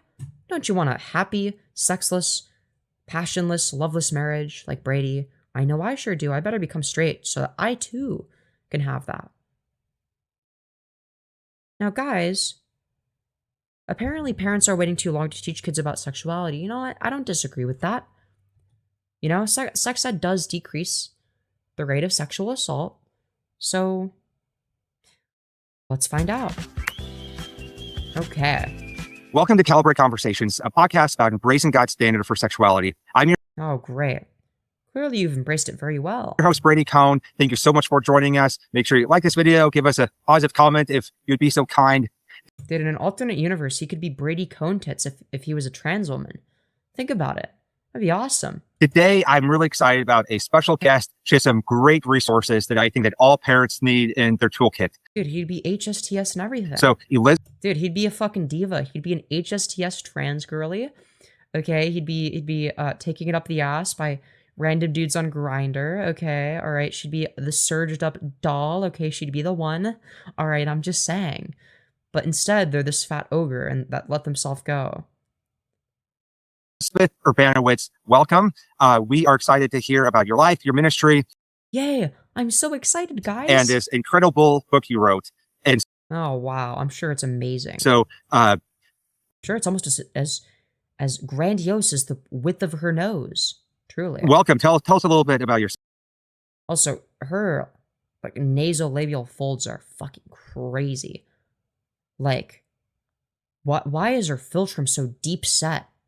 Like, holy recessed maxilla. No. Yeah, well, thanks so much for having me on today, Brady. I'm just excited to get to sit down and Come on, give us the side profile. I want to see how recessed her maxilla chat is. with you, and really grateful for what you do here and your podcast and your ministry in general. So just a little bit of background. I was born and raised in a Christian home, which was such a blessing to be raised in a home where both of my parents were faithfully following Jesus. And Oh, I'm sure it was a huge blessing, guys. Yo, thank you, More Team Merrier, for the 3, saying Brady Cohn is like a gay person's idea of a straight person. Yeah. It's almost like he's a gay person's idea of a straight person. Interesting how that one works. Interesting. lived out the gospel every day. They're definitely not perfect, and none of us are, but was really grateful for that. I became a Christian at a young age. Listen, we all as straight men we're imperfect, okay? As straight men, we sometimes slip up, end up on Grindr, and before we know it, we're taking poppers and BBC up the ass. It happens. It happens. It happened to Firebat. I'm sure it's happened to Brady Cohn at some point. I mean, come on. Even the video layout looks gay as fuck. Yeah, it looks like a gay person trying to create a straight person's video layout. And as I grew, it became clear that the Lord had gifted me with the ability to teach. And so I went into elementary education in college and then taught at a Christian school for the first decade of my professional career, and loved getting to teach in a Christian school where I got. Oh, God. Oh, the way she talks. You just know she has the annoying, insufferable, condescending voice. That we all remember that one insufferable female teacher that would have the high-pitched, condescending as fuck voice where they would talk really slowly in a really high-pitched voice, condescending, and like they didn't give a fuck about you, right? And they were like very, very bitchy, very annoying. We all know exactly what archetype of person we're talking about, okay? And we all know that this is that archetype, okay? Like the annoying bitch teacher that talks slowly and condescendingly, okay?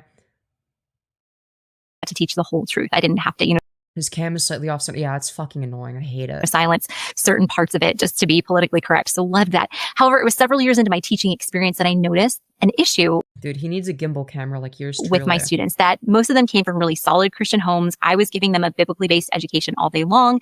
Most of them were involved in a local church, and It sounds like they're being indoctrinated, but apparently trans people are the groomers, ? they knew all of the Bible verses and Bible stories and right Bible answers. However, when it came to carefully evaluating just the countless messages that they received, whether it was in the classroom or through books or on the playground or on TikTok or on Disney Plus, they lacked any kind of filter to be able to think, okay, this is what the Bible says. What did I just hear? Does this line up? Does this not? Is it? Yeah, they're not indoctrinated enough. They're not thinking. They're not doing the same thinking patterns as me, and that's bad. True? Is it not true? So I just set out on a journey looking for some. Well, maybe it's because you've taught them to not think critically, because if you did, then they'd start questioning the Bible. Materials to equip these 8 and 9-year-olds that the Lord had placed in my care to think critically and biblically. And all the research. The Lord didn't place them there. Their far-right Christian parents did. They didn't fucking choose that. Nor did the Lord. I found were created for high school on up. And I was so grateful those resources existed. But I thought, man, like these 8 and 9-year-olds in my care, if we wait until they're 15, 16, 17 to begin training them to think critically, we've lost. Oh, you want them to think critically, but not about Christianity, of course. Don't get them to think critically about Christianity. So much ground. So I just started taking some classes, doing some research on my own, reading some books, and created a comparative worldview class that I taught. Oh, okay. So by thinking critically, you mean uncritically accepting that the Christian worldview is true. Not just the Christian worldview, but yours specifically. To 3rd through 5th graders after It's like to think critically and biblically. It's like, yeah, it's either one or the other, buddy. school. And those students, they were so amazing. They took what we learned in that class and they just ran with it. And they applied it at, in math class, in history class. I had moms calling me and saying, so during family movie night, my son wants to pause the movie and evaluate the character's worldview. Wow. Brady Cohn looks really happy about this.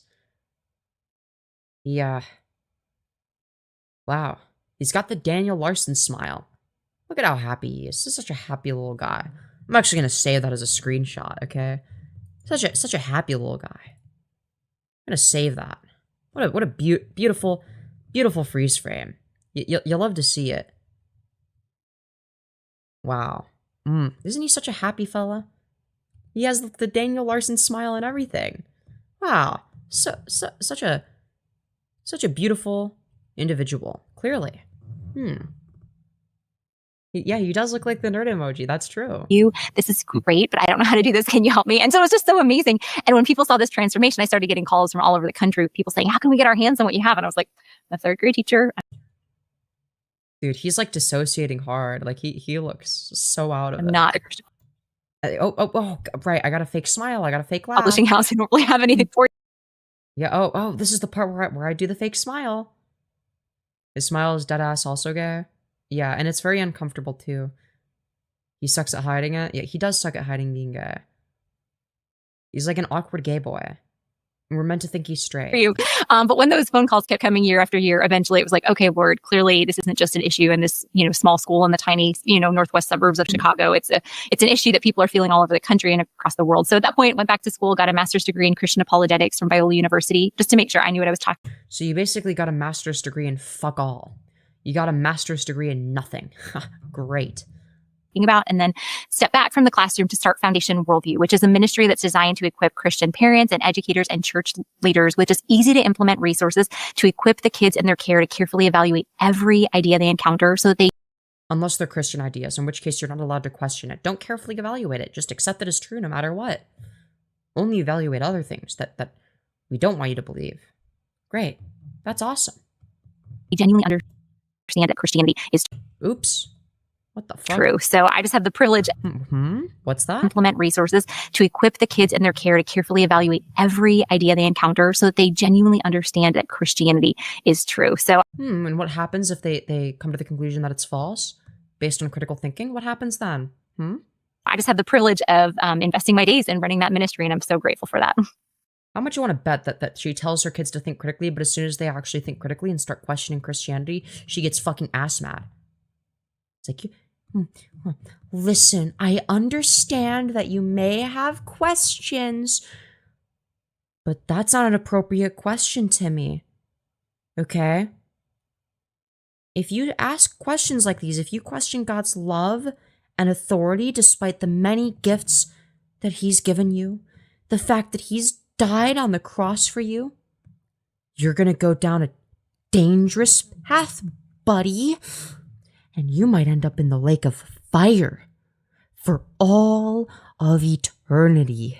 So you might want to watch what you're saying. Anyways, class dismissed.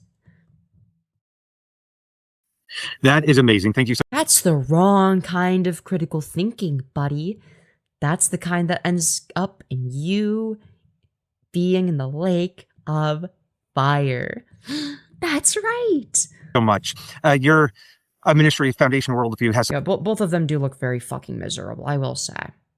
Like the fake smiles. It's like, some great resources. One of them is the book that we're going to talk about, but some other just helping your kids know God's good design, sexuality and gender. Great. Oh, that's awesome. I'm sure it's amazing stuff. Awesome resources for parents, like a book club and it's a book club where we get to indoctrinate your children. all kinds of things to equip them. I love that you're helping parents to teach kids to think critically at a much unless it's about Christianity. Don't question it. younger age than I think that many times we think that they're capable of. And maybe it's because you don't see kids as people. Maybe that's why. my wife and I, we're getting ready to start homeschooling next year. And I think that poor kids. We're going with a co-op that does classical conversations and classical education. And so my wife's been reading on it and books like, gosh, like kids are capable of so much more. Yeah, they are. They deserve better than either of you. At a younger age than I think we assume that they are. Mm-hmm. And so you're teaching them to think critically at a much younger age. Unless it's about Christianity, because you're not allowed to question God's authority, right? I think that one of the things I appreciate. But don't think critically about your parents. Don't think critically about authority figures. Don't think critically about God. Think critically about the things that I don't like, though. Right? You have to think critically about that. Yeah, that's perfectly reasonable. About your resources and. Wonder how many of those quote unquote books are AI slop? Probably the majority of them. Your book here is that it's so practical and. Really? It's practical now. Is that so? Your book here answers 40 questions. And it's so practical because so many times I have parents like, okay, I understand biblical morality. I know that homosexuality is a sin. I know that this is bad. I know that that is bad. But You mean you presuppose it to be the case? How do I walk alongside and disciple my kids? And I think I grew up in an era where, Well, but more indoctrination, obviously. and maybe this was just my experience, but it seemed to be, we're kind of in and out of the church when I was a child, that there wasn't a lot of discipleship. Like, we knew the morality, right? We knew that homosexuality is bad. But then when I started, Well, how do you know? Because it sounds like a presupposition. If you thought critically, you might start asking yourself, why? Oh, well, God says it's bad. Okay. Well, God also says slavery is good in the Old Testament. So is slavery good then? How do you know that God is even real? How do you know that Christianity is true? But you won't ask these questions because you're not allowed to. Those are the wrong questions. You're not allowed to think critically in that way. That's the wrong kind of critical thinking. You can't criticize religion. That's bad. struggle, I couldn't talk about it because you weren't allowed to talk about those things. You just knew that they were bad. And so, how do we take the conversation so much further than these things are bad and actually shepherd our kids' hearts, right? Are you going to tell them why it's bad? Oh, you're going to say it's bad because God is bad. Well, what do you do when they ask, why does God think it's bad? Oh, you're going to say, because God works in mysterious ways. Yeah, I'm sure that's going to be a satisfying answer. Maybe for someone low IQ and just retarded as you, but for someone like me who wasn't a complete fucking clown, buffoon, mega hyper dotard growing up, that would not have been satisfactory. We want to disciple our kids. We want to apply the gospel to their lives and not just teach them a system of morality. Yes, absolutely. I love what you're hitting on there, Brady, because No, it's bad because I said so, Timmy. Now eat your peas. we do want to go so much deeper than do this, don't do this. We Do you now? Do you? Doesn't really seem like you did. want them to understand the full arc of the gospel, because even when we think about talking with our kids about, But they're not allowed to question it, though. You want them to understand it, but not ask questions about it. Right? That you're only allowed to ask the right questions. And if the answer isn't satisfactory, then there's something wrong with them. Like, okay. It's like, yeah, oh, wow. If they don't accept your non-answer, well, then they're going to hell. sexuality, we need to think about, like, what is the Yeah, she has the most annoying, condescending teacher voice. Every single teacher that I had that voice, I fucking hated. And I'm gonna be real, they hated me as well. Okay? I was a little asshole. Rightfully so, by the way, right? They kind of deserved it. I was a fucking smartass. I was always a smartass to these kinds of teachers, and I would always ask them questions that they don't know how to answer, and I would get in trouble, and I'd be like, I just asked them a question. And I'd be like, but that's not an appropriate question. Why? Like, why is it inappropriate? Like, I'm like, oh, I'm not allowed to question them? What does that mean? Oh, I'm not allowed to question the things they say. But then why did they say it? If they don't want me to question it, why would they say it? But like what? Why would you say something if you're not open to the possibility of people questioning it? If you can't answer the questions about the thing that you said, aren't you supposed to be a teacher? Interesting. Better a smartass than a dumb shit? True. For sure. For sure. Anyways, let's continue. I used to do the same shit. What the hell? Yeah, as you should. ultimate end goal?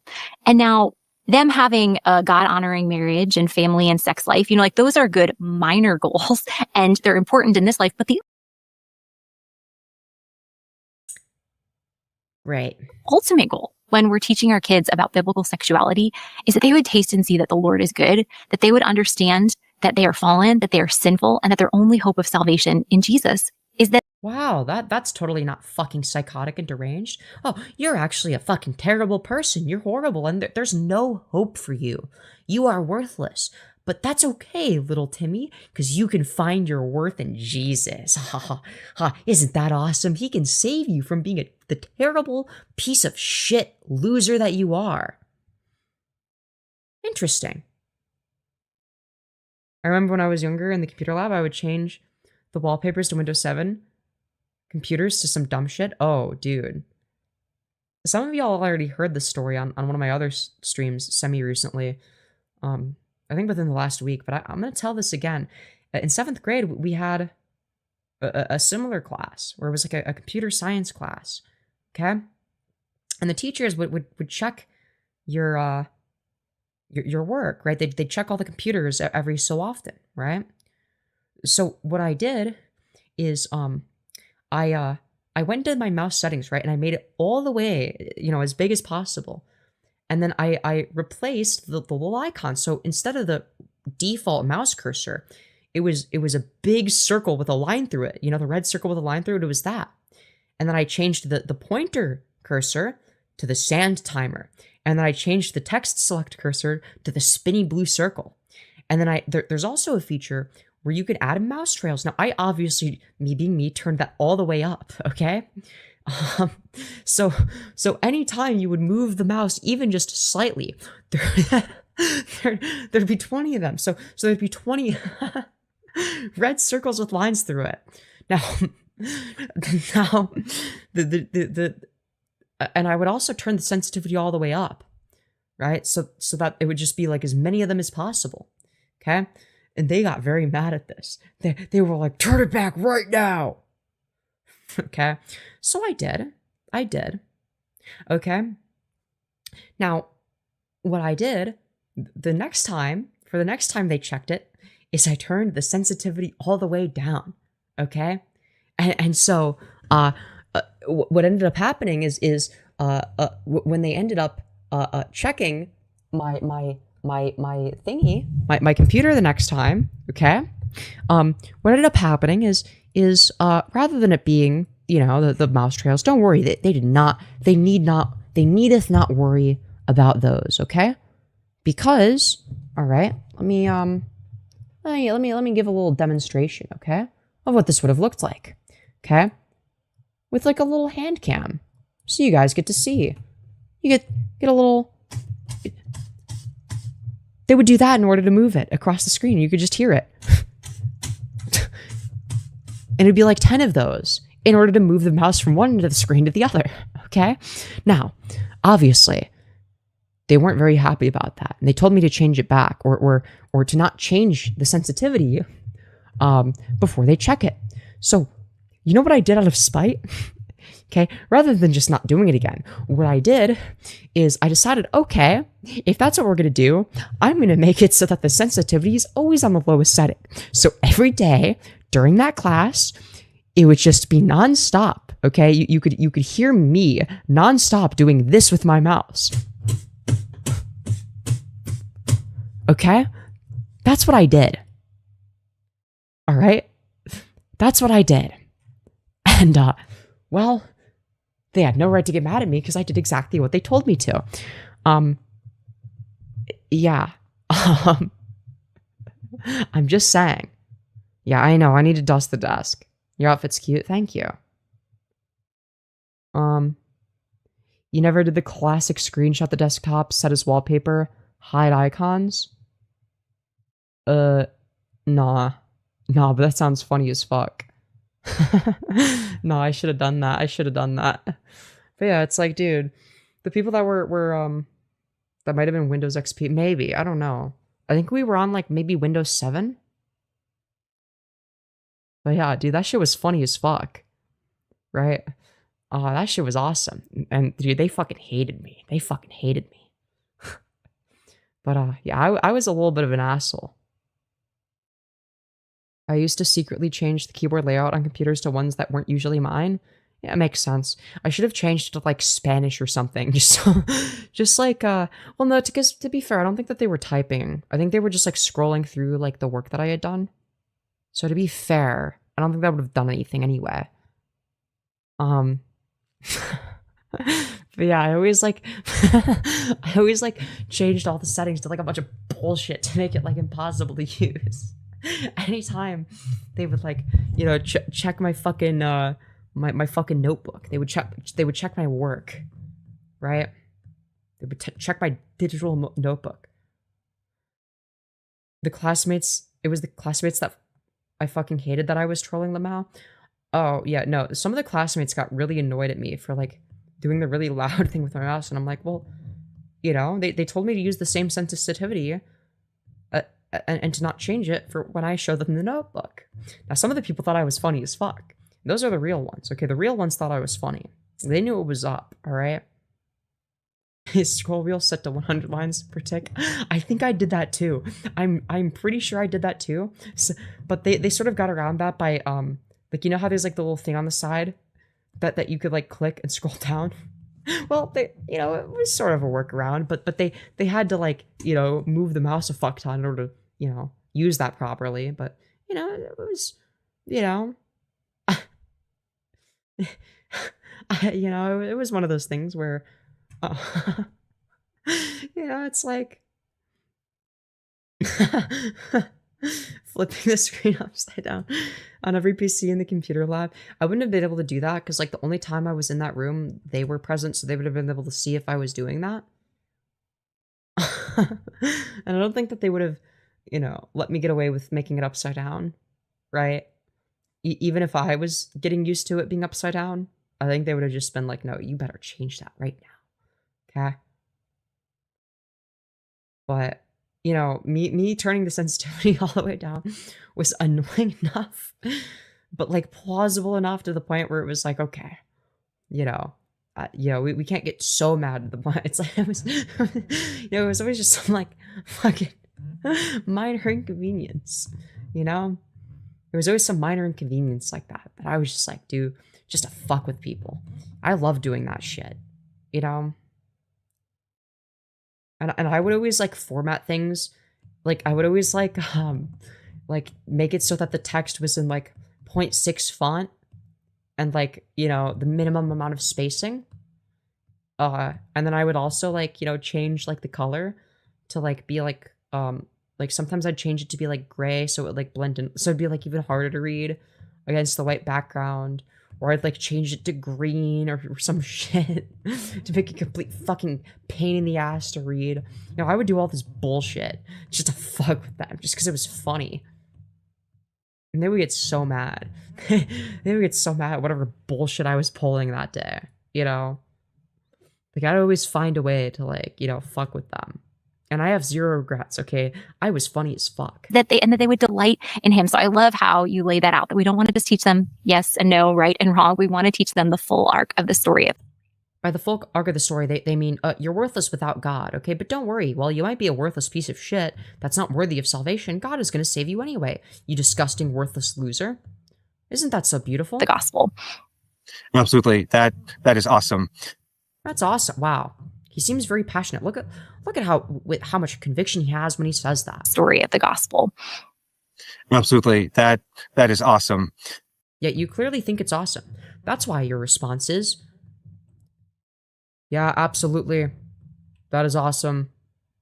Like, you said that about with about as much conviction as Erica Kirk does when she says she's sad that her husband died, okay?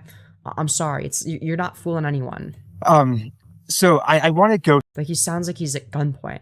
And you know what? It sounds like she's the one that's holding him at gunpoint, okay? She's the one holding him at gunpoint here, okay? You guys just don't see that. That's off screen. Through some of the practical things that are in your books, because these are questions that I get. And so you're answering these questions. One, I would love to just have this woman on stream and ask her a bunch of questions. Not even debate her. Just ask her questions in the free marketplace of ideas. Yeah, just fucking classic Socrates style. Is about how do we prepare our kids to see inappropriate images?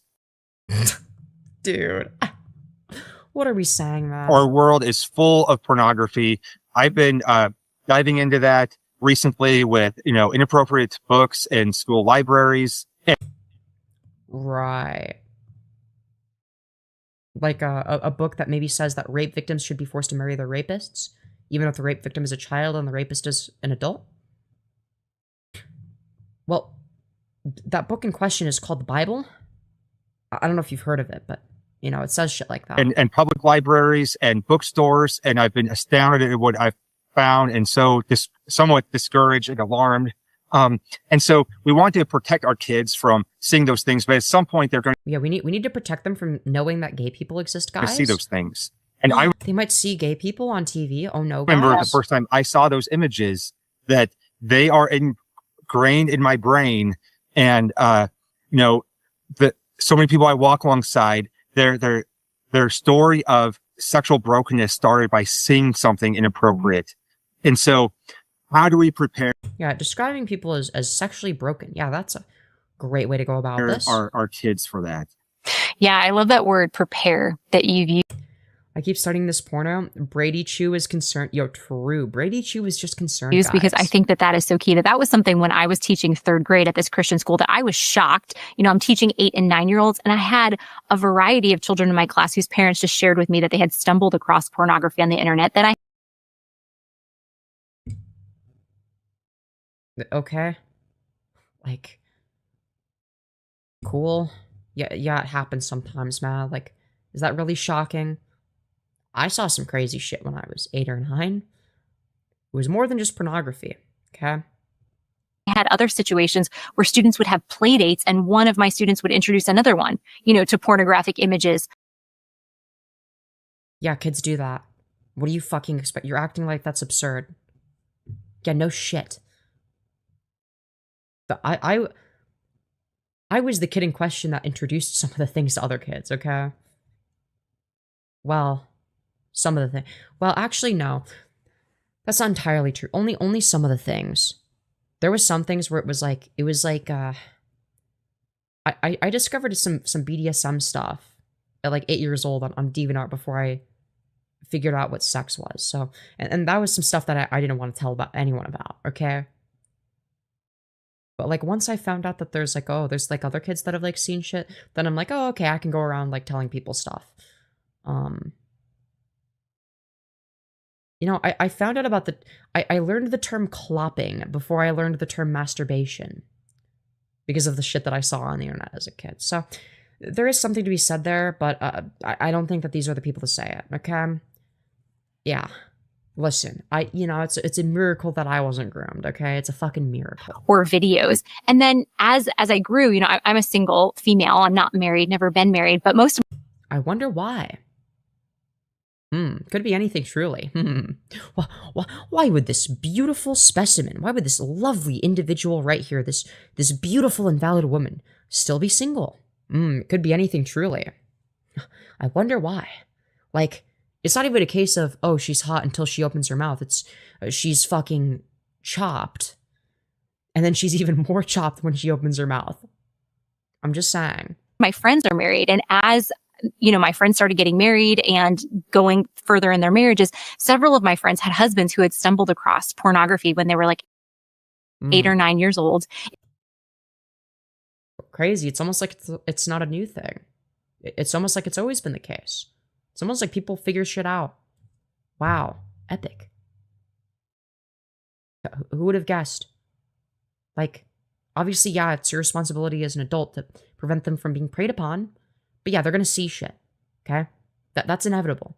What you can do, though, is you can stop, shit from happening. You can stop, groomers from grooming them. You can stop that, but they're going to see shit. Okay?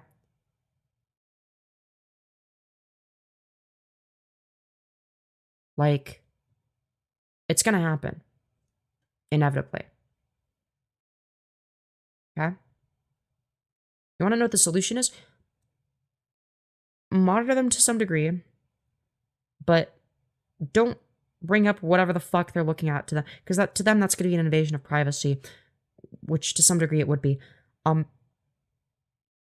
But as soon as, like, if there's an instance of them inappropriately messaging or being inappropriately messaged by some rando, that's when you step in and just are like, hey, I want to talk about something. And they're like, okay, what?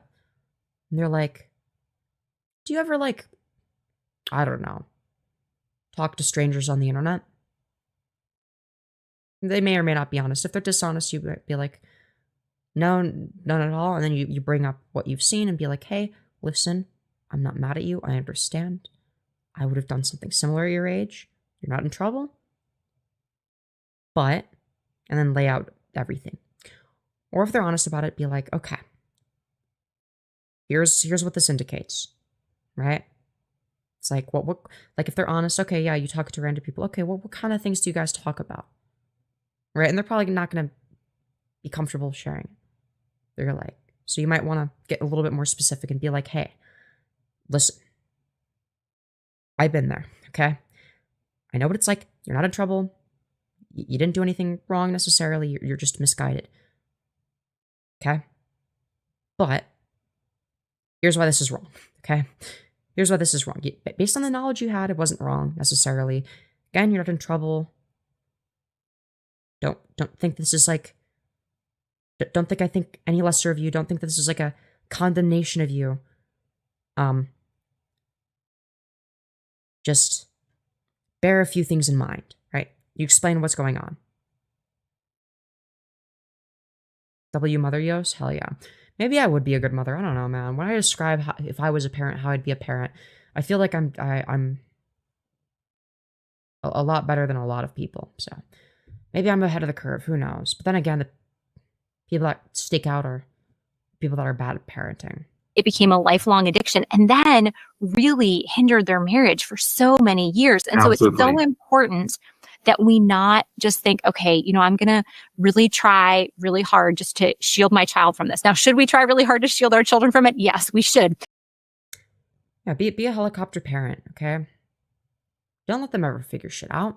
No, that's not allowed. But we can't trust that our shield is going to be strong enough to Oh, right. Yeah, that's the issue. defend them, because the point. Or you could just, like, you know, have an adult conversation with them.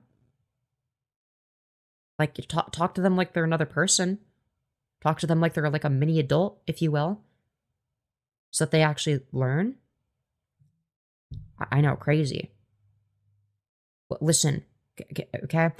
Kids are curious about stuff. They're going to seek stuff out. They're going to find a way. And if it's not from, you know, if it's not on their own, it's going to be from some other kid that figured it out, okay? It's going to happen, okay? Once one kid at the school figures it out, all of them do, okay? Just saying. So, like, there's nothing you can do about that. What you can do is inform them. You can educate them. Be like, hey, listen. I'm not here to police, like, you know, everything that you look at. But I am here to police your interactions with people to an extent. Here's where I draw the line in the sand, okay? Here's where, and if you cross that line, then I'm gonna have no choice but to increase the restrictions. Guess what? Now there's an incentive structure for them to not do the thing that would actually cause them to get harmed. There you go. I'll stay out of your business as long as you're not messaging random weirdos on the internet. Oh, but they're not a weirdo. Yeah, you think that, but they are. They wouldn't be messaging you if they weren't. Okay? And I don't say this lightly. Okay? But you'll get it when you're older. That's one of the few things where I will say that. Okay? Oh, well, why don't I get it now? Well, probably because you don't understand how dangerous pedophiles are. Well, what does that mean? Well, pedophiles are like these like disgusting adults that prey on children. Oh, well, what does that mean? Well, it means that they use children for their own sexual gratification. It leads to lifelong trauma for a child. Oh, but I wouldn't get traumatized. Yeah, every child that gets traumatized says they won't get traumatized. The same way that I said that I would never end up in an abusive relationship. Can you guess what kind of relationship was my first relationship? Was it an abusive one? Yes, it was. Correct. And was it because I was stupid? No. You're right. Spot on. I'm a very logical thinker, and I was back then too. Much like you. You're also very smart. But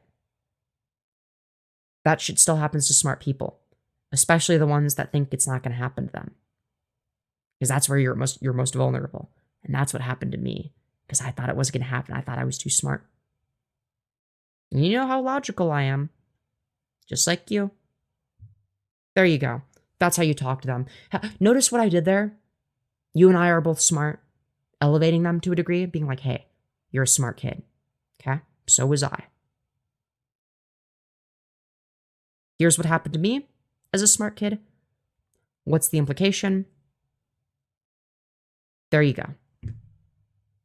You're literally elevating them in a way that's going to get them to be more susceptible to what you're saying. Okay? But like you're complimenting them. Flattery goes a long way. And you're also telling them that you're also not talking down to them in that case. You're talking to them like a person. And that matters a lot. Yeah, logical mother Yos talking to her logical child Yos. Yeah, exactly. Yeah, build them up rather than breaking them down. It's way more effective. I promise you. Okay? I wish that's what I would have had. Okay? There's a reason I was a contrarian motherfucker. Thanks, sweet motherly Yos. No problem. Fuck. Maybe I should be a parent. I don't know, dude. I don't see it, but I don't know. There's like a small part of me that wants to adopt way later down the line if I have the ability to, and I'm in a stable situation. Just from the standpoint of it's better me than somebody else who's going to do a worse job on average. I don't know, man. That's the only instance where I could see me doing something like that. It's like, it's better me than them having no parent or a worse parent, right? Better me than the foster system. Maybe. We'll see. That's way down the line, though, okay? Way down the line, if that ever happens, which it probably won't, but if it did.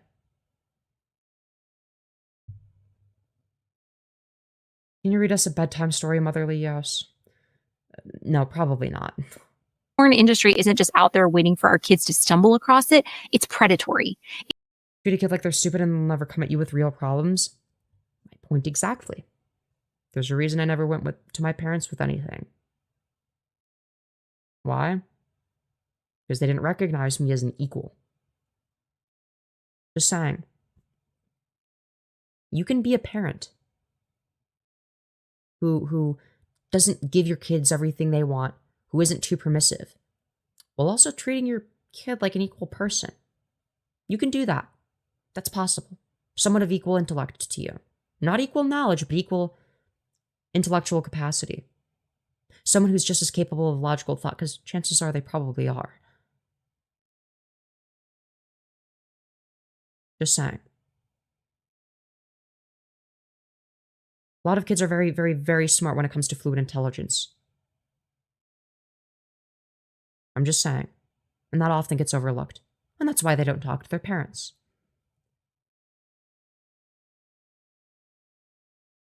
And I think I'd unironically sleep from a baby from a long bedtime story. Me too. Me too. I don't really like to talk about my issues with my parents publicly, but I am glad I'm not alone in my experience. Yeah, fair enough. Bedtime story sounds heavenly. It does. I need a bedtime story myself. Okay? I mean, it's horrible that we have these traumas, but we also support each other, I'd like to think. Yeah, for sure. For sure. It's out there trying to get them hooked. And so what I recommend for parents is that they actually start a conversation about pornography without using the word porn at a much younger age.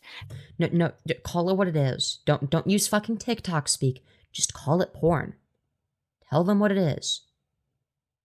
Just say, here's the facts. Okay? Here are the implications of certain things, so you're aware. Okay? And here's where certain things can become a problem. Okay?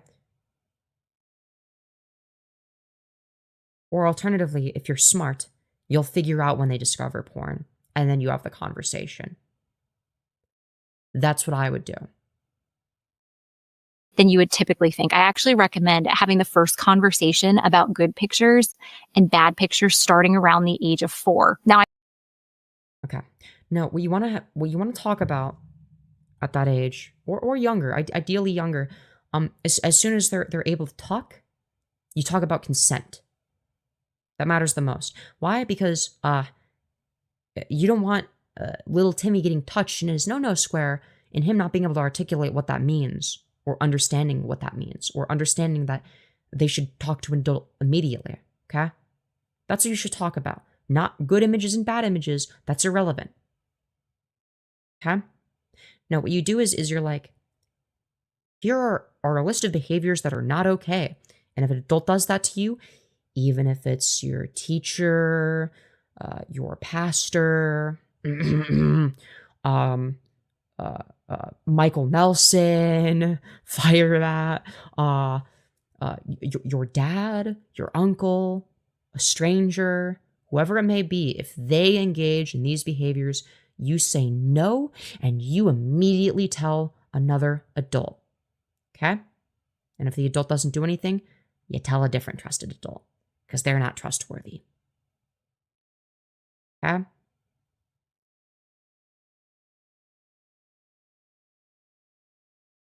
That's what you do. You want to know what's funny? Is that's actually something my parents did right. Is that's something my mom did. You want to know what's funny? Is she taught me that, right? I think it was like she used like some children's book to teach me that. There's children's books that'll help with that, obviously. I think one time I was like really mad at my dad. Okay. Granted, he was probably just like screaming at me, so maybe justifiably so. But I remember, then telling my mom, oh yeah, he did like the things in the book. And then she's like, oh really? Okay. Well, if that's true, then he's gonna be taken away, right? She knew I was bullshitting, by the way, right? But she was explaining like, it's like, okay, well, he's gonna be taken away and serious things are gonna happen to him. Okay? Like serious things are gonna happen to him. Okay, so that he can't do that ever again, because that's really serious, right? And basically she taught me like why false allegations are bad as well. Okay? So yeah, it didn't take me very long to just like admit that I was bullshitting, right? And then I never did that again. So yeah, so either way, let's continue. Okay. I know some people are thinking like, oh my goodness, you've got to be kidding me. Like my little. I have a 4-year-old girl right now. And so yes. just her understanding those concepts is like, gosh, do we have to do this right now? But I think. How about teach them about consent rather than what is or isn't considered pornography? Like, don't teach them which images are good, which images are bad. Teach them what are situations, okay, in which you should tell a trusted adult about them, okay? If an adult, even if it's an adult that you think is trusted, does this, okay? You tell an adult immediately, okay? If they're telling you to show your no-no parts or they're showing their no-no parts to you, okay? You tell them no, and you come talk to, a trusted adult. And if they don't do something about it, you tell a different trusted adult who does, okay? Like, that's what you should be teaching, not, should you be looking at these images? That doesn't fucking mean anything. Like, fucking come on, dude. That we do. Yes, and it's so important. And so what I like to walk parents through are just some steps to make it so that it's not this big intimidating thing. Because if you sat down with it's really not. It's really not. You just teach them about consent. It's not that difficult, man. It's actually quite easy. You teach them in a age appropriate way about consent. Okay? That's what you do. With your 4-year-old daughter, Brady, and just had this big, heavy conversation about all the different types of bad pictures out there. Like, one, it might be confusing. 2, it's probably too much for her little heart and mind to. Oh, yeah, no, it's too much. Is it? Is it now? Because I would actually argue that you should teach her about consent and what to do if an adult, preys on her, essentially. That's what you should be teaching her. That's more important. Because that happens to people that age. And guess what? They don't have the knowledge or vocabulary to do anything about it or to tell the right people about it. And you are obligated as an adult to give that to them. Okay? Just saying. Just saying. But no, let's teach them what pictures are and aren't allowed instead. That's wow, what a great use of time. That you could be, teaching them something that will prevent them from getting fucking raped, potentially. Raped repeatedly. No, preventing them from watching porn is clearly more important than preventing them from literally getting raped by pedophiles. These people are disgusting. These people are disgusting. actual subhuman freaks.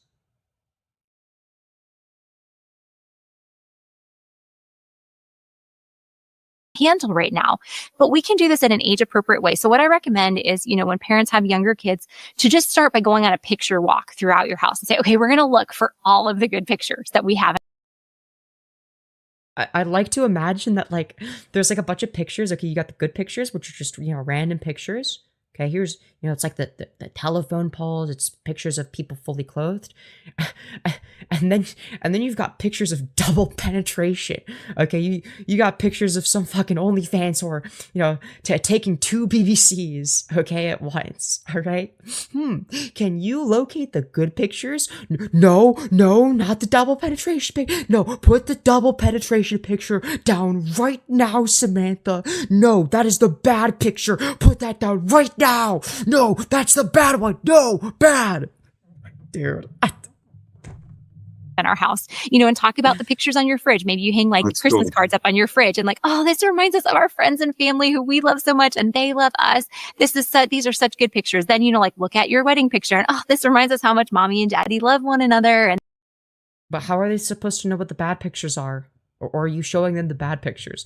Either way, this doesn't fucking work. And then, look at pictures of friends or family or, pictures of vacation and how it Okay, what are the bad pictures? Explain what the bad pictures are, because if there aren't any, then how the fuck are they supposed to differentiate them from the good pictures? reminds you of a great time that you had together.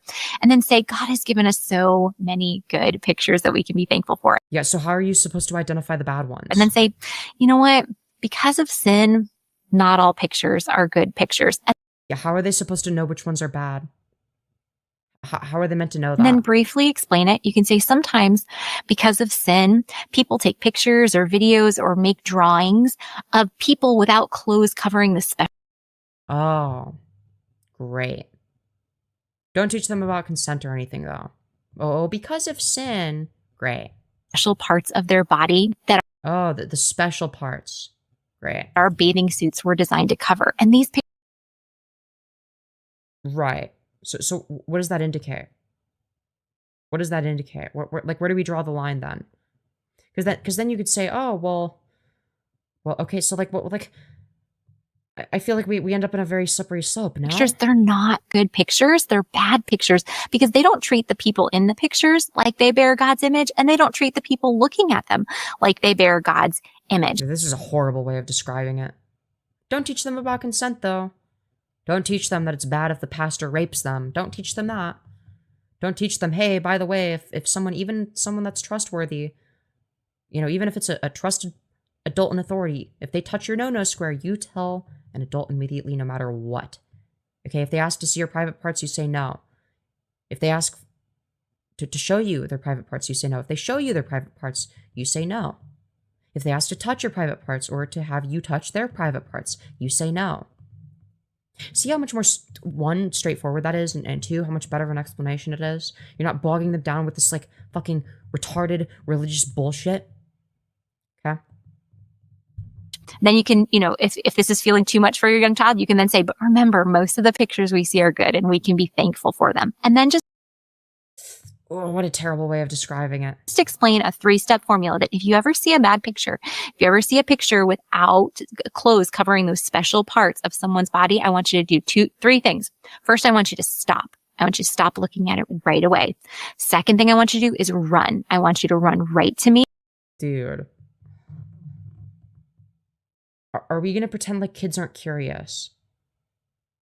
Run away from the image. What the fuck are we saying? Or if I'm not here, I want you to run to the nearest safe adult. And 3, I want you to tell me exactly what you saw. And that might be, this would be applicable if we were talking about an adult trying to, engage in sexual activities with a child. The thing that you should actually be trying to prevent.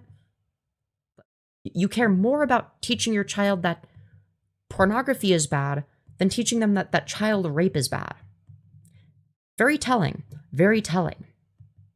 Because I know where my priorities would be, and it would not be telling them that porn is bad.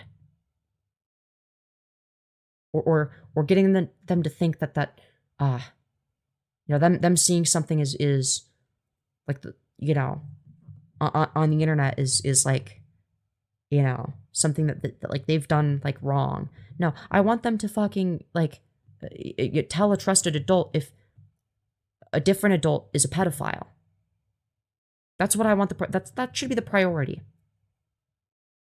If an adult tries to do such and such, you tell them to stop. You tell them no. You try to get away from them. You shout. You scream.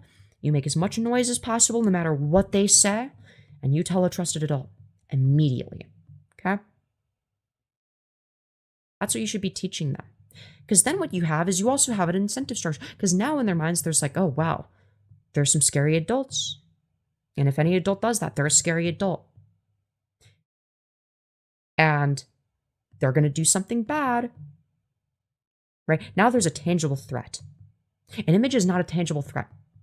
An adult that wants to do bad things is. So what do you think the kid's going to care more about, first of all? And secondly, what should you as the parent care more about? Because I know what I would care more about.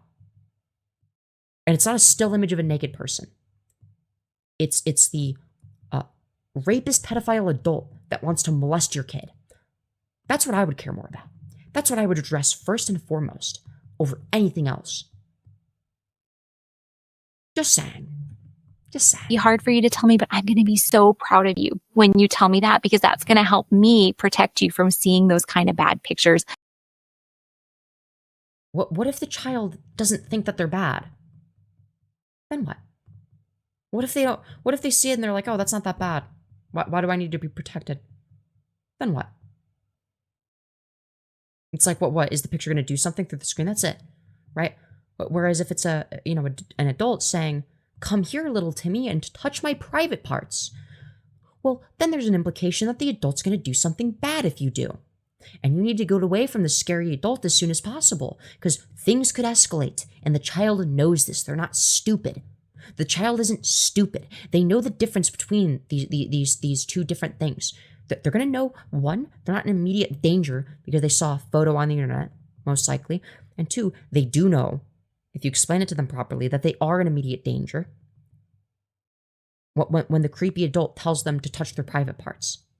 And then they have the words to talk about it. Okay?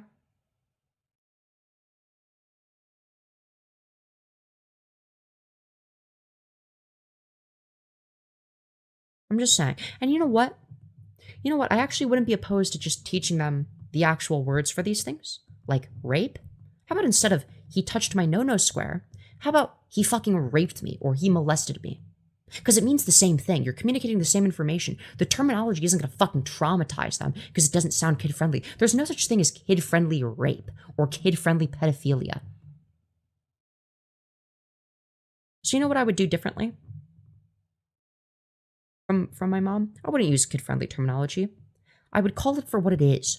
Rape and molestation.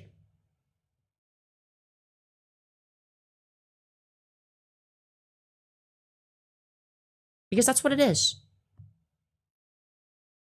And a kid should know what terminology to use. Why should they have to use this infantilizing terminology when there's terminology that actually describes the severity of it? That already exists. Just saying. Now, granted, they might not be able to pronounce the word pedophile if they're young, so maybe pedo works.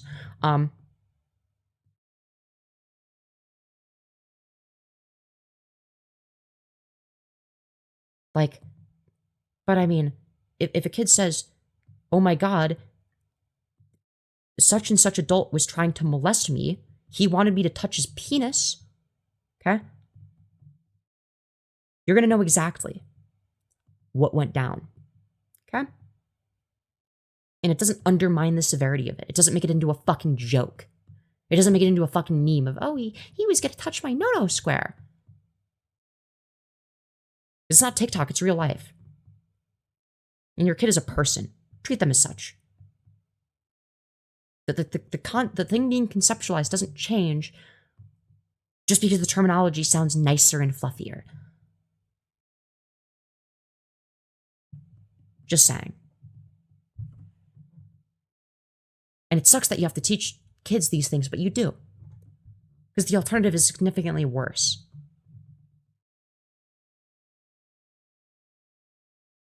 Yeah, the words are only scary if you treat them like scary, forbidden magic words, but they're not. And a kid knows that they're not. A kid's not a fucking idiot. Why do you think kids like to swear so much? It's because they know. It's because they've been infantilized into thinking, oh, these are like big, scary no-no words that have some magic power. The kids know that's bullshit, so they say them. To prove the contrary. And you as the adult feed into that by acting like it's some horrific war crime that they've just committed. I'm just saying.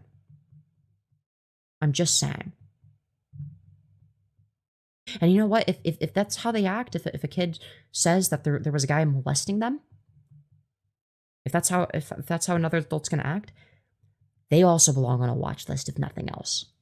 Okay? If that's their priority.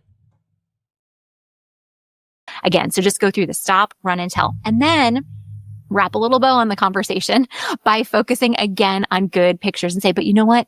Most of the pictures that we see are going to be good pictures, and we can be so grateful for that. And then take, one more picture walk, find a few more pictures around your house, and then just continue the conversation as your children get older. But if you have that initial conversation, you're giving them the tools, because usually one of two things immediately again, you care more about them telling you that if they saw a bad image than if they get, assaulted. Great. Happens when children view pornography. Either one, they feel which you think is worse than rape. terribly ashamed and embarrassed, and they want to hide it. I wonder why. I wonder what festers that. Like, I wonder what the causal factors there are. Or two, they feel curious and drawn to it, and they want it's probably both, right? to figure out how they can see more. So if you just give it's going to be both. them the stop, run, tell, and they know that you're going to be so proud of them, that. But what makes you think that you being proud is going to override their curiosity? I know for me, intellectual curiosity was a lot more important to me than making my parents proud. I'm going to be so honest. Like, it's like, what the they're going to be fucking proud for 2 minutes? Oh, gee golly, that's awesome, dude. What the fuck do I get out of that? Like, and also a kid's not going to be an idiot. They don't want more internet restrictions. So what's going to happen? Oh, you already know the answer. More internet restrictions. A kid's not going to want that either. So of course they're not going to fucking tell. Oh, wow. I get to make my mom proud and also increase internet restrictions. No, a kid's not going to do that. You're a fucking idiot. You're an idiot if you think your child is that dumb. Because they're not. They're smarter than you. That's going to kind of like head off the problem right when it starts. Except it doesn't. Yes. Is that going to make them less ashamed if they see it? What if they do still get curious? Because they will. They're smarter than you, so they have more curiosity than you. So what happens when they inevitably get curious and are like, you know what? I'm not going to tell them. But let's say that they tell you and then internet restrictions increase. They're going to notice that. They're going to notice that sites they used before don't work anymore. But potentially. What happens then? Well, they're going to be like, well, I don't want to tell them because they're just going to like monitor me more and invade my privacy more. That's how they're going to look at it. That's how I look. That's how I would have looked at it as a kid. That's how I looked at it. Just saying. I didn't want my parents monitoring my shit. It's like, that is awesome, and that is encouraging. That I need to start doing that with my daughter. And I but don't teach them about consent. Love that it's purposely not building a heart of fear in them, right? It's not. It's not. Well, it seems like that's the goal, though. No, either it makes them afraid of it, or they're not afraid of it. In which case, it's like, oh, okay, so like I can either have them tell me that they're proud of me for like a minute, and then make it more difficult to access things on the internet, or I could just not say anything and, explore this because I'm interested. Like, what do you think it's going to be? What do you think a rational actor who was a kid based on the knowledge that they have is going to do? I'll tell you what I would have done. Actually, I don't have to tell you. You already know the answer, okay? Because you have to bear in mind that the reason that a kid is going to explore those things isn't because they're an irrational actor. It's because they have limited information. Okay? But again, as a child, based on the information you have, doing so is a rational thing. Like, if I had the same thought process that I do currently, but the knowledge that I would have had when I was, 7 or 8 years old, right? And I was in a kid's body again, guess what? Same thing.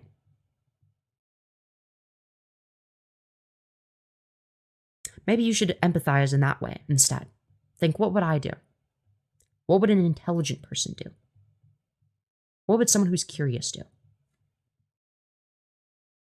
We don't want them to be fixated on, oh, well, what are these bad images? And I generally don't listen to this type of content to know they're proud of their children for showing them porn.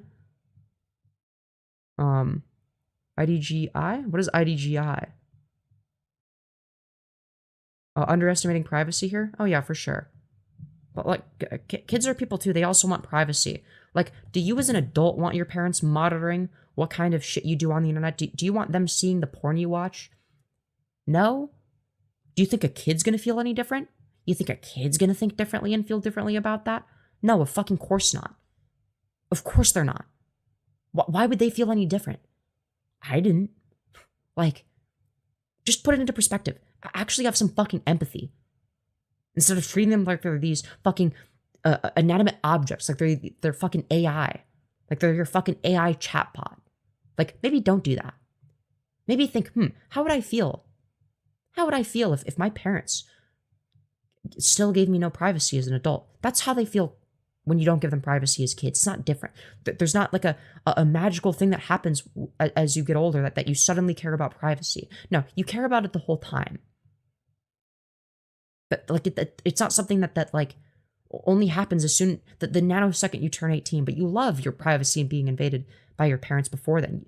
You love the idea of them like looking at everything you do on the internet and seeing if you watch porn and monitoring everything. Yeah, right. Okay. what happens, like, right? Like, so that's, I love that, wrapping around on both sides of it with good pictures so that they get some little doses of reality and preparation that isn't overwhelming for them, that they think that they need to live in fear. You know, and you're in favor of them living in fear. we Constantly. need it with every child. And see, Helicopter parenting doesn't work? Correct. And that's what I mean when I say, obviously monitor what they do to some degree. Don't overdo it. But pay less attention to what they're looking at and more to who they're interacting with. Okay? That's what matters. Because then it's like, okay, well, you know, then it reaches a certain threshold where it's like, okay, a pedophile trying to groom you and me needing to put a stop to that supersedes whatever privacy you may want. That goes without saying. But again, treat them like they're people. And if you do that, you could even have a conversation with them, and they might be like, well, why? They might even ask you, well, why is it wrong for me to message this adult sexual things? They might ask that. And you, as the adult, should be able to provide a response to them that's satisfactory. That is on you. You need to give them an explanation for why it's wrong. In a way that's not demeaning. In a way that elevates them, that builds them up. While also, relating it back to, what was I like as a kid? Oh, very logical, very smart, just like you. However, I already sort of went through that. You get the point. see how their heart is responding, and, probably correct course as needed, as every child responds differently to each of these conversations. Right. Absolutely. That's great. Another whole section on the book that I really appreciated that I get. Yeah, because I said so, responses are the worst, and it's a sign of low intelligence and insecurity on the parents' end. And what I mean by that is, it means that it's usually a combination of these two things. It's usually both. It technically could be one or the other. It usually means either they don't know or they're worried that their kid will ask them enough challenging questions that they can't answer, and that they don't have a sufficient justification for their position. Okay? You need to be able to justify everything as a parent. Because if you can't, and your kids are able to poke holes in everything you say, you don't fucking, slam down your authority on them. That doesn't help with anything. That just makes them want to go behind your back and makes them resent you and not trust you. They'll never go to you with anything if you do that. Speaking from personal experience, by the way. Okay?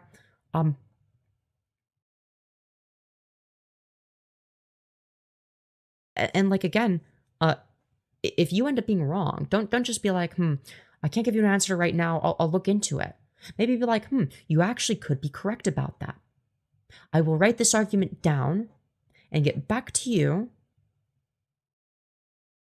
if I think of a reason why it's wrong. But you could be correct. You could be correct. But if I come up with a reason for why it's wrong, you better be able to respond to that. All right, you may have won the battle. All right, you beat me in the free marketplace of ideas this time, but don't get too cocky now. Don't get too cocky now. Right?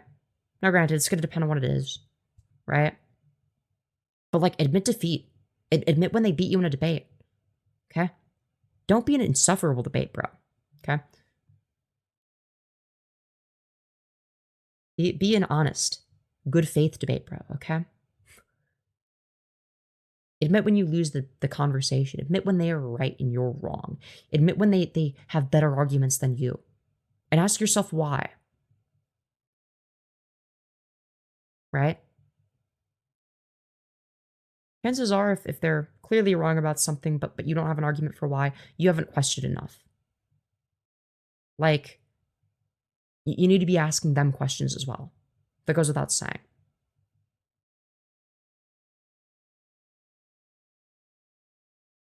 Again, like, it's a two-way street. They might ask you questions that you can't give a satisfactory answer to at times, but you can do the same thing. Right? And be like, well, that's predicated upon other thing, blah, blah, blah. So this question would be true if the other thing that you presuppose is also true, but I actually don't believe the other thing. There you go.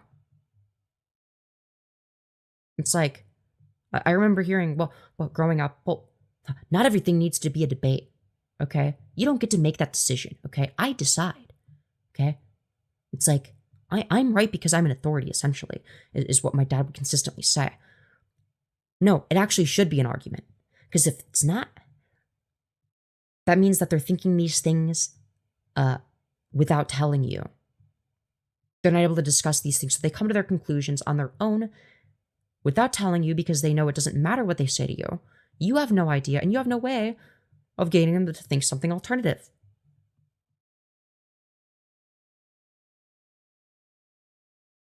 Just saying. That can be such a massive confidence boost. A plot moment for a kid if a parent admits they have a great argument. Yes, and it also encourages critical thinking in the best way possible. You know, my dad never did that. My dad just got angry. He got frustrated and would yell the previous thing that I already debunked that he argued, but louder. Because if he says it louder, then he is also saying it more correctly, as we all know. And it's like, yeah, that's great, but you're not responding to the point that I just made. And then he'll engage in a logical fallacy, and I'll be like, okay, well, here's the logic. Here's me applying your logic to a different thing, where you would obviously disagree with the conclusion. You'd be like, yeah, but those are different. It's like, okay, but it's the same logic. So like, why is your logic applicable here but not here? What's the symmetry breaker? I was a little bit less articulate back then, but same sort of strategy. Like, yeah, my dad always says, not everything has to be an argument all the fucking time. Yeah, and it's like, Well, no, if you disagree on something, yes, you should discuss it in a logical manner as well. Just saying. Just saying. And don't view them as your debate opponent. That's key. Don't view them as your opponent. View them as view them as more of like a, I don't know, an acquaintance. View them as you would any other acquaintance that you're having a discussion with, who you disagree with, but you're having a discussion in good faith. You want to hear them out. You don't want it to be one-sided. You don't want it to be a competition. It's not a competition. Don't view it as that either. That's dangerous as well. Because then they're going to feel like, you know, because then you're just asserting your dominance in different ways, in a different way. You don't want to be doing that either. That's not the goal, right?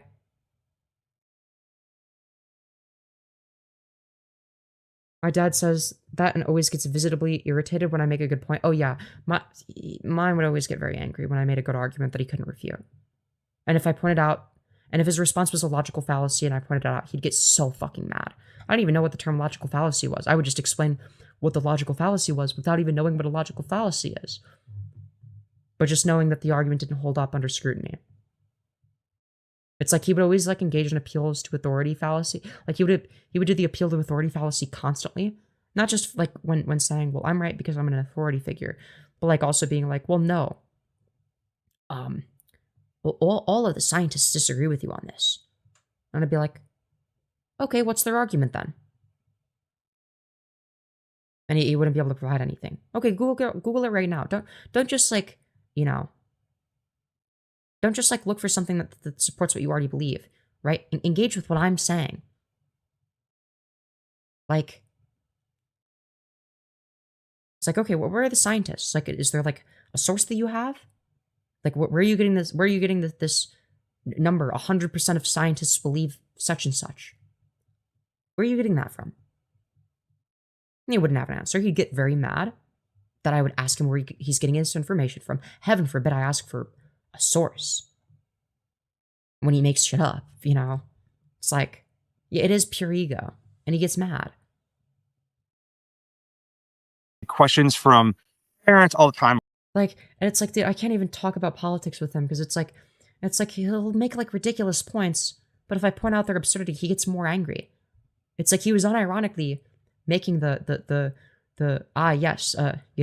these greedy Amazon workers are exploiting Jeff Bezos for his difficult labor argument. Okay, he was unironically doing that. He unironically thinks that Jeff Bezos works harder than all of the Amazon workers, and that he deserves the money that he has because he works just so much harder than them. But, you know, he works, you know, just that much harder. He's just such a hard worker. And it's like I'm pointing out the absurdity of that. And he gets mad. Like I like say as like a joke, yes, the greedy Amazon workers are exploiting Jeff Bezos for his hard labor. And then he's just like, yes, that's true. And I'm like, you know, and he was like getting angry over it. And I'm like, right. Which is why there are, you know, well, which is why they're barely making ends meet with long work days. That's why they're barely able to afford shit. And he argues, well, they're getting paid what they deserve, what they're worth, essentially. So your worth is dictated by how much you're able to get by the extent, by your usefulness to the person exploiting you. It's like, he was getting fucking ass mad. This was a while ago, so I don't remember the whole convo, but.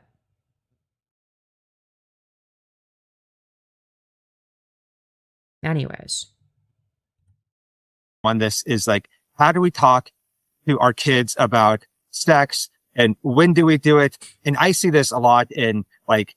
Well, you tell them like what specifically to avoid in terms of like, you know, adults. And what to like tell on adults. Dad groups, some of them Christian groups, some secular groups. Usually the secular groups are really horrible. especially the secular answers. groups But are horrible? Really? Which one of my answers are terrible? I'd love to know. the dad groups I'm in just always reminds me of how much the world needs Jesus. And so Really? What answers are they giving that are horrible? I'd love to it's know. kind of good motivation that dads need Jesus and to be equipped. But I even have Christian parents ask, like, when should I have the talk with my kids? And it's like, you shouldn't have There should probably be multiple, talk. right? You should have like thousands of talks. Okay, I agree with that. Yeah, that's true. Is kind of my standard answer. And No, he's not wrong. Okay, he's correct on that. in those thousands of talks, you should be building in your kids, like, what is the purpose of relationships and what is the No, wrong. That's not what that's for. You teach them the basics. You teach them consent. You teach them what to look out for. Okay, then you go from there. Eventually, you teach them how babies are born. purpose of marriage and what desires are you having, and you process through those desires. Sorry, not how babies are born, how they're made. Sorry, I'm fucking tired. You know what I meant. But you take that so much further in this, and it's so great. So let's talk about that. At what age Great. should we traditionally have the talk, and how is that strung out at age-appropriate ways throughout their childhood? Yes. Well, I love how you said it should really be thousands of talks. Yeah, he's correct for once. I agree. Yeah, it should probably be something you don't just bring up one time, just leave it at that. Right? Because it should be this ongoing conversation, because part of discipling our children, teaching them to be followers of Jesus, Okay, great. Yeah. Now you lost involves me. teaching them how to view human sexuality biblically. Okay, now again, we've lost it. We've lost the plot. So we would never take any other part of discipleship. We'd never hand our kid a Bible and say, okay, you're supposed to read your Bible. Good luck. No, we systematically walk them through it, train them how to read it. Same with how to treat others. And so we need to step back from the talk mentality and think of it as, yes, there's the initial talk and then the hundreds, if not thousands of talks that follow. I don't think it needs to be thousands, okay? Like, maybe like something once a year is sufficient. You don't need to bring it up every day. Jesus fucking Christ. Thousands of talks would be like one a day. No, what the fuck? That's insane. That now we've gone too far in the opposite direction. After that. So what I recommend, again, is that same age range of around 4 years old, sometime between the ages of 4 and 6, which I want to say two things about that. First, I know that No, teach them about consent as soon as they're able to talk and understand. Okay? shocks many people. Let me explain in Indoctrination takes time. Yeah. Unsurprisingly. a minute. Second, if you're listening or watching and your child is already like 8, 9, 10, 11, 12, it's not too late. So I'm not saying that you completely missed the ship on this. It's never too late to start having biblically grounded conversations. But why does it need to be biblically grounded? Just tell them that if an adult touches your no-no square, that you immediately tell somebody. Oh my God. look a little bit different at the older ages, which I'll get to. But why do I recommend starting around 4, sometime between the age of 4 and 6? The reason is really twofold. One is the founder's effect, which is just a term that's been coined by my friend Hiiiiii Ferrer from Mama Bear Apologetics. And the founder's effect is just this psychological phenomenon that whoever is the first. I think the first thing you should teach your child is probably going to be anatomy. Terms for anatomy is going to be important, right? So that if someone so if someone asks them, "Hey, where did Brady Cone touch you?" They can say, he touched my penis, or he touched he fondled my balls. Yeah, so they can actually describe what happened. The thing that will decrease, repeated occurrences of CSA. Just saying. Person to talk with us about something naturally becomes the expert in our minds. I actually just experienced this a few weeks ago. My car. These people are so blinded by faith, they do not even understand their own sexuality. How could you expect them to teach them about yeah, it's like, dude. Well, I would expect them to at least teach consent, but they probably don't understand that either. Started making a strange sound. And so I know nothing about cars. So I texted a friend of mine and I was like, "Hey, my car's making this strange sound. Can I swing by your house tonight and have your husband look at my car and tell me if I need to, take it to a garage?" And she was like, "Sure." So I swung by their house that night, and her husband, as he's coming out of the house, he's like, "Elizabeth, I'm happy to do this for you." He's like, "But I'm just curious, like, why are you asking me for help? Like, I know nothing about cars." And Right. I had to pause and think. And I was like, why am I asking you? You don't know anything about cars. And then I remembered that the first month that I moved to the town where I now live, I got a flat tire and was stranded on the side of the road. And my friend's husband came to my rescue. He came and he put on a spare tire and then directed me towards a garage that could replace the tire permanently. So in my mind, because he was the first one to talk with me about car stuff in this town, in my mind, he is now the expert on all things cars, even though You're a fucking idiot. You're stupid as fuck if you think that. What? You're a fucking moron. You're stupid as fuck. Wow, you're an idiot. You're actually fucking brain dead. Were you hit on the head as a child? he has no expertise in it. And so it's similar with our children, that whoever talks with them about human sexuality first is naturally going to be viewed as the expert in our kids' minds. And so Well, there'd be more than one. Like, naturally, that they would view multiple people, like they would view adults as experts, quote unquote, on various different subjects that they're lacking knowledge in. It wouldn't just be you. You wouldn't be the only one. Like, if we want them to come to us with now, granted, if there's something that you're able to provide in the free marketplace of ideas that other adults don't, then maybe sure. Maybe you could say, like, okay, fair enough.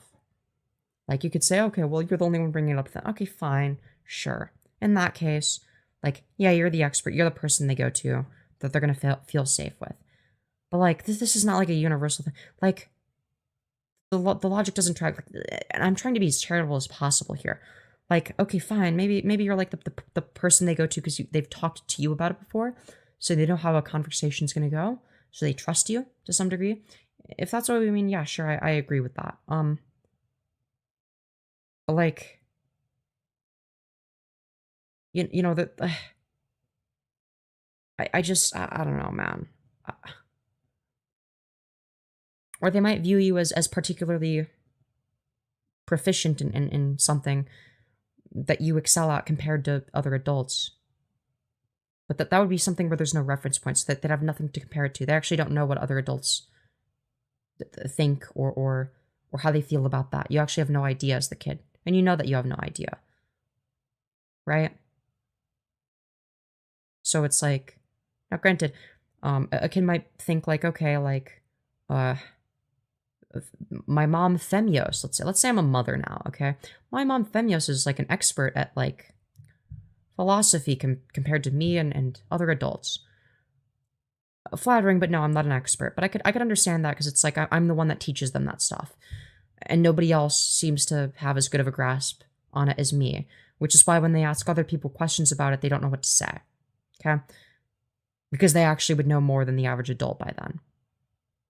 But like, they would be aware of that they might actually start to think, I'm like an expert compared to other adults as well, right?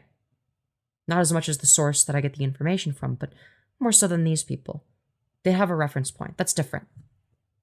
Just saying. Yeah, it's literally just informational object impermanence. Like that's what this this retarded woman suffers from. Yeah, there's a hierarchy of trust. It's not a permanent structure. And like, I would make it clear to the kid, like, yeah, I'm not like a fucking expert. Like, there are people that know more than me. You could be one of them one day, you know, in terms of stuff that you like know, things that you that the knowledge that pertains to you could easily surpass mine at some point. In fact, I hope it does. In fact, some elements of it may already, you know, or some of your thinking skills might surpass mine. Your fluid intelligence itself may do that. That's possible. You're working with less information, but the way you work with it is similar to me, or perhaps better in some cases. There you go. You make it clear. And then they're going to be able to parse through these things a lot easier. with their questions, their concerns, their curiosities, their fears, we have to make sure that we are the first ones to open up this conversation. The second reason why it's so important to start this conversation at a young age is we want our children to understand that the gift of sexuality is inherently good. No, that's not the point. That Yes. God is the one who designed sexuality. He's the No. That should not be what you're teaching them. What you should be teaching them is what to look out for with creepy adults. adults that they might not think are creepy, but that are creepy. One that made us male or female. He's the one that made sex to be the sign and the seal of the marriage covenant. He's the author of it. Yeah, teach them a bunch of bullshit. Don't teach them what to do if like the pastor asks them to show their private parts or to touch their private parts, because it's been ordained by God. And they're an authority, so you can trust them. Don't prepare them for that situation. No, prepare them if they see boobs on the internet, because that's the real scary thing that we must avoid. And we want them to understand that at its base, that design is good. Now, information is fluid to children because they have no established filter. Yeah. our fallen, sinful hearts and minds corrupted that design? Yes, they have. However, they haven't taken away the inherent goodness of that design. And so if we... It's actually intrinsically neutral. It's not a design. It's just like an intrinsically neutral thing that can be good or bad depending on how it's expressed and what the outcomes are and what the predicted outcomes are. We wait to have the first conversation with our children about sex or... Yeah, it's don't touch the hot stove, then the why. Exactly. Exactly. And if they touch the hot stove, they'll figure it out. And then they'll realize, when you say something with that level of urgency, they'll realize, oh, that's a really bad thing. Yeah. Marriage or family or, by being male or female, until our children have just encountered a corruption of that design, then we have to go into backtracking mode and explain how what they just saw is not God's good design before they even understand what God's design is. So before they're oh, great. Yeah, what a great way of going about it. exposed to anything, we want we must indoctrinate them about sexuality. Don't teach them how to avoid a rape. to make sure that we've had the opportunity to start laying that biblical foundation. As a bonus, third reason. Notice how at no point consent is mentioned. Notice how at no point they are talking about here's how we prevent them from getting preyed on. No, it's just a control mechanism. It's just, here's how we indoctrinate them. Reason why this is great. When you start the conversation, when your children are under the age of 7, there's only one person in the equation who feels awkward, and that's you as the adult child. You actually don't know that. You actually have no idea how the child feels about it. Like, you actually can't speak for them on that. It's like they might also feel awkward about it. That they may have been, if they're 7, good chance they may have been molested by an adult. They might feel fucking traumatized. You have no idea. Feels no awkwardness about this. Now, starting around the age of 8 or 9, that, that awkwardness or embarrassment does start to enter the conversation. And again, it's not too late. So that's why I recommend having that first of many talks around the age of 4, up to the age of 6. So that's the reasoning behind that. That's awesome. Yes. And it should just be lifelong. That's awesome. Yes. Discipleship of that this is a good thing. And that's where I see so many adults have a hard time with sexuality of, even they've saved themselves and been pure and then they get married and it's been presented as such a bad thing that is so shameful that it causes a lot of problems. Oh, wow. Who would be perpetuating that? In marriage when we treat it as something that is shameful and not a... You mean the way you treat it? Good gift from God that needs to be stewarded and shepherded really, really well. Yes. And right, but if you don't do it exactly for the sole purpose of procreation, then it's shameful. Great. That's so much better. Oh, it's a gift from God, except for all of the instances in which it would actually pertain to you. That's actually one of the reasons why I think it's really easy for us to be hesitant to talk with our children about sex, because sometimes we don't actually have a biblical understanding of it because of what we've experienced or, whether it's our own sin or the sin of others. Or maybe you could just teach them about consent. That's been thrust upon us, or just, poor discipleship in this area when we were growing up or when we first became Christians. So sometimes parents will say to me well, I don't want to talk with my 4 or 5-year-old about sex. That's going to be stealing their innocence. And I'm like, yeah. Yeah, and they're retarded as well. Well, let's think about the assumption behind that. The assumption behind that is...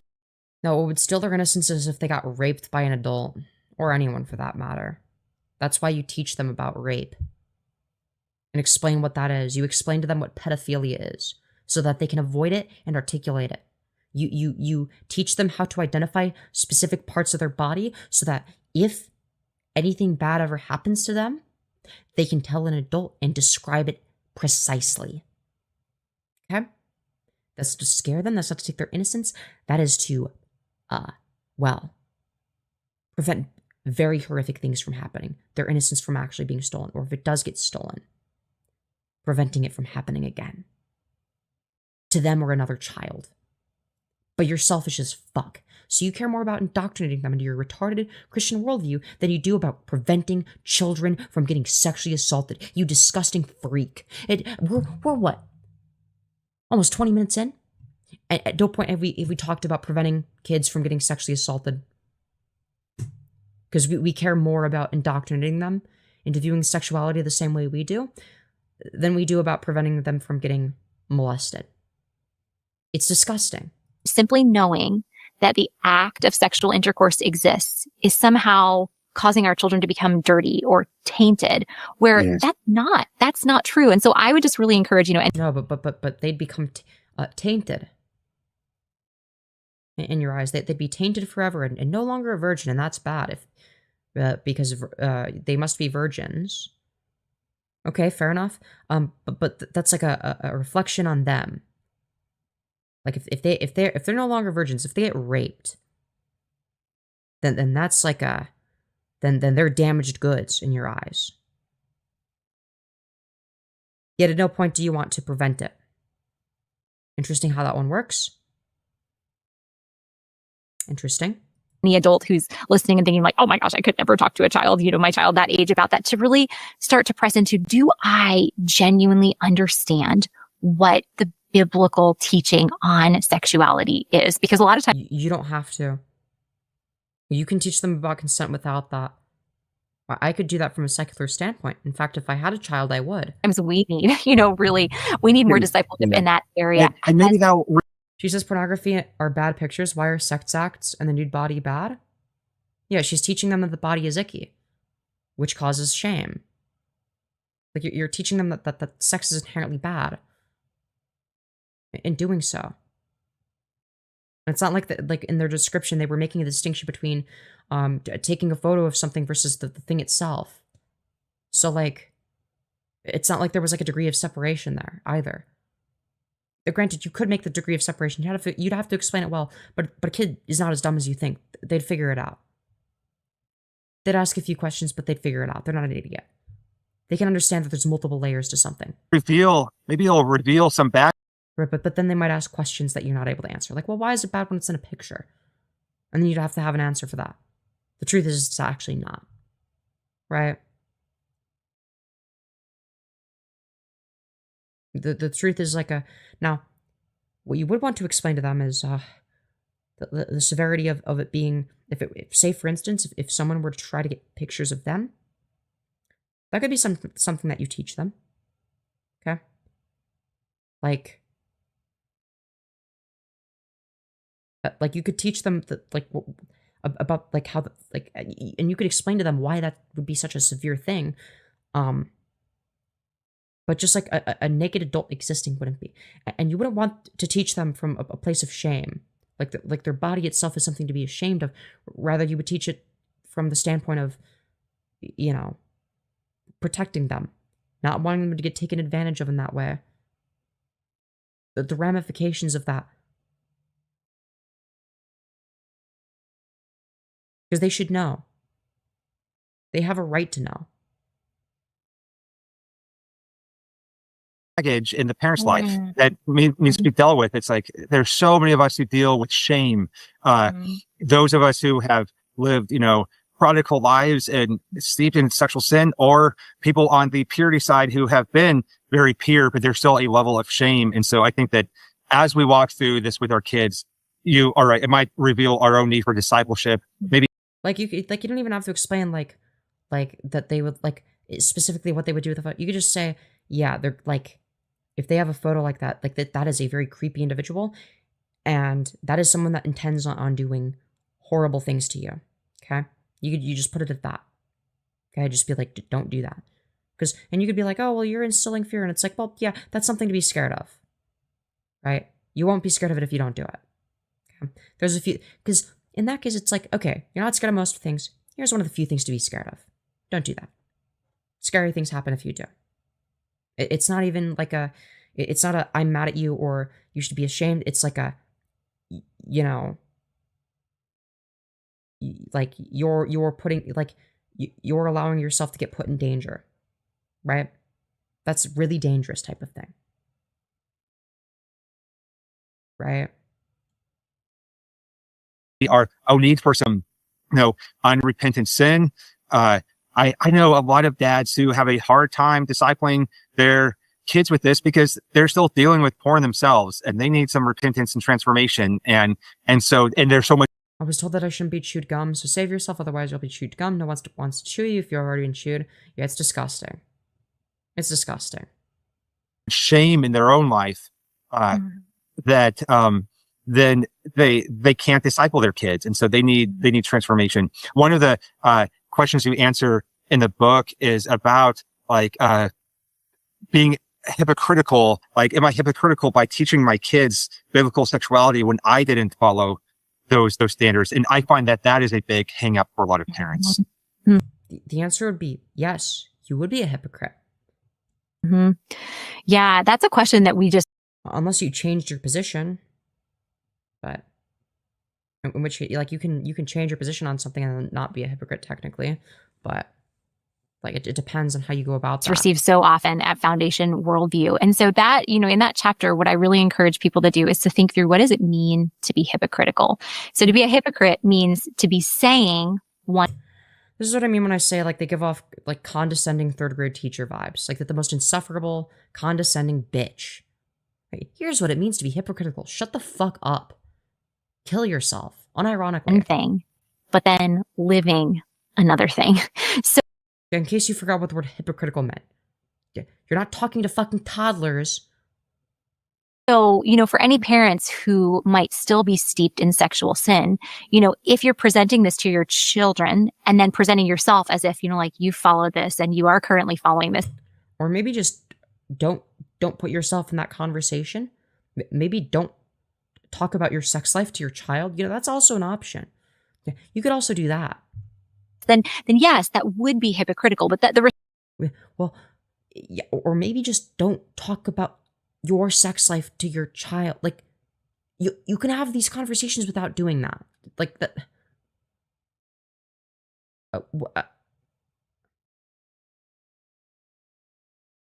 It's not hypocrisy as adults we are able to have sex or watch porn. Yeah, well, the way I view it is like, the way I view it is, you have to describe the inherent power imbalance. You have to describe that and why that's bad. It's extremely important. Don't fucking lie to your kid. Don't fucking give them a bullshit answer. Don't give them some half-assed response because you're uncomfortable with telling them the fucking truth. Tell them exactly how it is. Okay? Tell them exactly how it is. Don't bullshit them because they know when they're being bullshitted and they will seek out answers on their own. So don't bullshit them. Explain the power imbalance and why it's bad. Don't just tell them not to do something. Tell them why they shouldn't do something.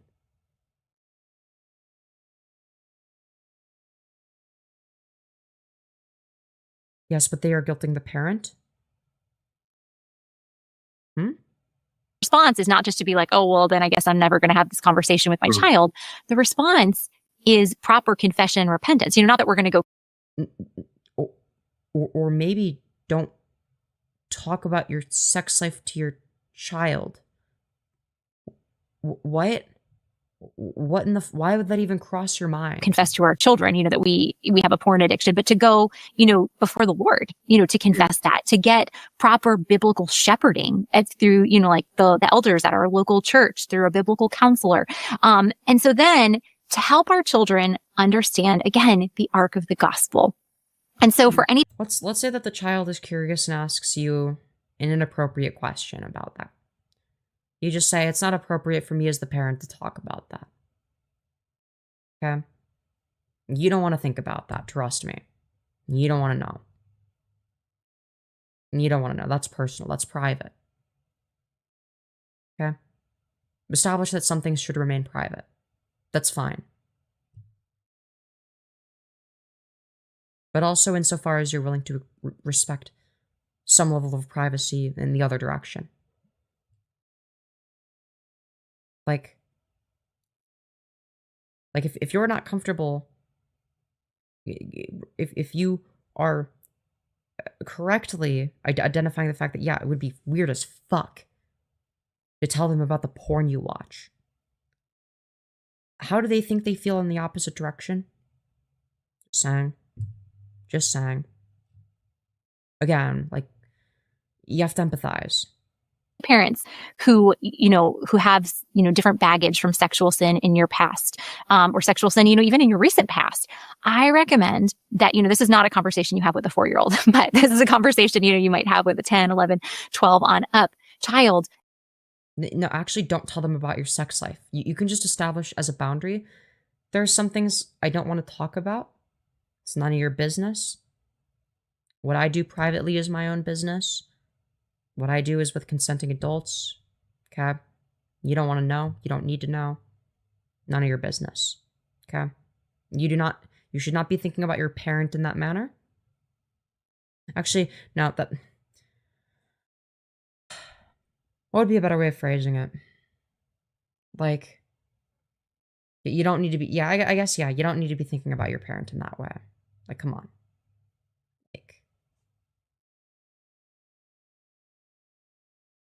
Talk with them again about the goodness of God's design for sex and how he designed it as the sign and the seal of the marriage covenant. And then that's when you can be honest with them. You can say, let's say. Or hell, you could even frame it as a joke and just be like, listen, it's some really embarrassing stuff. You don't need to know. Okay? You're making fun of yourself a little bit. You could say some shit like that. It's really embarrassing. Because then they'll laugh.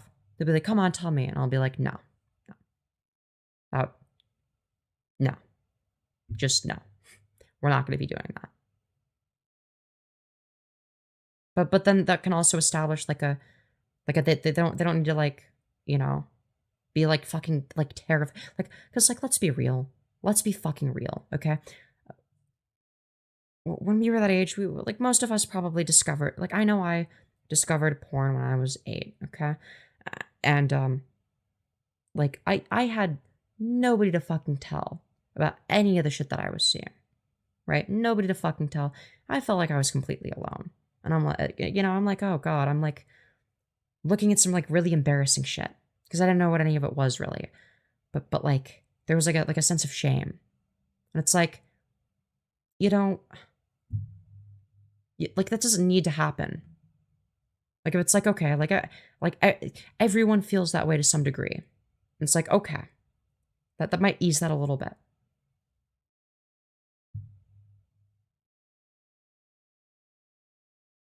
I don't know. You engaged in many sexual relationships before marriage. You can say, you know what? Even though God's good design is for sex to be reserved for marriage, when I was in high school and when I was in college, I actually had fun. Oh no. The horror. Or just don't talk about your sex life. But, the thing that you should just just don't talk. Just say, no, that's just not something I'm comfortable doing. Or just be like, oh, it's just some really embarrassing stuff. That's all you need to know. Frame it as a joke, but, don't tell them about your sex life. Either frame it as a joke in a way that makes you more relatable to them, or don't say anything. But don't say anything beyond the joke if you do. Didn't do that the people that I dated, I chose to engage in sexual relationships with them. And then, you don't want to give your kid too much detail. You don't want to give them names. You don't want to give them, anything else. But then you can briefly talk about, some of the consequences of that, whether it was guilt or shame, whether it was an unplanned pregnancy, whether, whatever the consequences were. And then guilt or shame. Great. Wonderful. Yeah, that's going to be really effective. Yeah, that's going to work wonderfully.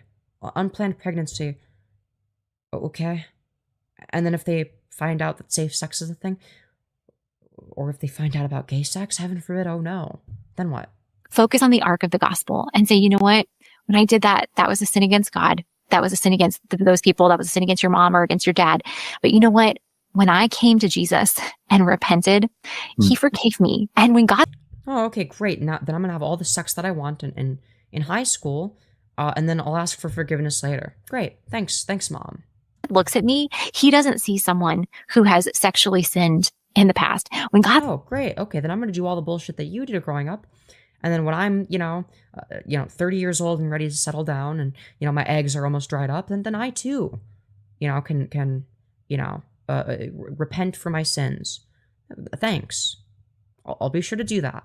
That would be my response if I was her kid. Looks at me, he sees the perfect righteousness of Jesus. Isn't that amazing? Isn't that amazing? Yeah, it's amazing. Oh, I'm going to do all the same things as you then.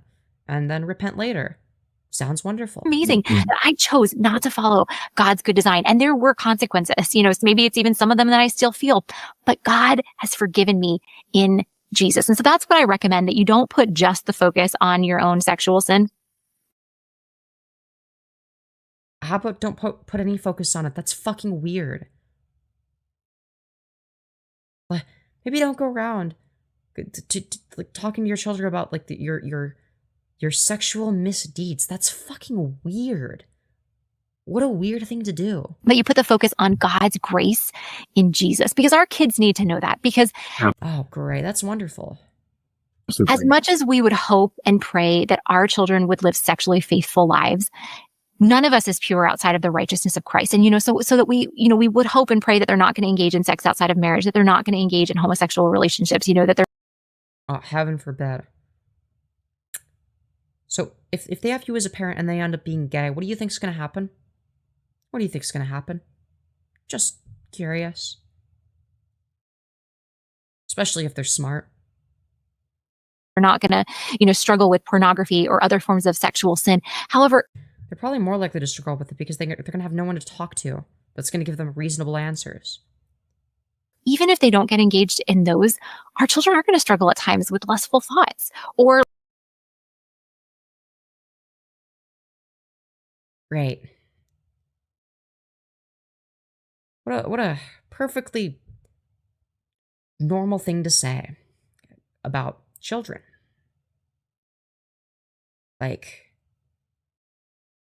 That's not fucking weird at all to say as an adult.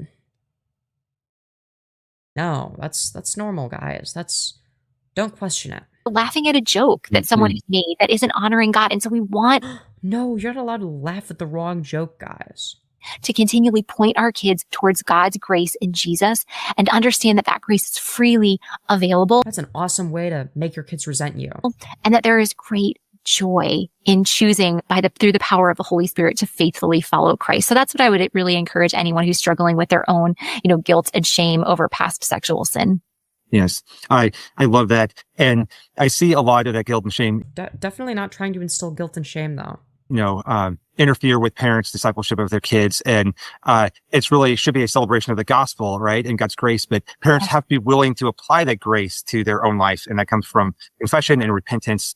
And many times when a parent hasn't applied the gospel to their own life, it goes one of two ways. It can become a licensure to sin, right? Like they can't call that out because they're still doing it. So it must not be that bad. And they harden themselves against the seriousness of it. Or just the seriousness of it. Again, what do you think a kid is going to do? Let's say that they commit let's say that I don't know. Let's say they're a freshman, a freshman or sophomore in high school. And then let's say that some shit happens and then they have sex with someone their own age. Okay. It happens quite frequently. Okay. People that age have sex with each other. Okay. I was that age not that long ago, relatively speaking. Okay. What do you think they're going to do? Do you think they're going to tell you about it? No, obviously not, because they know that you're going to be mad at them. You're going to be upset at them. Okay.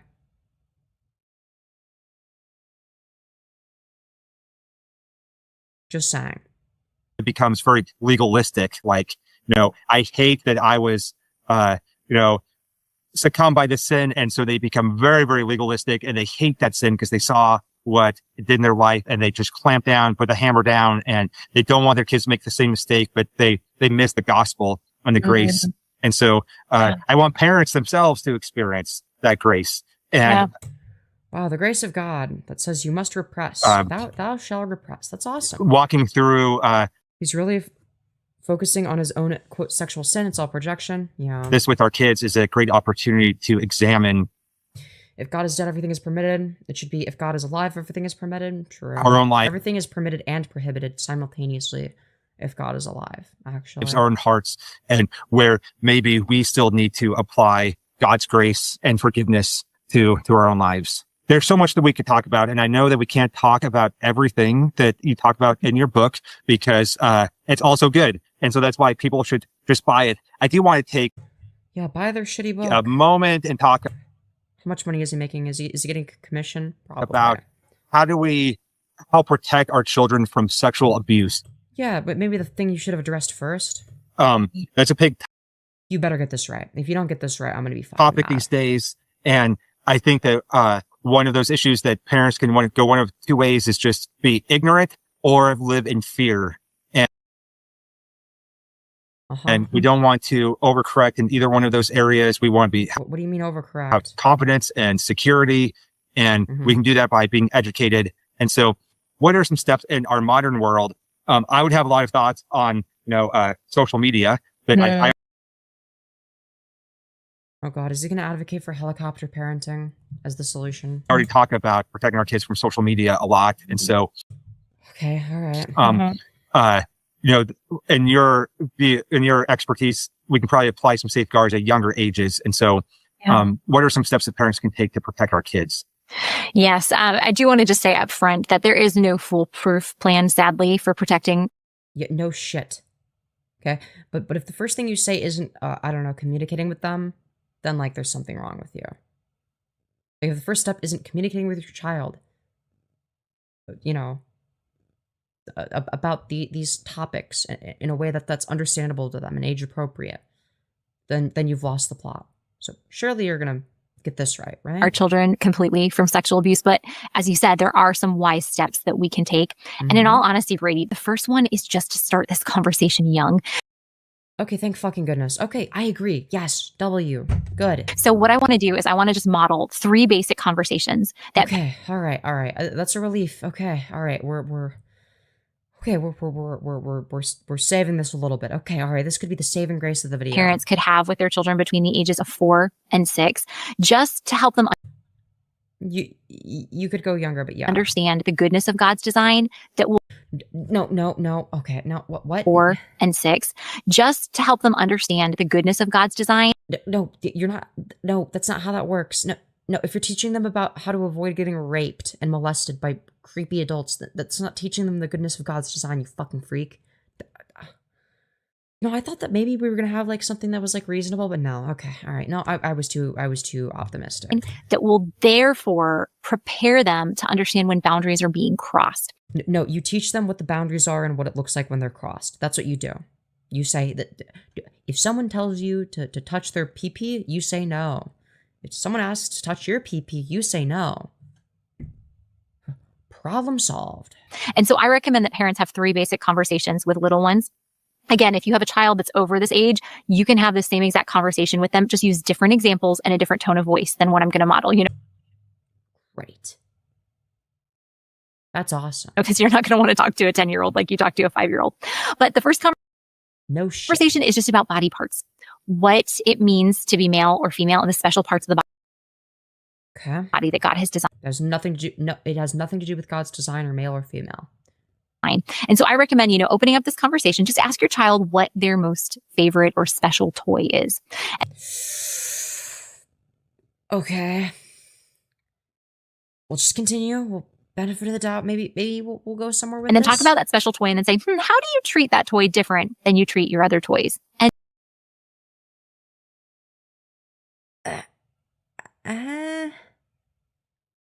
And Maybe your child keeps that toy up on a high shelf so that their baby brother or baby sister can't get to it. Or maybe they keep that toy in their room so that when friends come over, friends don't play with it. Or maybe they always keep that toy inside and don't take it with them so that it doesn't get lost or hurt.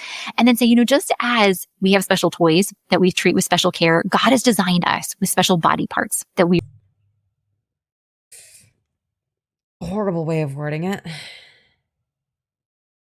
We've lost the plot again. I was on board with the analogy for a second. I'm like, okay, sure, if you're trying to teach them the importance of it and why it's important, sure. You're saying it's like another thing, even if it diminishes it to a degree. But there's a better way of doing that. And you could ask them, what body parts have you noticed are always covered up?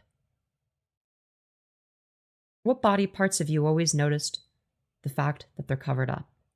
Okay? They might brainstorm a little. Eventually, they'll come to the correct conclusions. It's like, okay. Why? Why are they covered up? You ask them that. Eventually, they might come to the conclusion that, well, it's like they're the most important. Okay. So, what does that indicate about them? Perhaps that they need to be, protected. Perhaps that there's something different about them, right? There you go. You start there. It's a way better way of starting the conversation. Let's continue and see how they follow through. It's like, no, sex does not equal toy.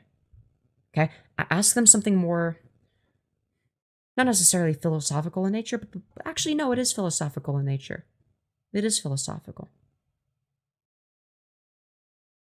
Have you ever noticed that some body parts are covered up more than others? And they may say yes, they may say no. Ask them why. They're obviously not going to know the answer. But let them brainstorm a little bit. Let them speculate. Let them do the thinking. Let them come to the correct conclusions on their own. So that they can feel smart. Because guess what? They are probably very smart. You just don't realize it. Let them feel smart because they're being smart. Give them just enough information for them to draw conclusions on their own. Ask them questions that allow them to come to the same conclusions that you and I have years ago. It's not that hard. Here to treat with care. And this is where you are going to want to use the anatomically correct terms for genitalia. So I'm about... Yes. Thank you. Okay. All right. This is the saving grace here. Okay. Yes. Correct. Many people get this wrong. To say them out loud. So if anybody has kids listening and you want to be the first one to introduce them, not have them hear it from me, just press pause for a second. But this is fair enough. The pause for just a second, it's quite stupid. They're not magic words that hold magic weight in a vacuum, at least. It's like the concepts themselves are important, not just the words.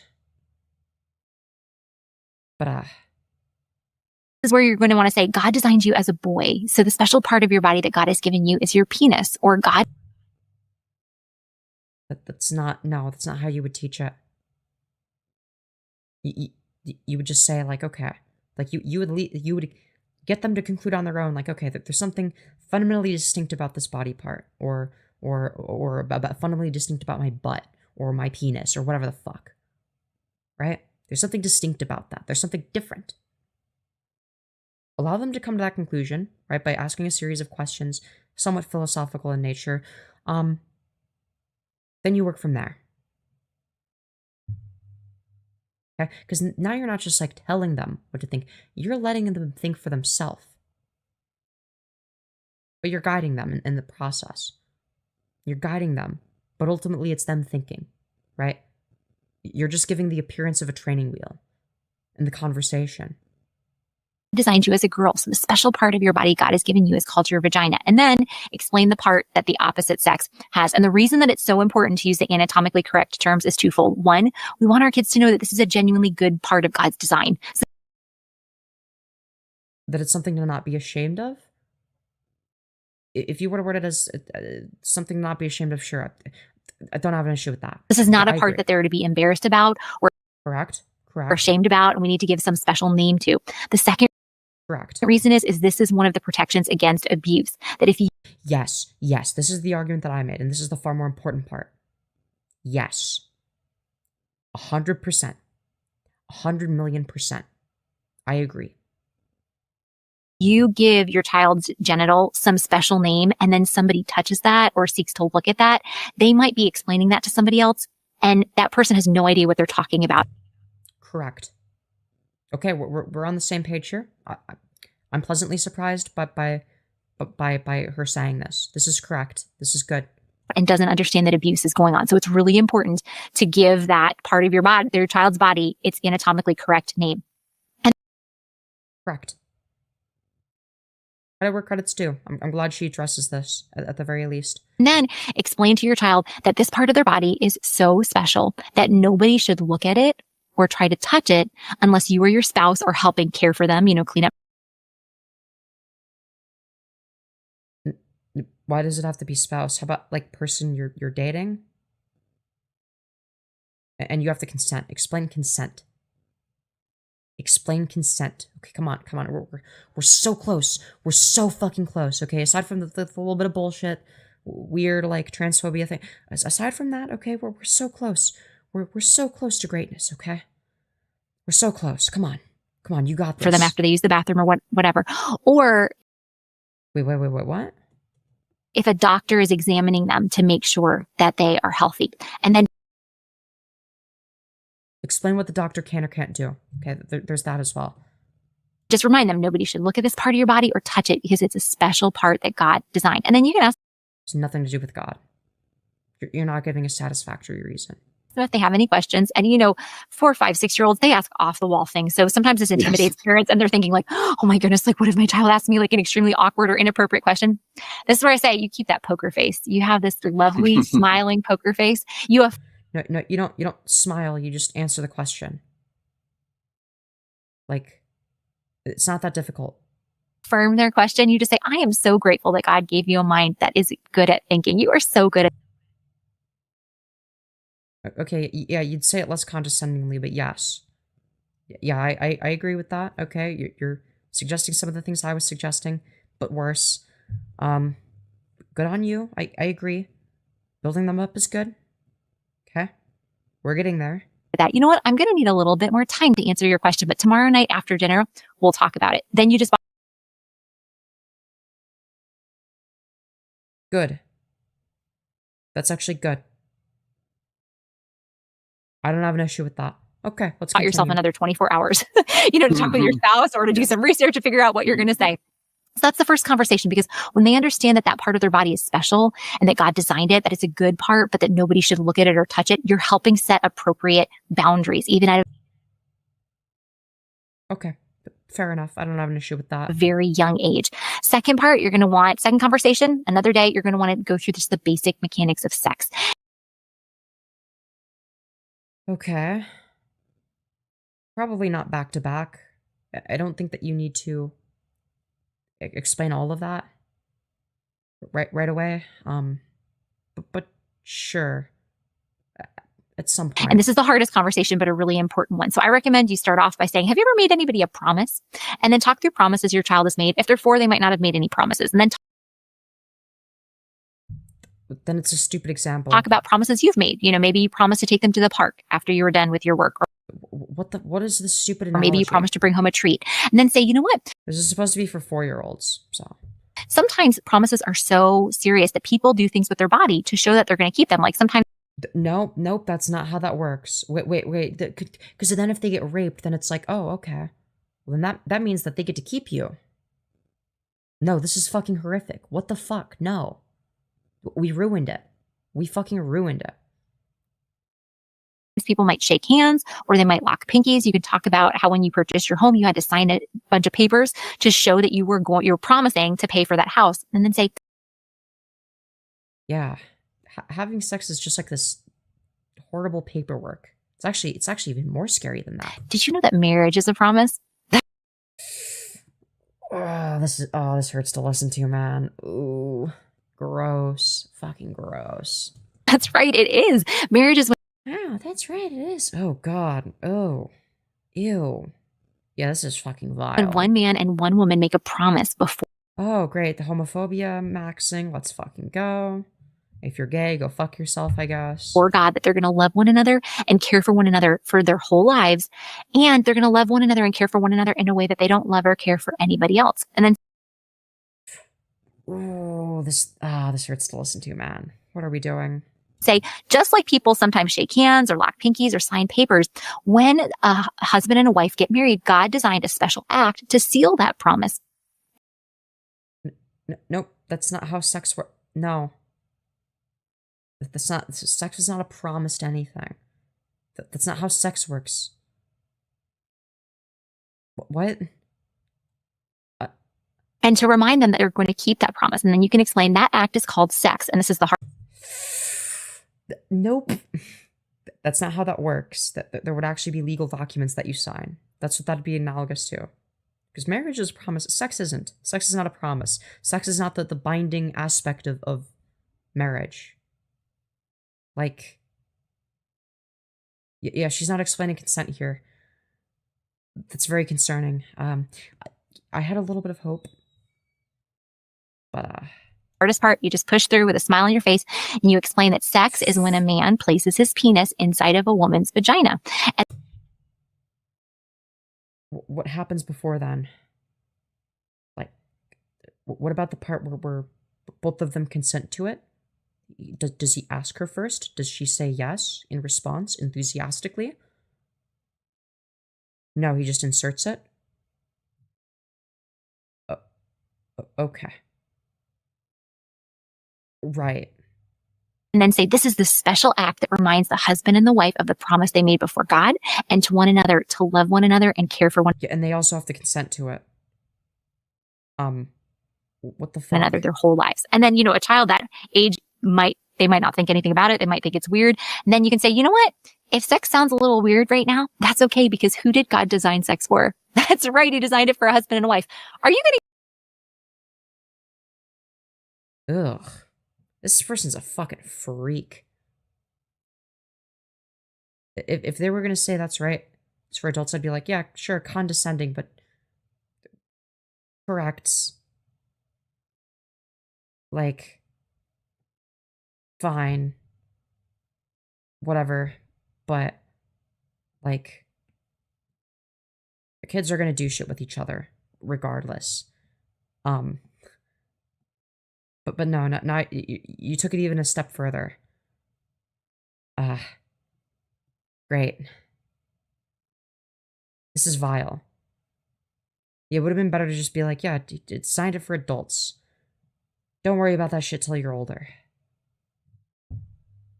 Fair enough. Not the best explanation, but fine. get married anytime soon? No, it's going to be so long before you get married. So you don't need to. Oh. Yeah, how's that going to work out when they develop a sex drive? Probably not very well. Worry about sex right now, but if you have any There's a reason abstinence-only education doesn't work. You fucking idiot. questions about it, you can always come and ask me about it. And you know what? Sex is so special.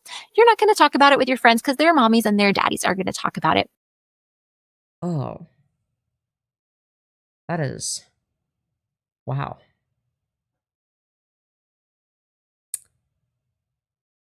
Great. That's... What do I even fucking say to this? This is a fucking horrific person. What commentary am I supposed to give here? This is vile. This is fucking disgusting. Also, with their explanation, rape could easily be misconstrued as acts of love and care from the perspective of the victim. Correct. Correct.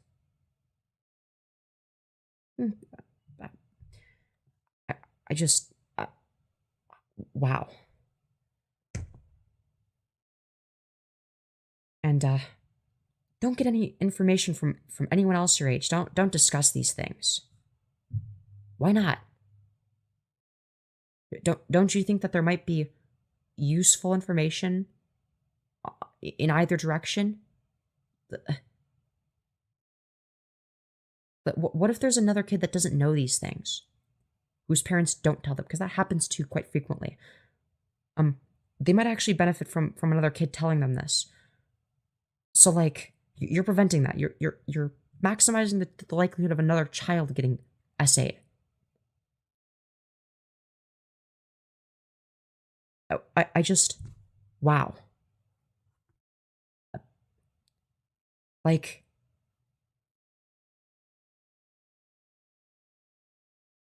kids aren't stupid. They hear whispers of things from their peers. When I was in elementary school, pre-puberty, my peers talked about 6, but with an E. Like it was a swear word. Yeah. I couldn't talk about to my parents about it because the first time I asked about something sexual, I was beat to fuck. My mother still wonders to this day why I never told her. Yeah. With them. Then that's just explaining that that's what these special parts of the body were designed for. So you're giving your child an understanding of the purpose. And then the third conversation is the purpose? Not consent though? Basics of reproduction. Recommend you go for Oh, okay, great. So you're not going to tell them about consent. a walk on the neighborhood. Just notice all the flowers and the trees and the bushes that you see, and then say, do you know how that flower got there? That flower got there when somebody put a seed in the ground and then they watered it and it got sunlight and eventually it grew into this beautiful flower. Then you can explain God designed our bodies with something similar to seeds. You're corny as fuck, but fine. a boy, so the kind of seed that God gave you is called sperm, or you're a Sure. girl. So the kind of seed God designed you with is called eggs. And then explain that when the man and a woman are having sex, that the husband's penis releases some sperm into the woman's vagina. And if the sperm meets the egg, a baby begins to grow. And baby. But not necessarily. There's like a chance of it happening. So like, kinda, but sure. These are always wonderful gifts. No, they're not. Like, for example, if somebody rapes you and you get pregnant, that's actually not a wonderful gift. That's actually a fucking nightmare. No. And so then explain, we've seen a lot of women who have babies growing inside of them. And that's the special way that God designed for babies to begin to grow. And when you have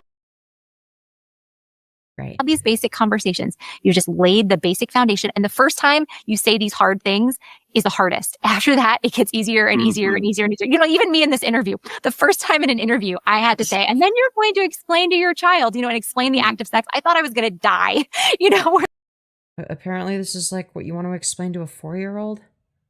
Like, is this necessary? Is this necessary for a 4-year-old? Like, you're not going to explain consent to them, but you'll explain how semen interacts with eggs after penetrative sex. But not consent, though. We don't bother talking about consent.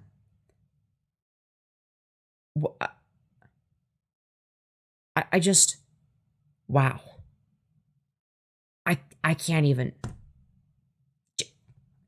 Jesus Christ. Like I've done it dozens of times now, and it's no big deal. And it's similar with your children, that the first time you have these conversations, they're so hard. But then after you have them, it becomes easier the second time. And then the third time, by the time it's like the 10th time, it's just a regular everyday. Yeah, they're laying the foundation to tell a young child who is pregnant after being raped that the baby inside of you is a blessing. It's disgusting. It's actually fucking vile. The thing that traumatized you is a blessing in disguise. Really. Great. Like, when I say, like, be honest, I mean bare fucking bones. You don't need to describe that shit. That's not, like, the specific mechanisms through which children are created is not particularly relevant to a 4-year-old. That's not the thing you need to explain to them. You don't need to explain how penetrative sex works. Or how during intercourse, the guy comes into the vagina and the semen, it fertilizes the egg. You don't need to teach them that. You can teach that later. I think a 4-year-old is fine without that knowledge. I just, wow. Okay. Like, explain to them, like in basic detail, consent. Explain molestation and why that's bad. Okay.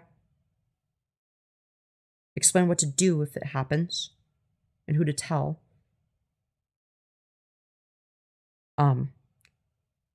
That's it though. You don't need to explain anything else.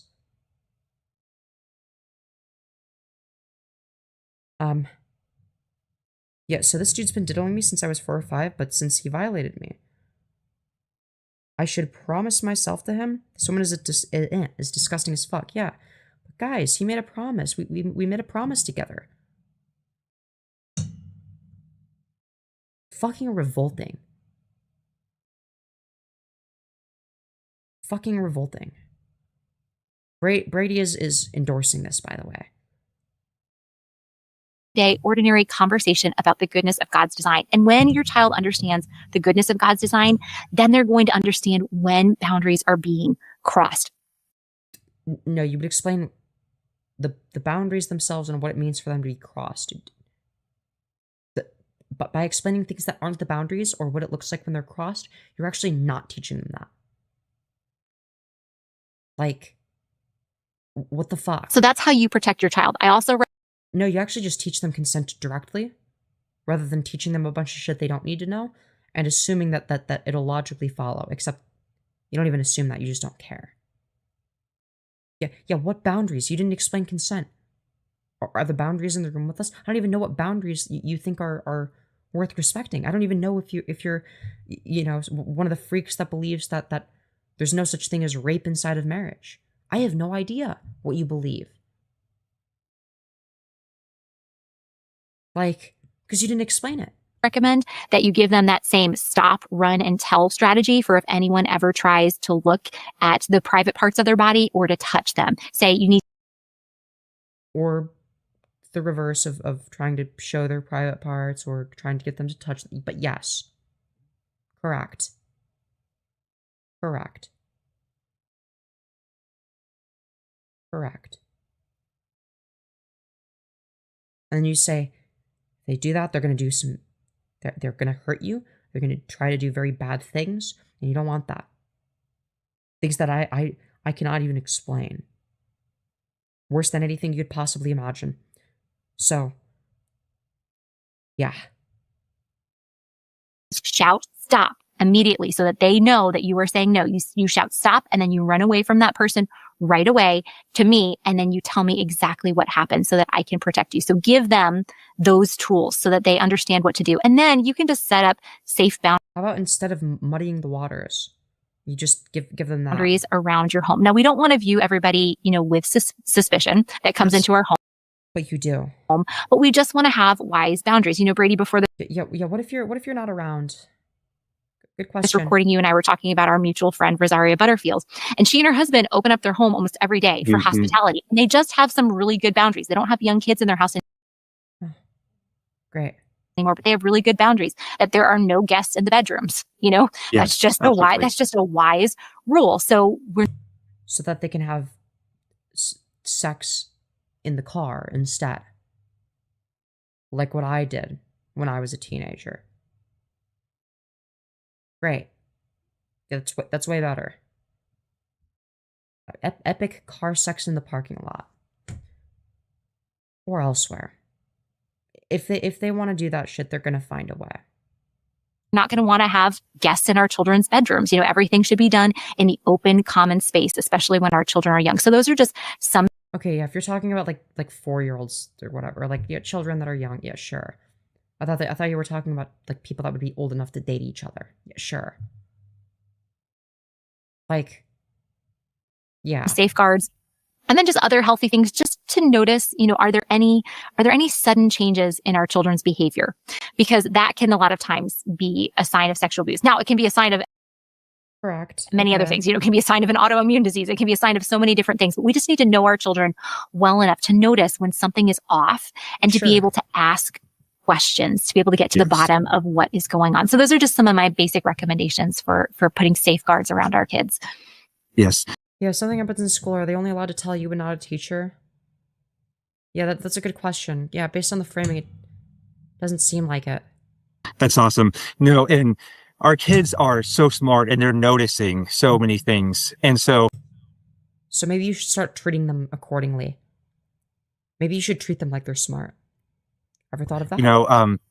being able to give them some framework and some categories for the things they're already noticing. Like my 4-year-old already, like 4-year-old girls are like obsessed with weddings and marriage.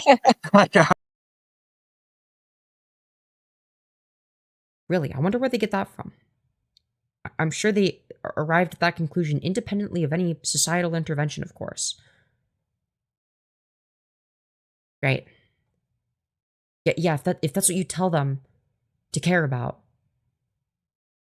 that's the information you give them access to, then yeah. That's not intrinsic, that's extrinsic. no, and so my 4-year-old said to the 2-year-old, it's like, do you want to have your own kid someday? And he goes, yeah, not really. You mean the thing that you told them to believe? Wow, crazy. Who would have guessed the 2-year-old believes the thing you told them to? Probably knowing much what the question was about. She was like, then we'll find you a really nice mommy to marry.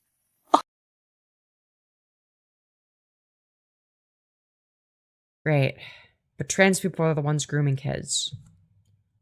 And and it's like, no, they're already observing so many things and absorbing everything around them. And then we live on a farm, and so there's reproduction happening. And so then Ideally, the kids wouldn't be witnessing that. I would hope. All right. the conversation becomes a little bit unavoidable at times because What do you do? Talk about how the cows are fucking? What? Maybe don't show them that.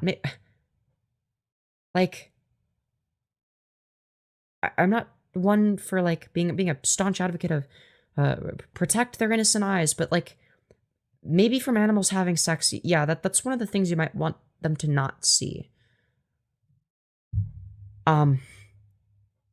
Yeah. That's something as an adult I wouldn't want to see. So what the fuck are our priorities? The porn bad, but watching animals fuck in person good?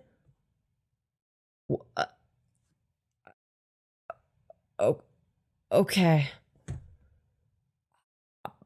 This is breaking my fucking brain. it's like, dude. what are those donkeys doing out there? Maybe don't have them look at the donkeys having sex? What the fuck? Huh? What? I'm not mishearing this, am I? I'm not going crazy? I'm not schizophrenia maxing? Observing so many things and absorbing everything around them. And then we live on a farm, and so there's reproduction happening. And so then the conversation becomes a little bit unavoidable at times because it's like, what are those donkeys doing out there right now? Maybe don't have your kids looking at the donkeys when the donkeys are having sex?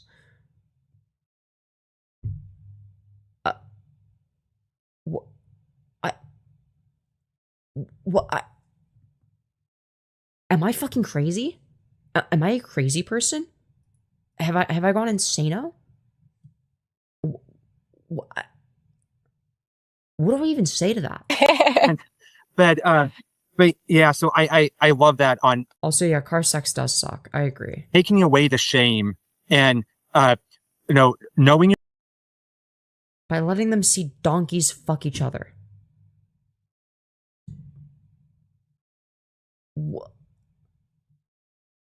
Don't let them see porn, fair enough. But show them donkeys fucking each other on the farm?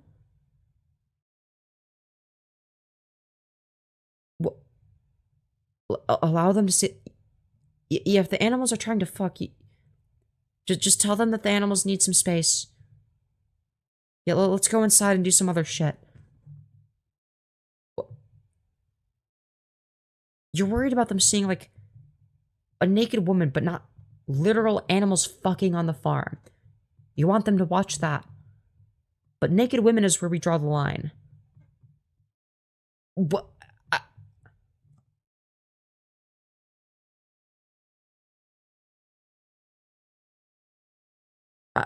We went to the zoo and the Barons got to see 2 alpacas going for it. And also saw 2 degus? We just said they're giving piggyback rides, and the children are like, okay, and that was it.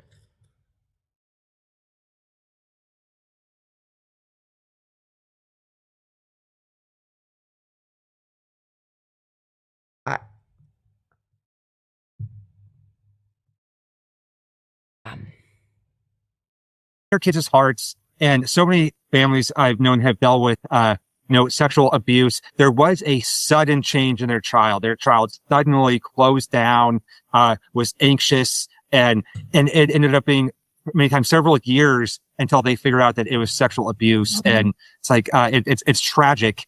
And, True, but people that don't explain consent don't help. Yeah, you can change the topic. You don't have to explain it right then and there. Like,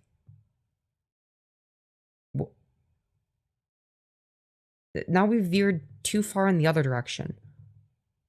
So it's like, on one hand, protect your kids from seeing something like a naked person on the internet. That's bad. But also, allow them to see literal animals fucking at the barn and explain in great detail what's happening. At 2 and 4 years old, by the way.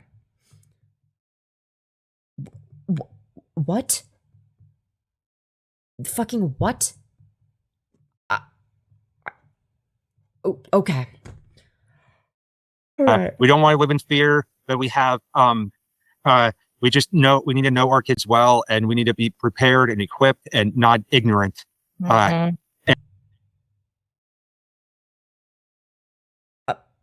I don't even know what to say. And we can fall into either one of those traps of just putting our heads in the sand and being ignorant, or being consumed with fear. And my wife and I love hospitality too, and that's one of the things I'm passionate about is hospitality. And I've given whole sermons and talks on hospitality, and the fact that it's not just inviting friends to your house; it's welcoming. Oh, your kids or sorry, your nephews are 2 and 4. Well, I know that this guy has a 4-year-old. I'm pretty sure he also has a 2-year-old, because he said that the 4-year-old was asking the 2-year-old if they want to have kids. The stranger, right? But then people can be pushed back on that. It's like, oh, but we can't let anyone in our house because we need to protect our kids. It's like, no, like, you have some reasonable safeguards, and you have conversations, and you teach your kids, and you don't let strangers into the bedrooms, and bedroom doors stay open. And then, okay, that one's retarded. Like, give your kids some privacy, but also, like, don't be inviting people in there. Like, that's your private space. Don't be letting anybody in there. Like, there's reasonable things to do, and same at churches. Gosh, I know so many people who were sexually abused by people in their church, and I wonder why that is. I wonder why it's specifically a lot at church. Could be anything, truly. It's usually not strangers that sexually abuse kids. It's usually someone they know, family members, church members. And so that churches need to have safeguards in place. And it's usually the people that we wouldn't expect. And so we don't want to be consumed with suspicion and fear, but we want to be equipped so then we can have confidence that we can show hospitality, and we can be a part of a church, and our kids can participate in these different activities because there are safeguards in place, and my child and my family have been equipped to head off any threats very early on. Okay, sure. Yes, absolutely. I love those. I guess, yeah, aside from the part where he's like, oh yeah, and like, I'm, it's totally normal to let them watch the donkeys at the barn fuck. And, oh yeah, let me explain in detail what's happening to the 4-year-old. Aside from that, sure. Those recommendations, Brady, so important there. Elizabeth, let's just close with, gosh, I could go through, again, all 40 of these questions, and we've only talked about 3, and so people are just going to have to buy. Oh, yeah, and tell my nephews know about privacy, privates, and tell your parents if an adult wants to keep secrets. Yes. I buy the book. I want to close with one just general idea, because you have a whole section on your book on this, on loving loved ones who are outside of God's design and dealing with LGBTQ issues.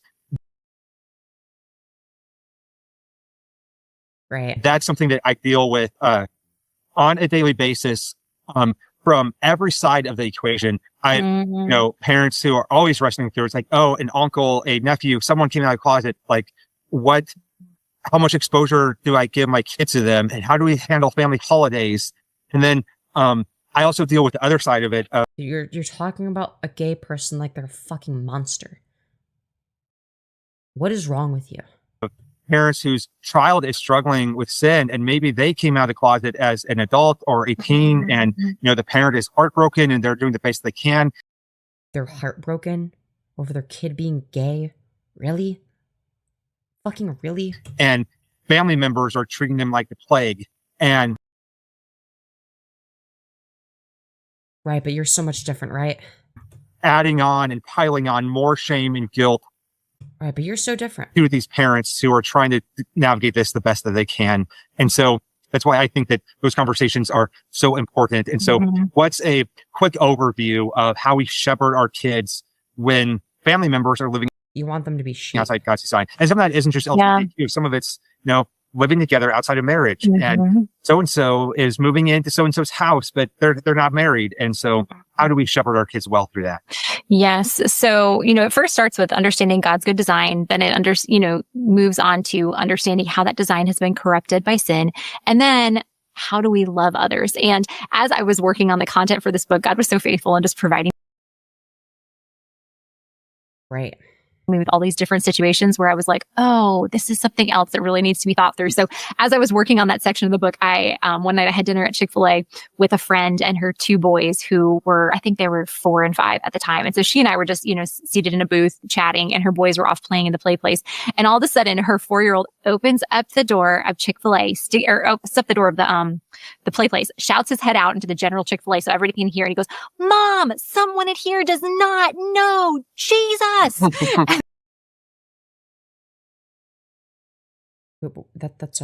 That's a good thing.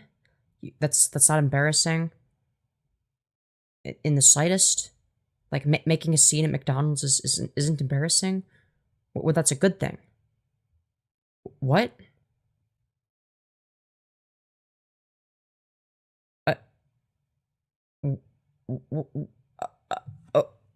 Okay. Making it a scene at the McDonald's play place is good. You guys, trust me. It's totally cool to do that. Because we hadn't already heard him shouting, he reiterates that they do not know Jesus. And then he shouts out, great, that's even better. Making even more of a scene. Sin against God? And so my friend, we're meant to think this is like a good thing? Making a scene at McDonald's is good, actually. I'm proud of you, son/daughter, for making a scene at the McDonald's playplace. Do that more, please. And thus Karen is born. Friend responded so well. She was like, "Come on over here, bud." And she sat him down on the bench and had a little conversation. But when our kids understand what is true, those truths pop out, out of their mouths. No, they're just repeating what they heard you say.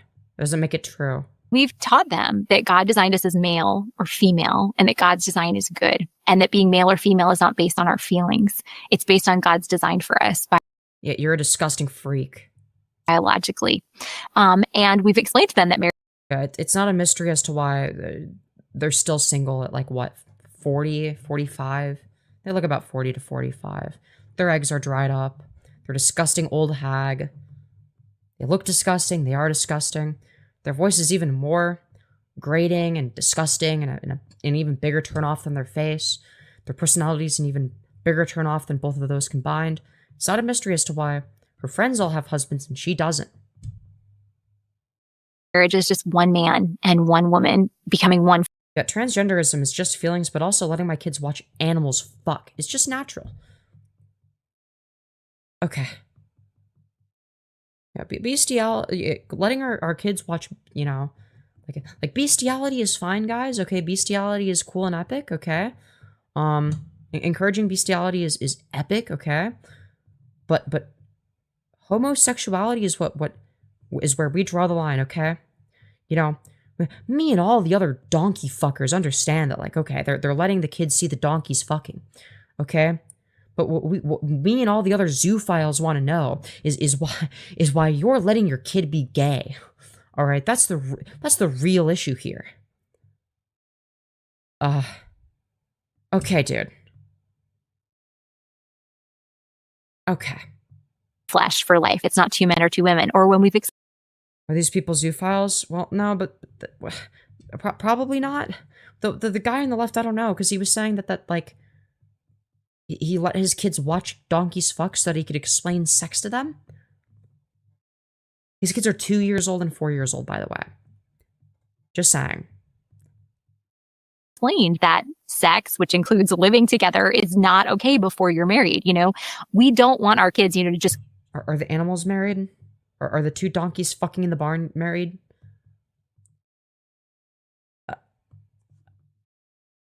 Oh. Right. Now. We might not want to bring that up as an example now. Go around at family gatherings explaining to every relative what they're doing wrong. And so I recommend that parents give kids a 3-step formula. I guess I'm realizing that I have a lot of 3s in this book. I didn't realize this until our conversation. Oh, that's perfect. But it's short enough for kids to understand. And short enough for parents to understand. Yes, that's true. For us as adults to be able to remember. So I recommend that the first thing we train our kids to do is to recognize this isn't God's good design. So oh, so teach your kid to be like a homophobic freak and to cause a scene. That's a great idea. It's a wonderful idea. You know, when their uncle brings home his same-sex partner, we do want them to recognize this is not. Wow, we want them to be just as judgmental pieces of shit as you.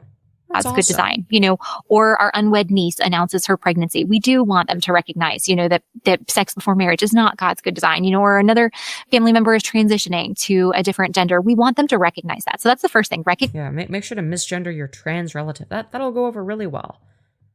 I wonder why they'll stop speaking to you after that.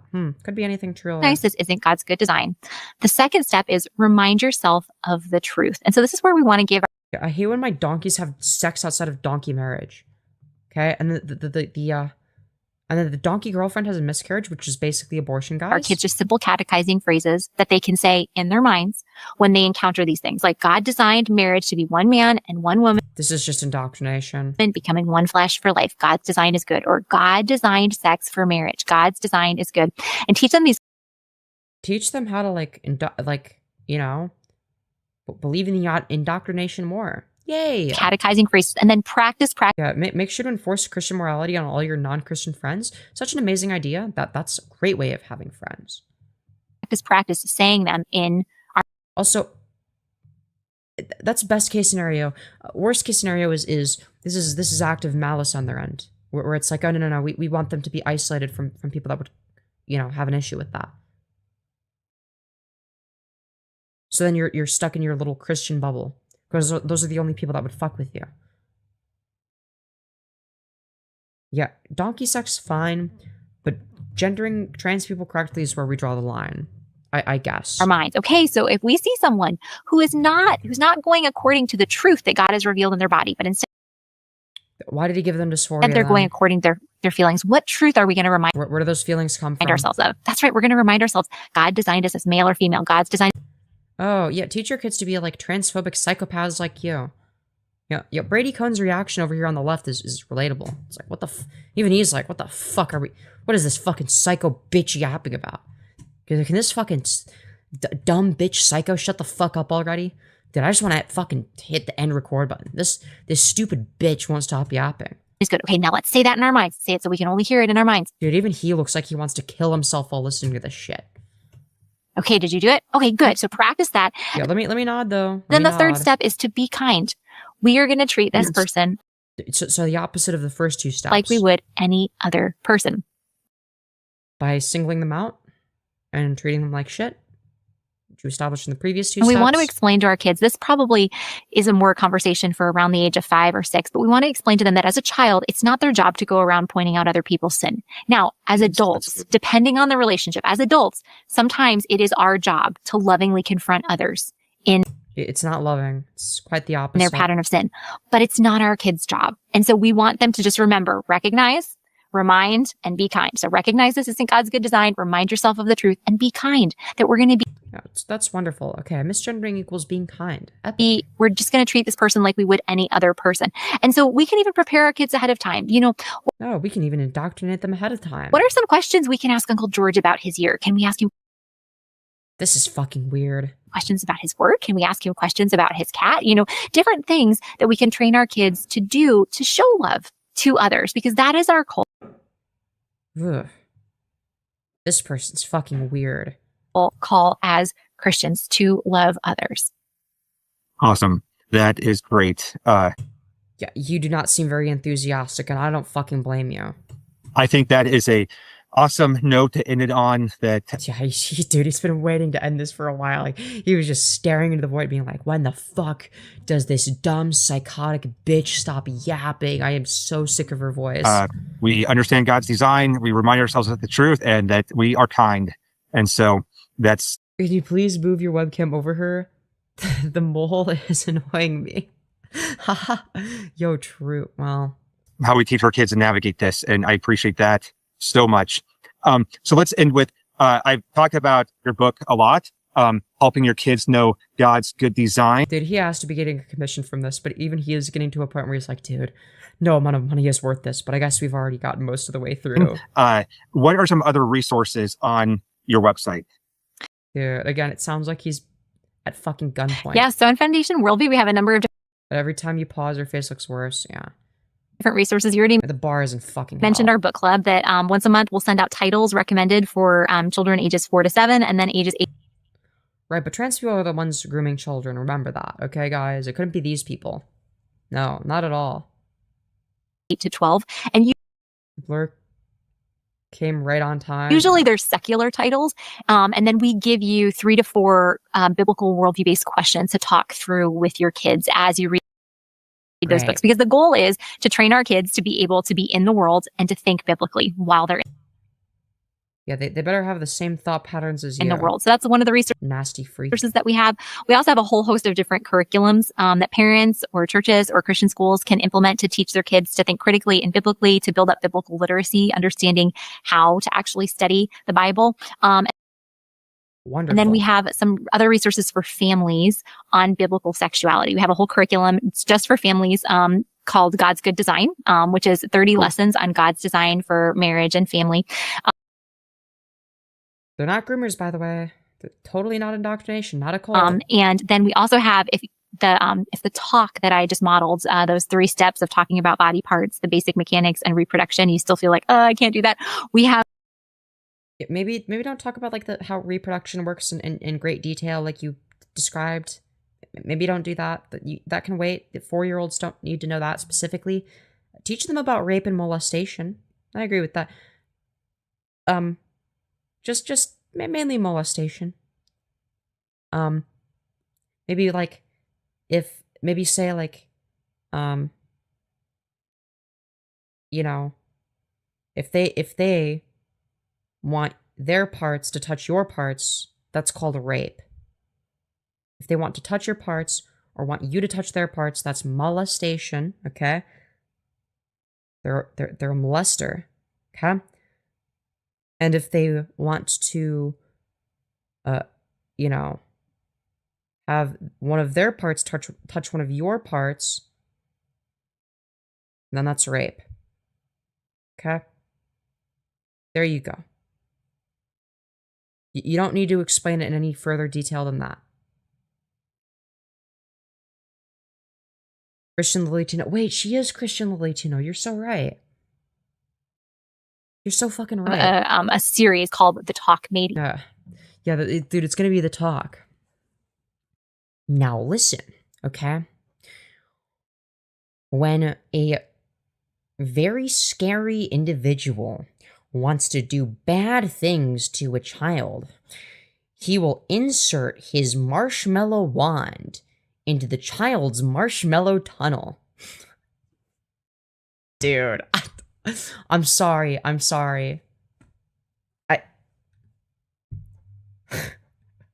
Come on. It's fitting. No, I'm not going to cover her face with my webcam because you guys have to suffer with me. It's just 3 short videos. You can watch those videos and then use the same language that we use, or you can watch those videos alongside your child and let us say the uncomfortable things the first time. And then at the end of each video, we direct your child to... Oh, great. Yeah, give us more watch time. Thanks, Elizabeth, whatever the fuck your last name is. Urbanowix? Fuck, cunt face motherfucker. Then turn to you with their questions so that you can continue that conversation. So we have a host of resources there. Really, our goal is just to equip parents and pastors and Christian educators with easy to implement resources. Awesome. Yeah, what an awesome way to indoctrinate your children. That's so cool. You guys will suffer. You have to see her nasty face. And you guys are giving a 10% discount to all of our listeners, so you can use the discount.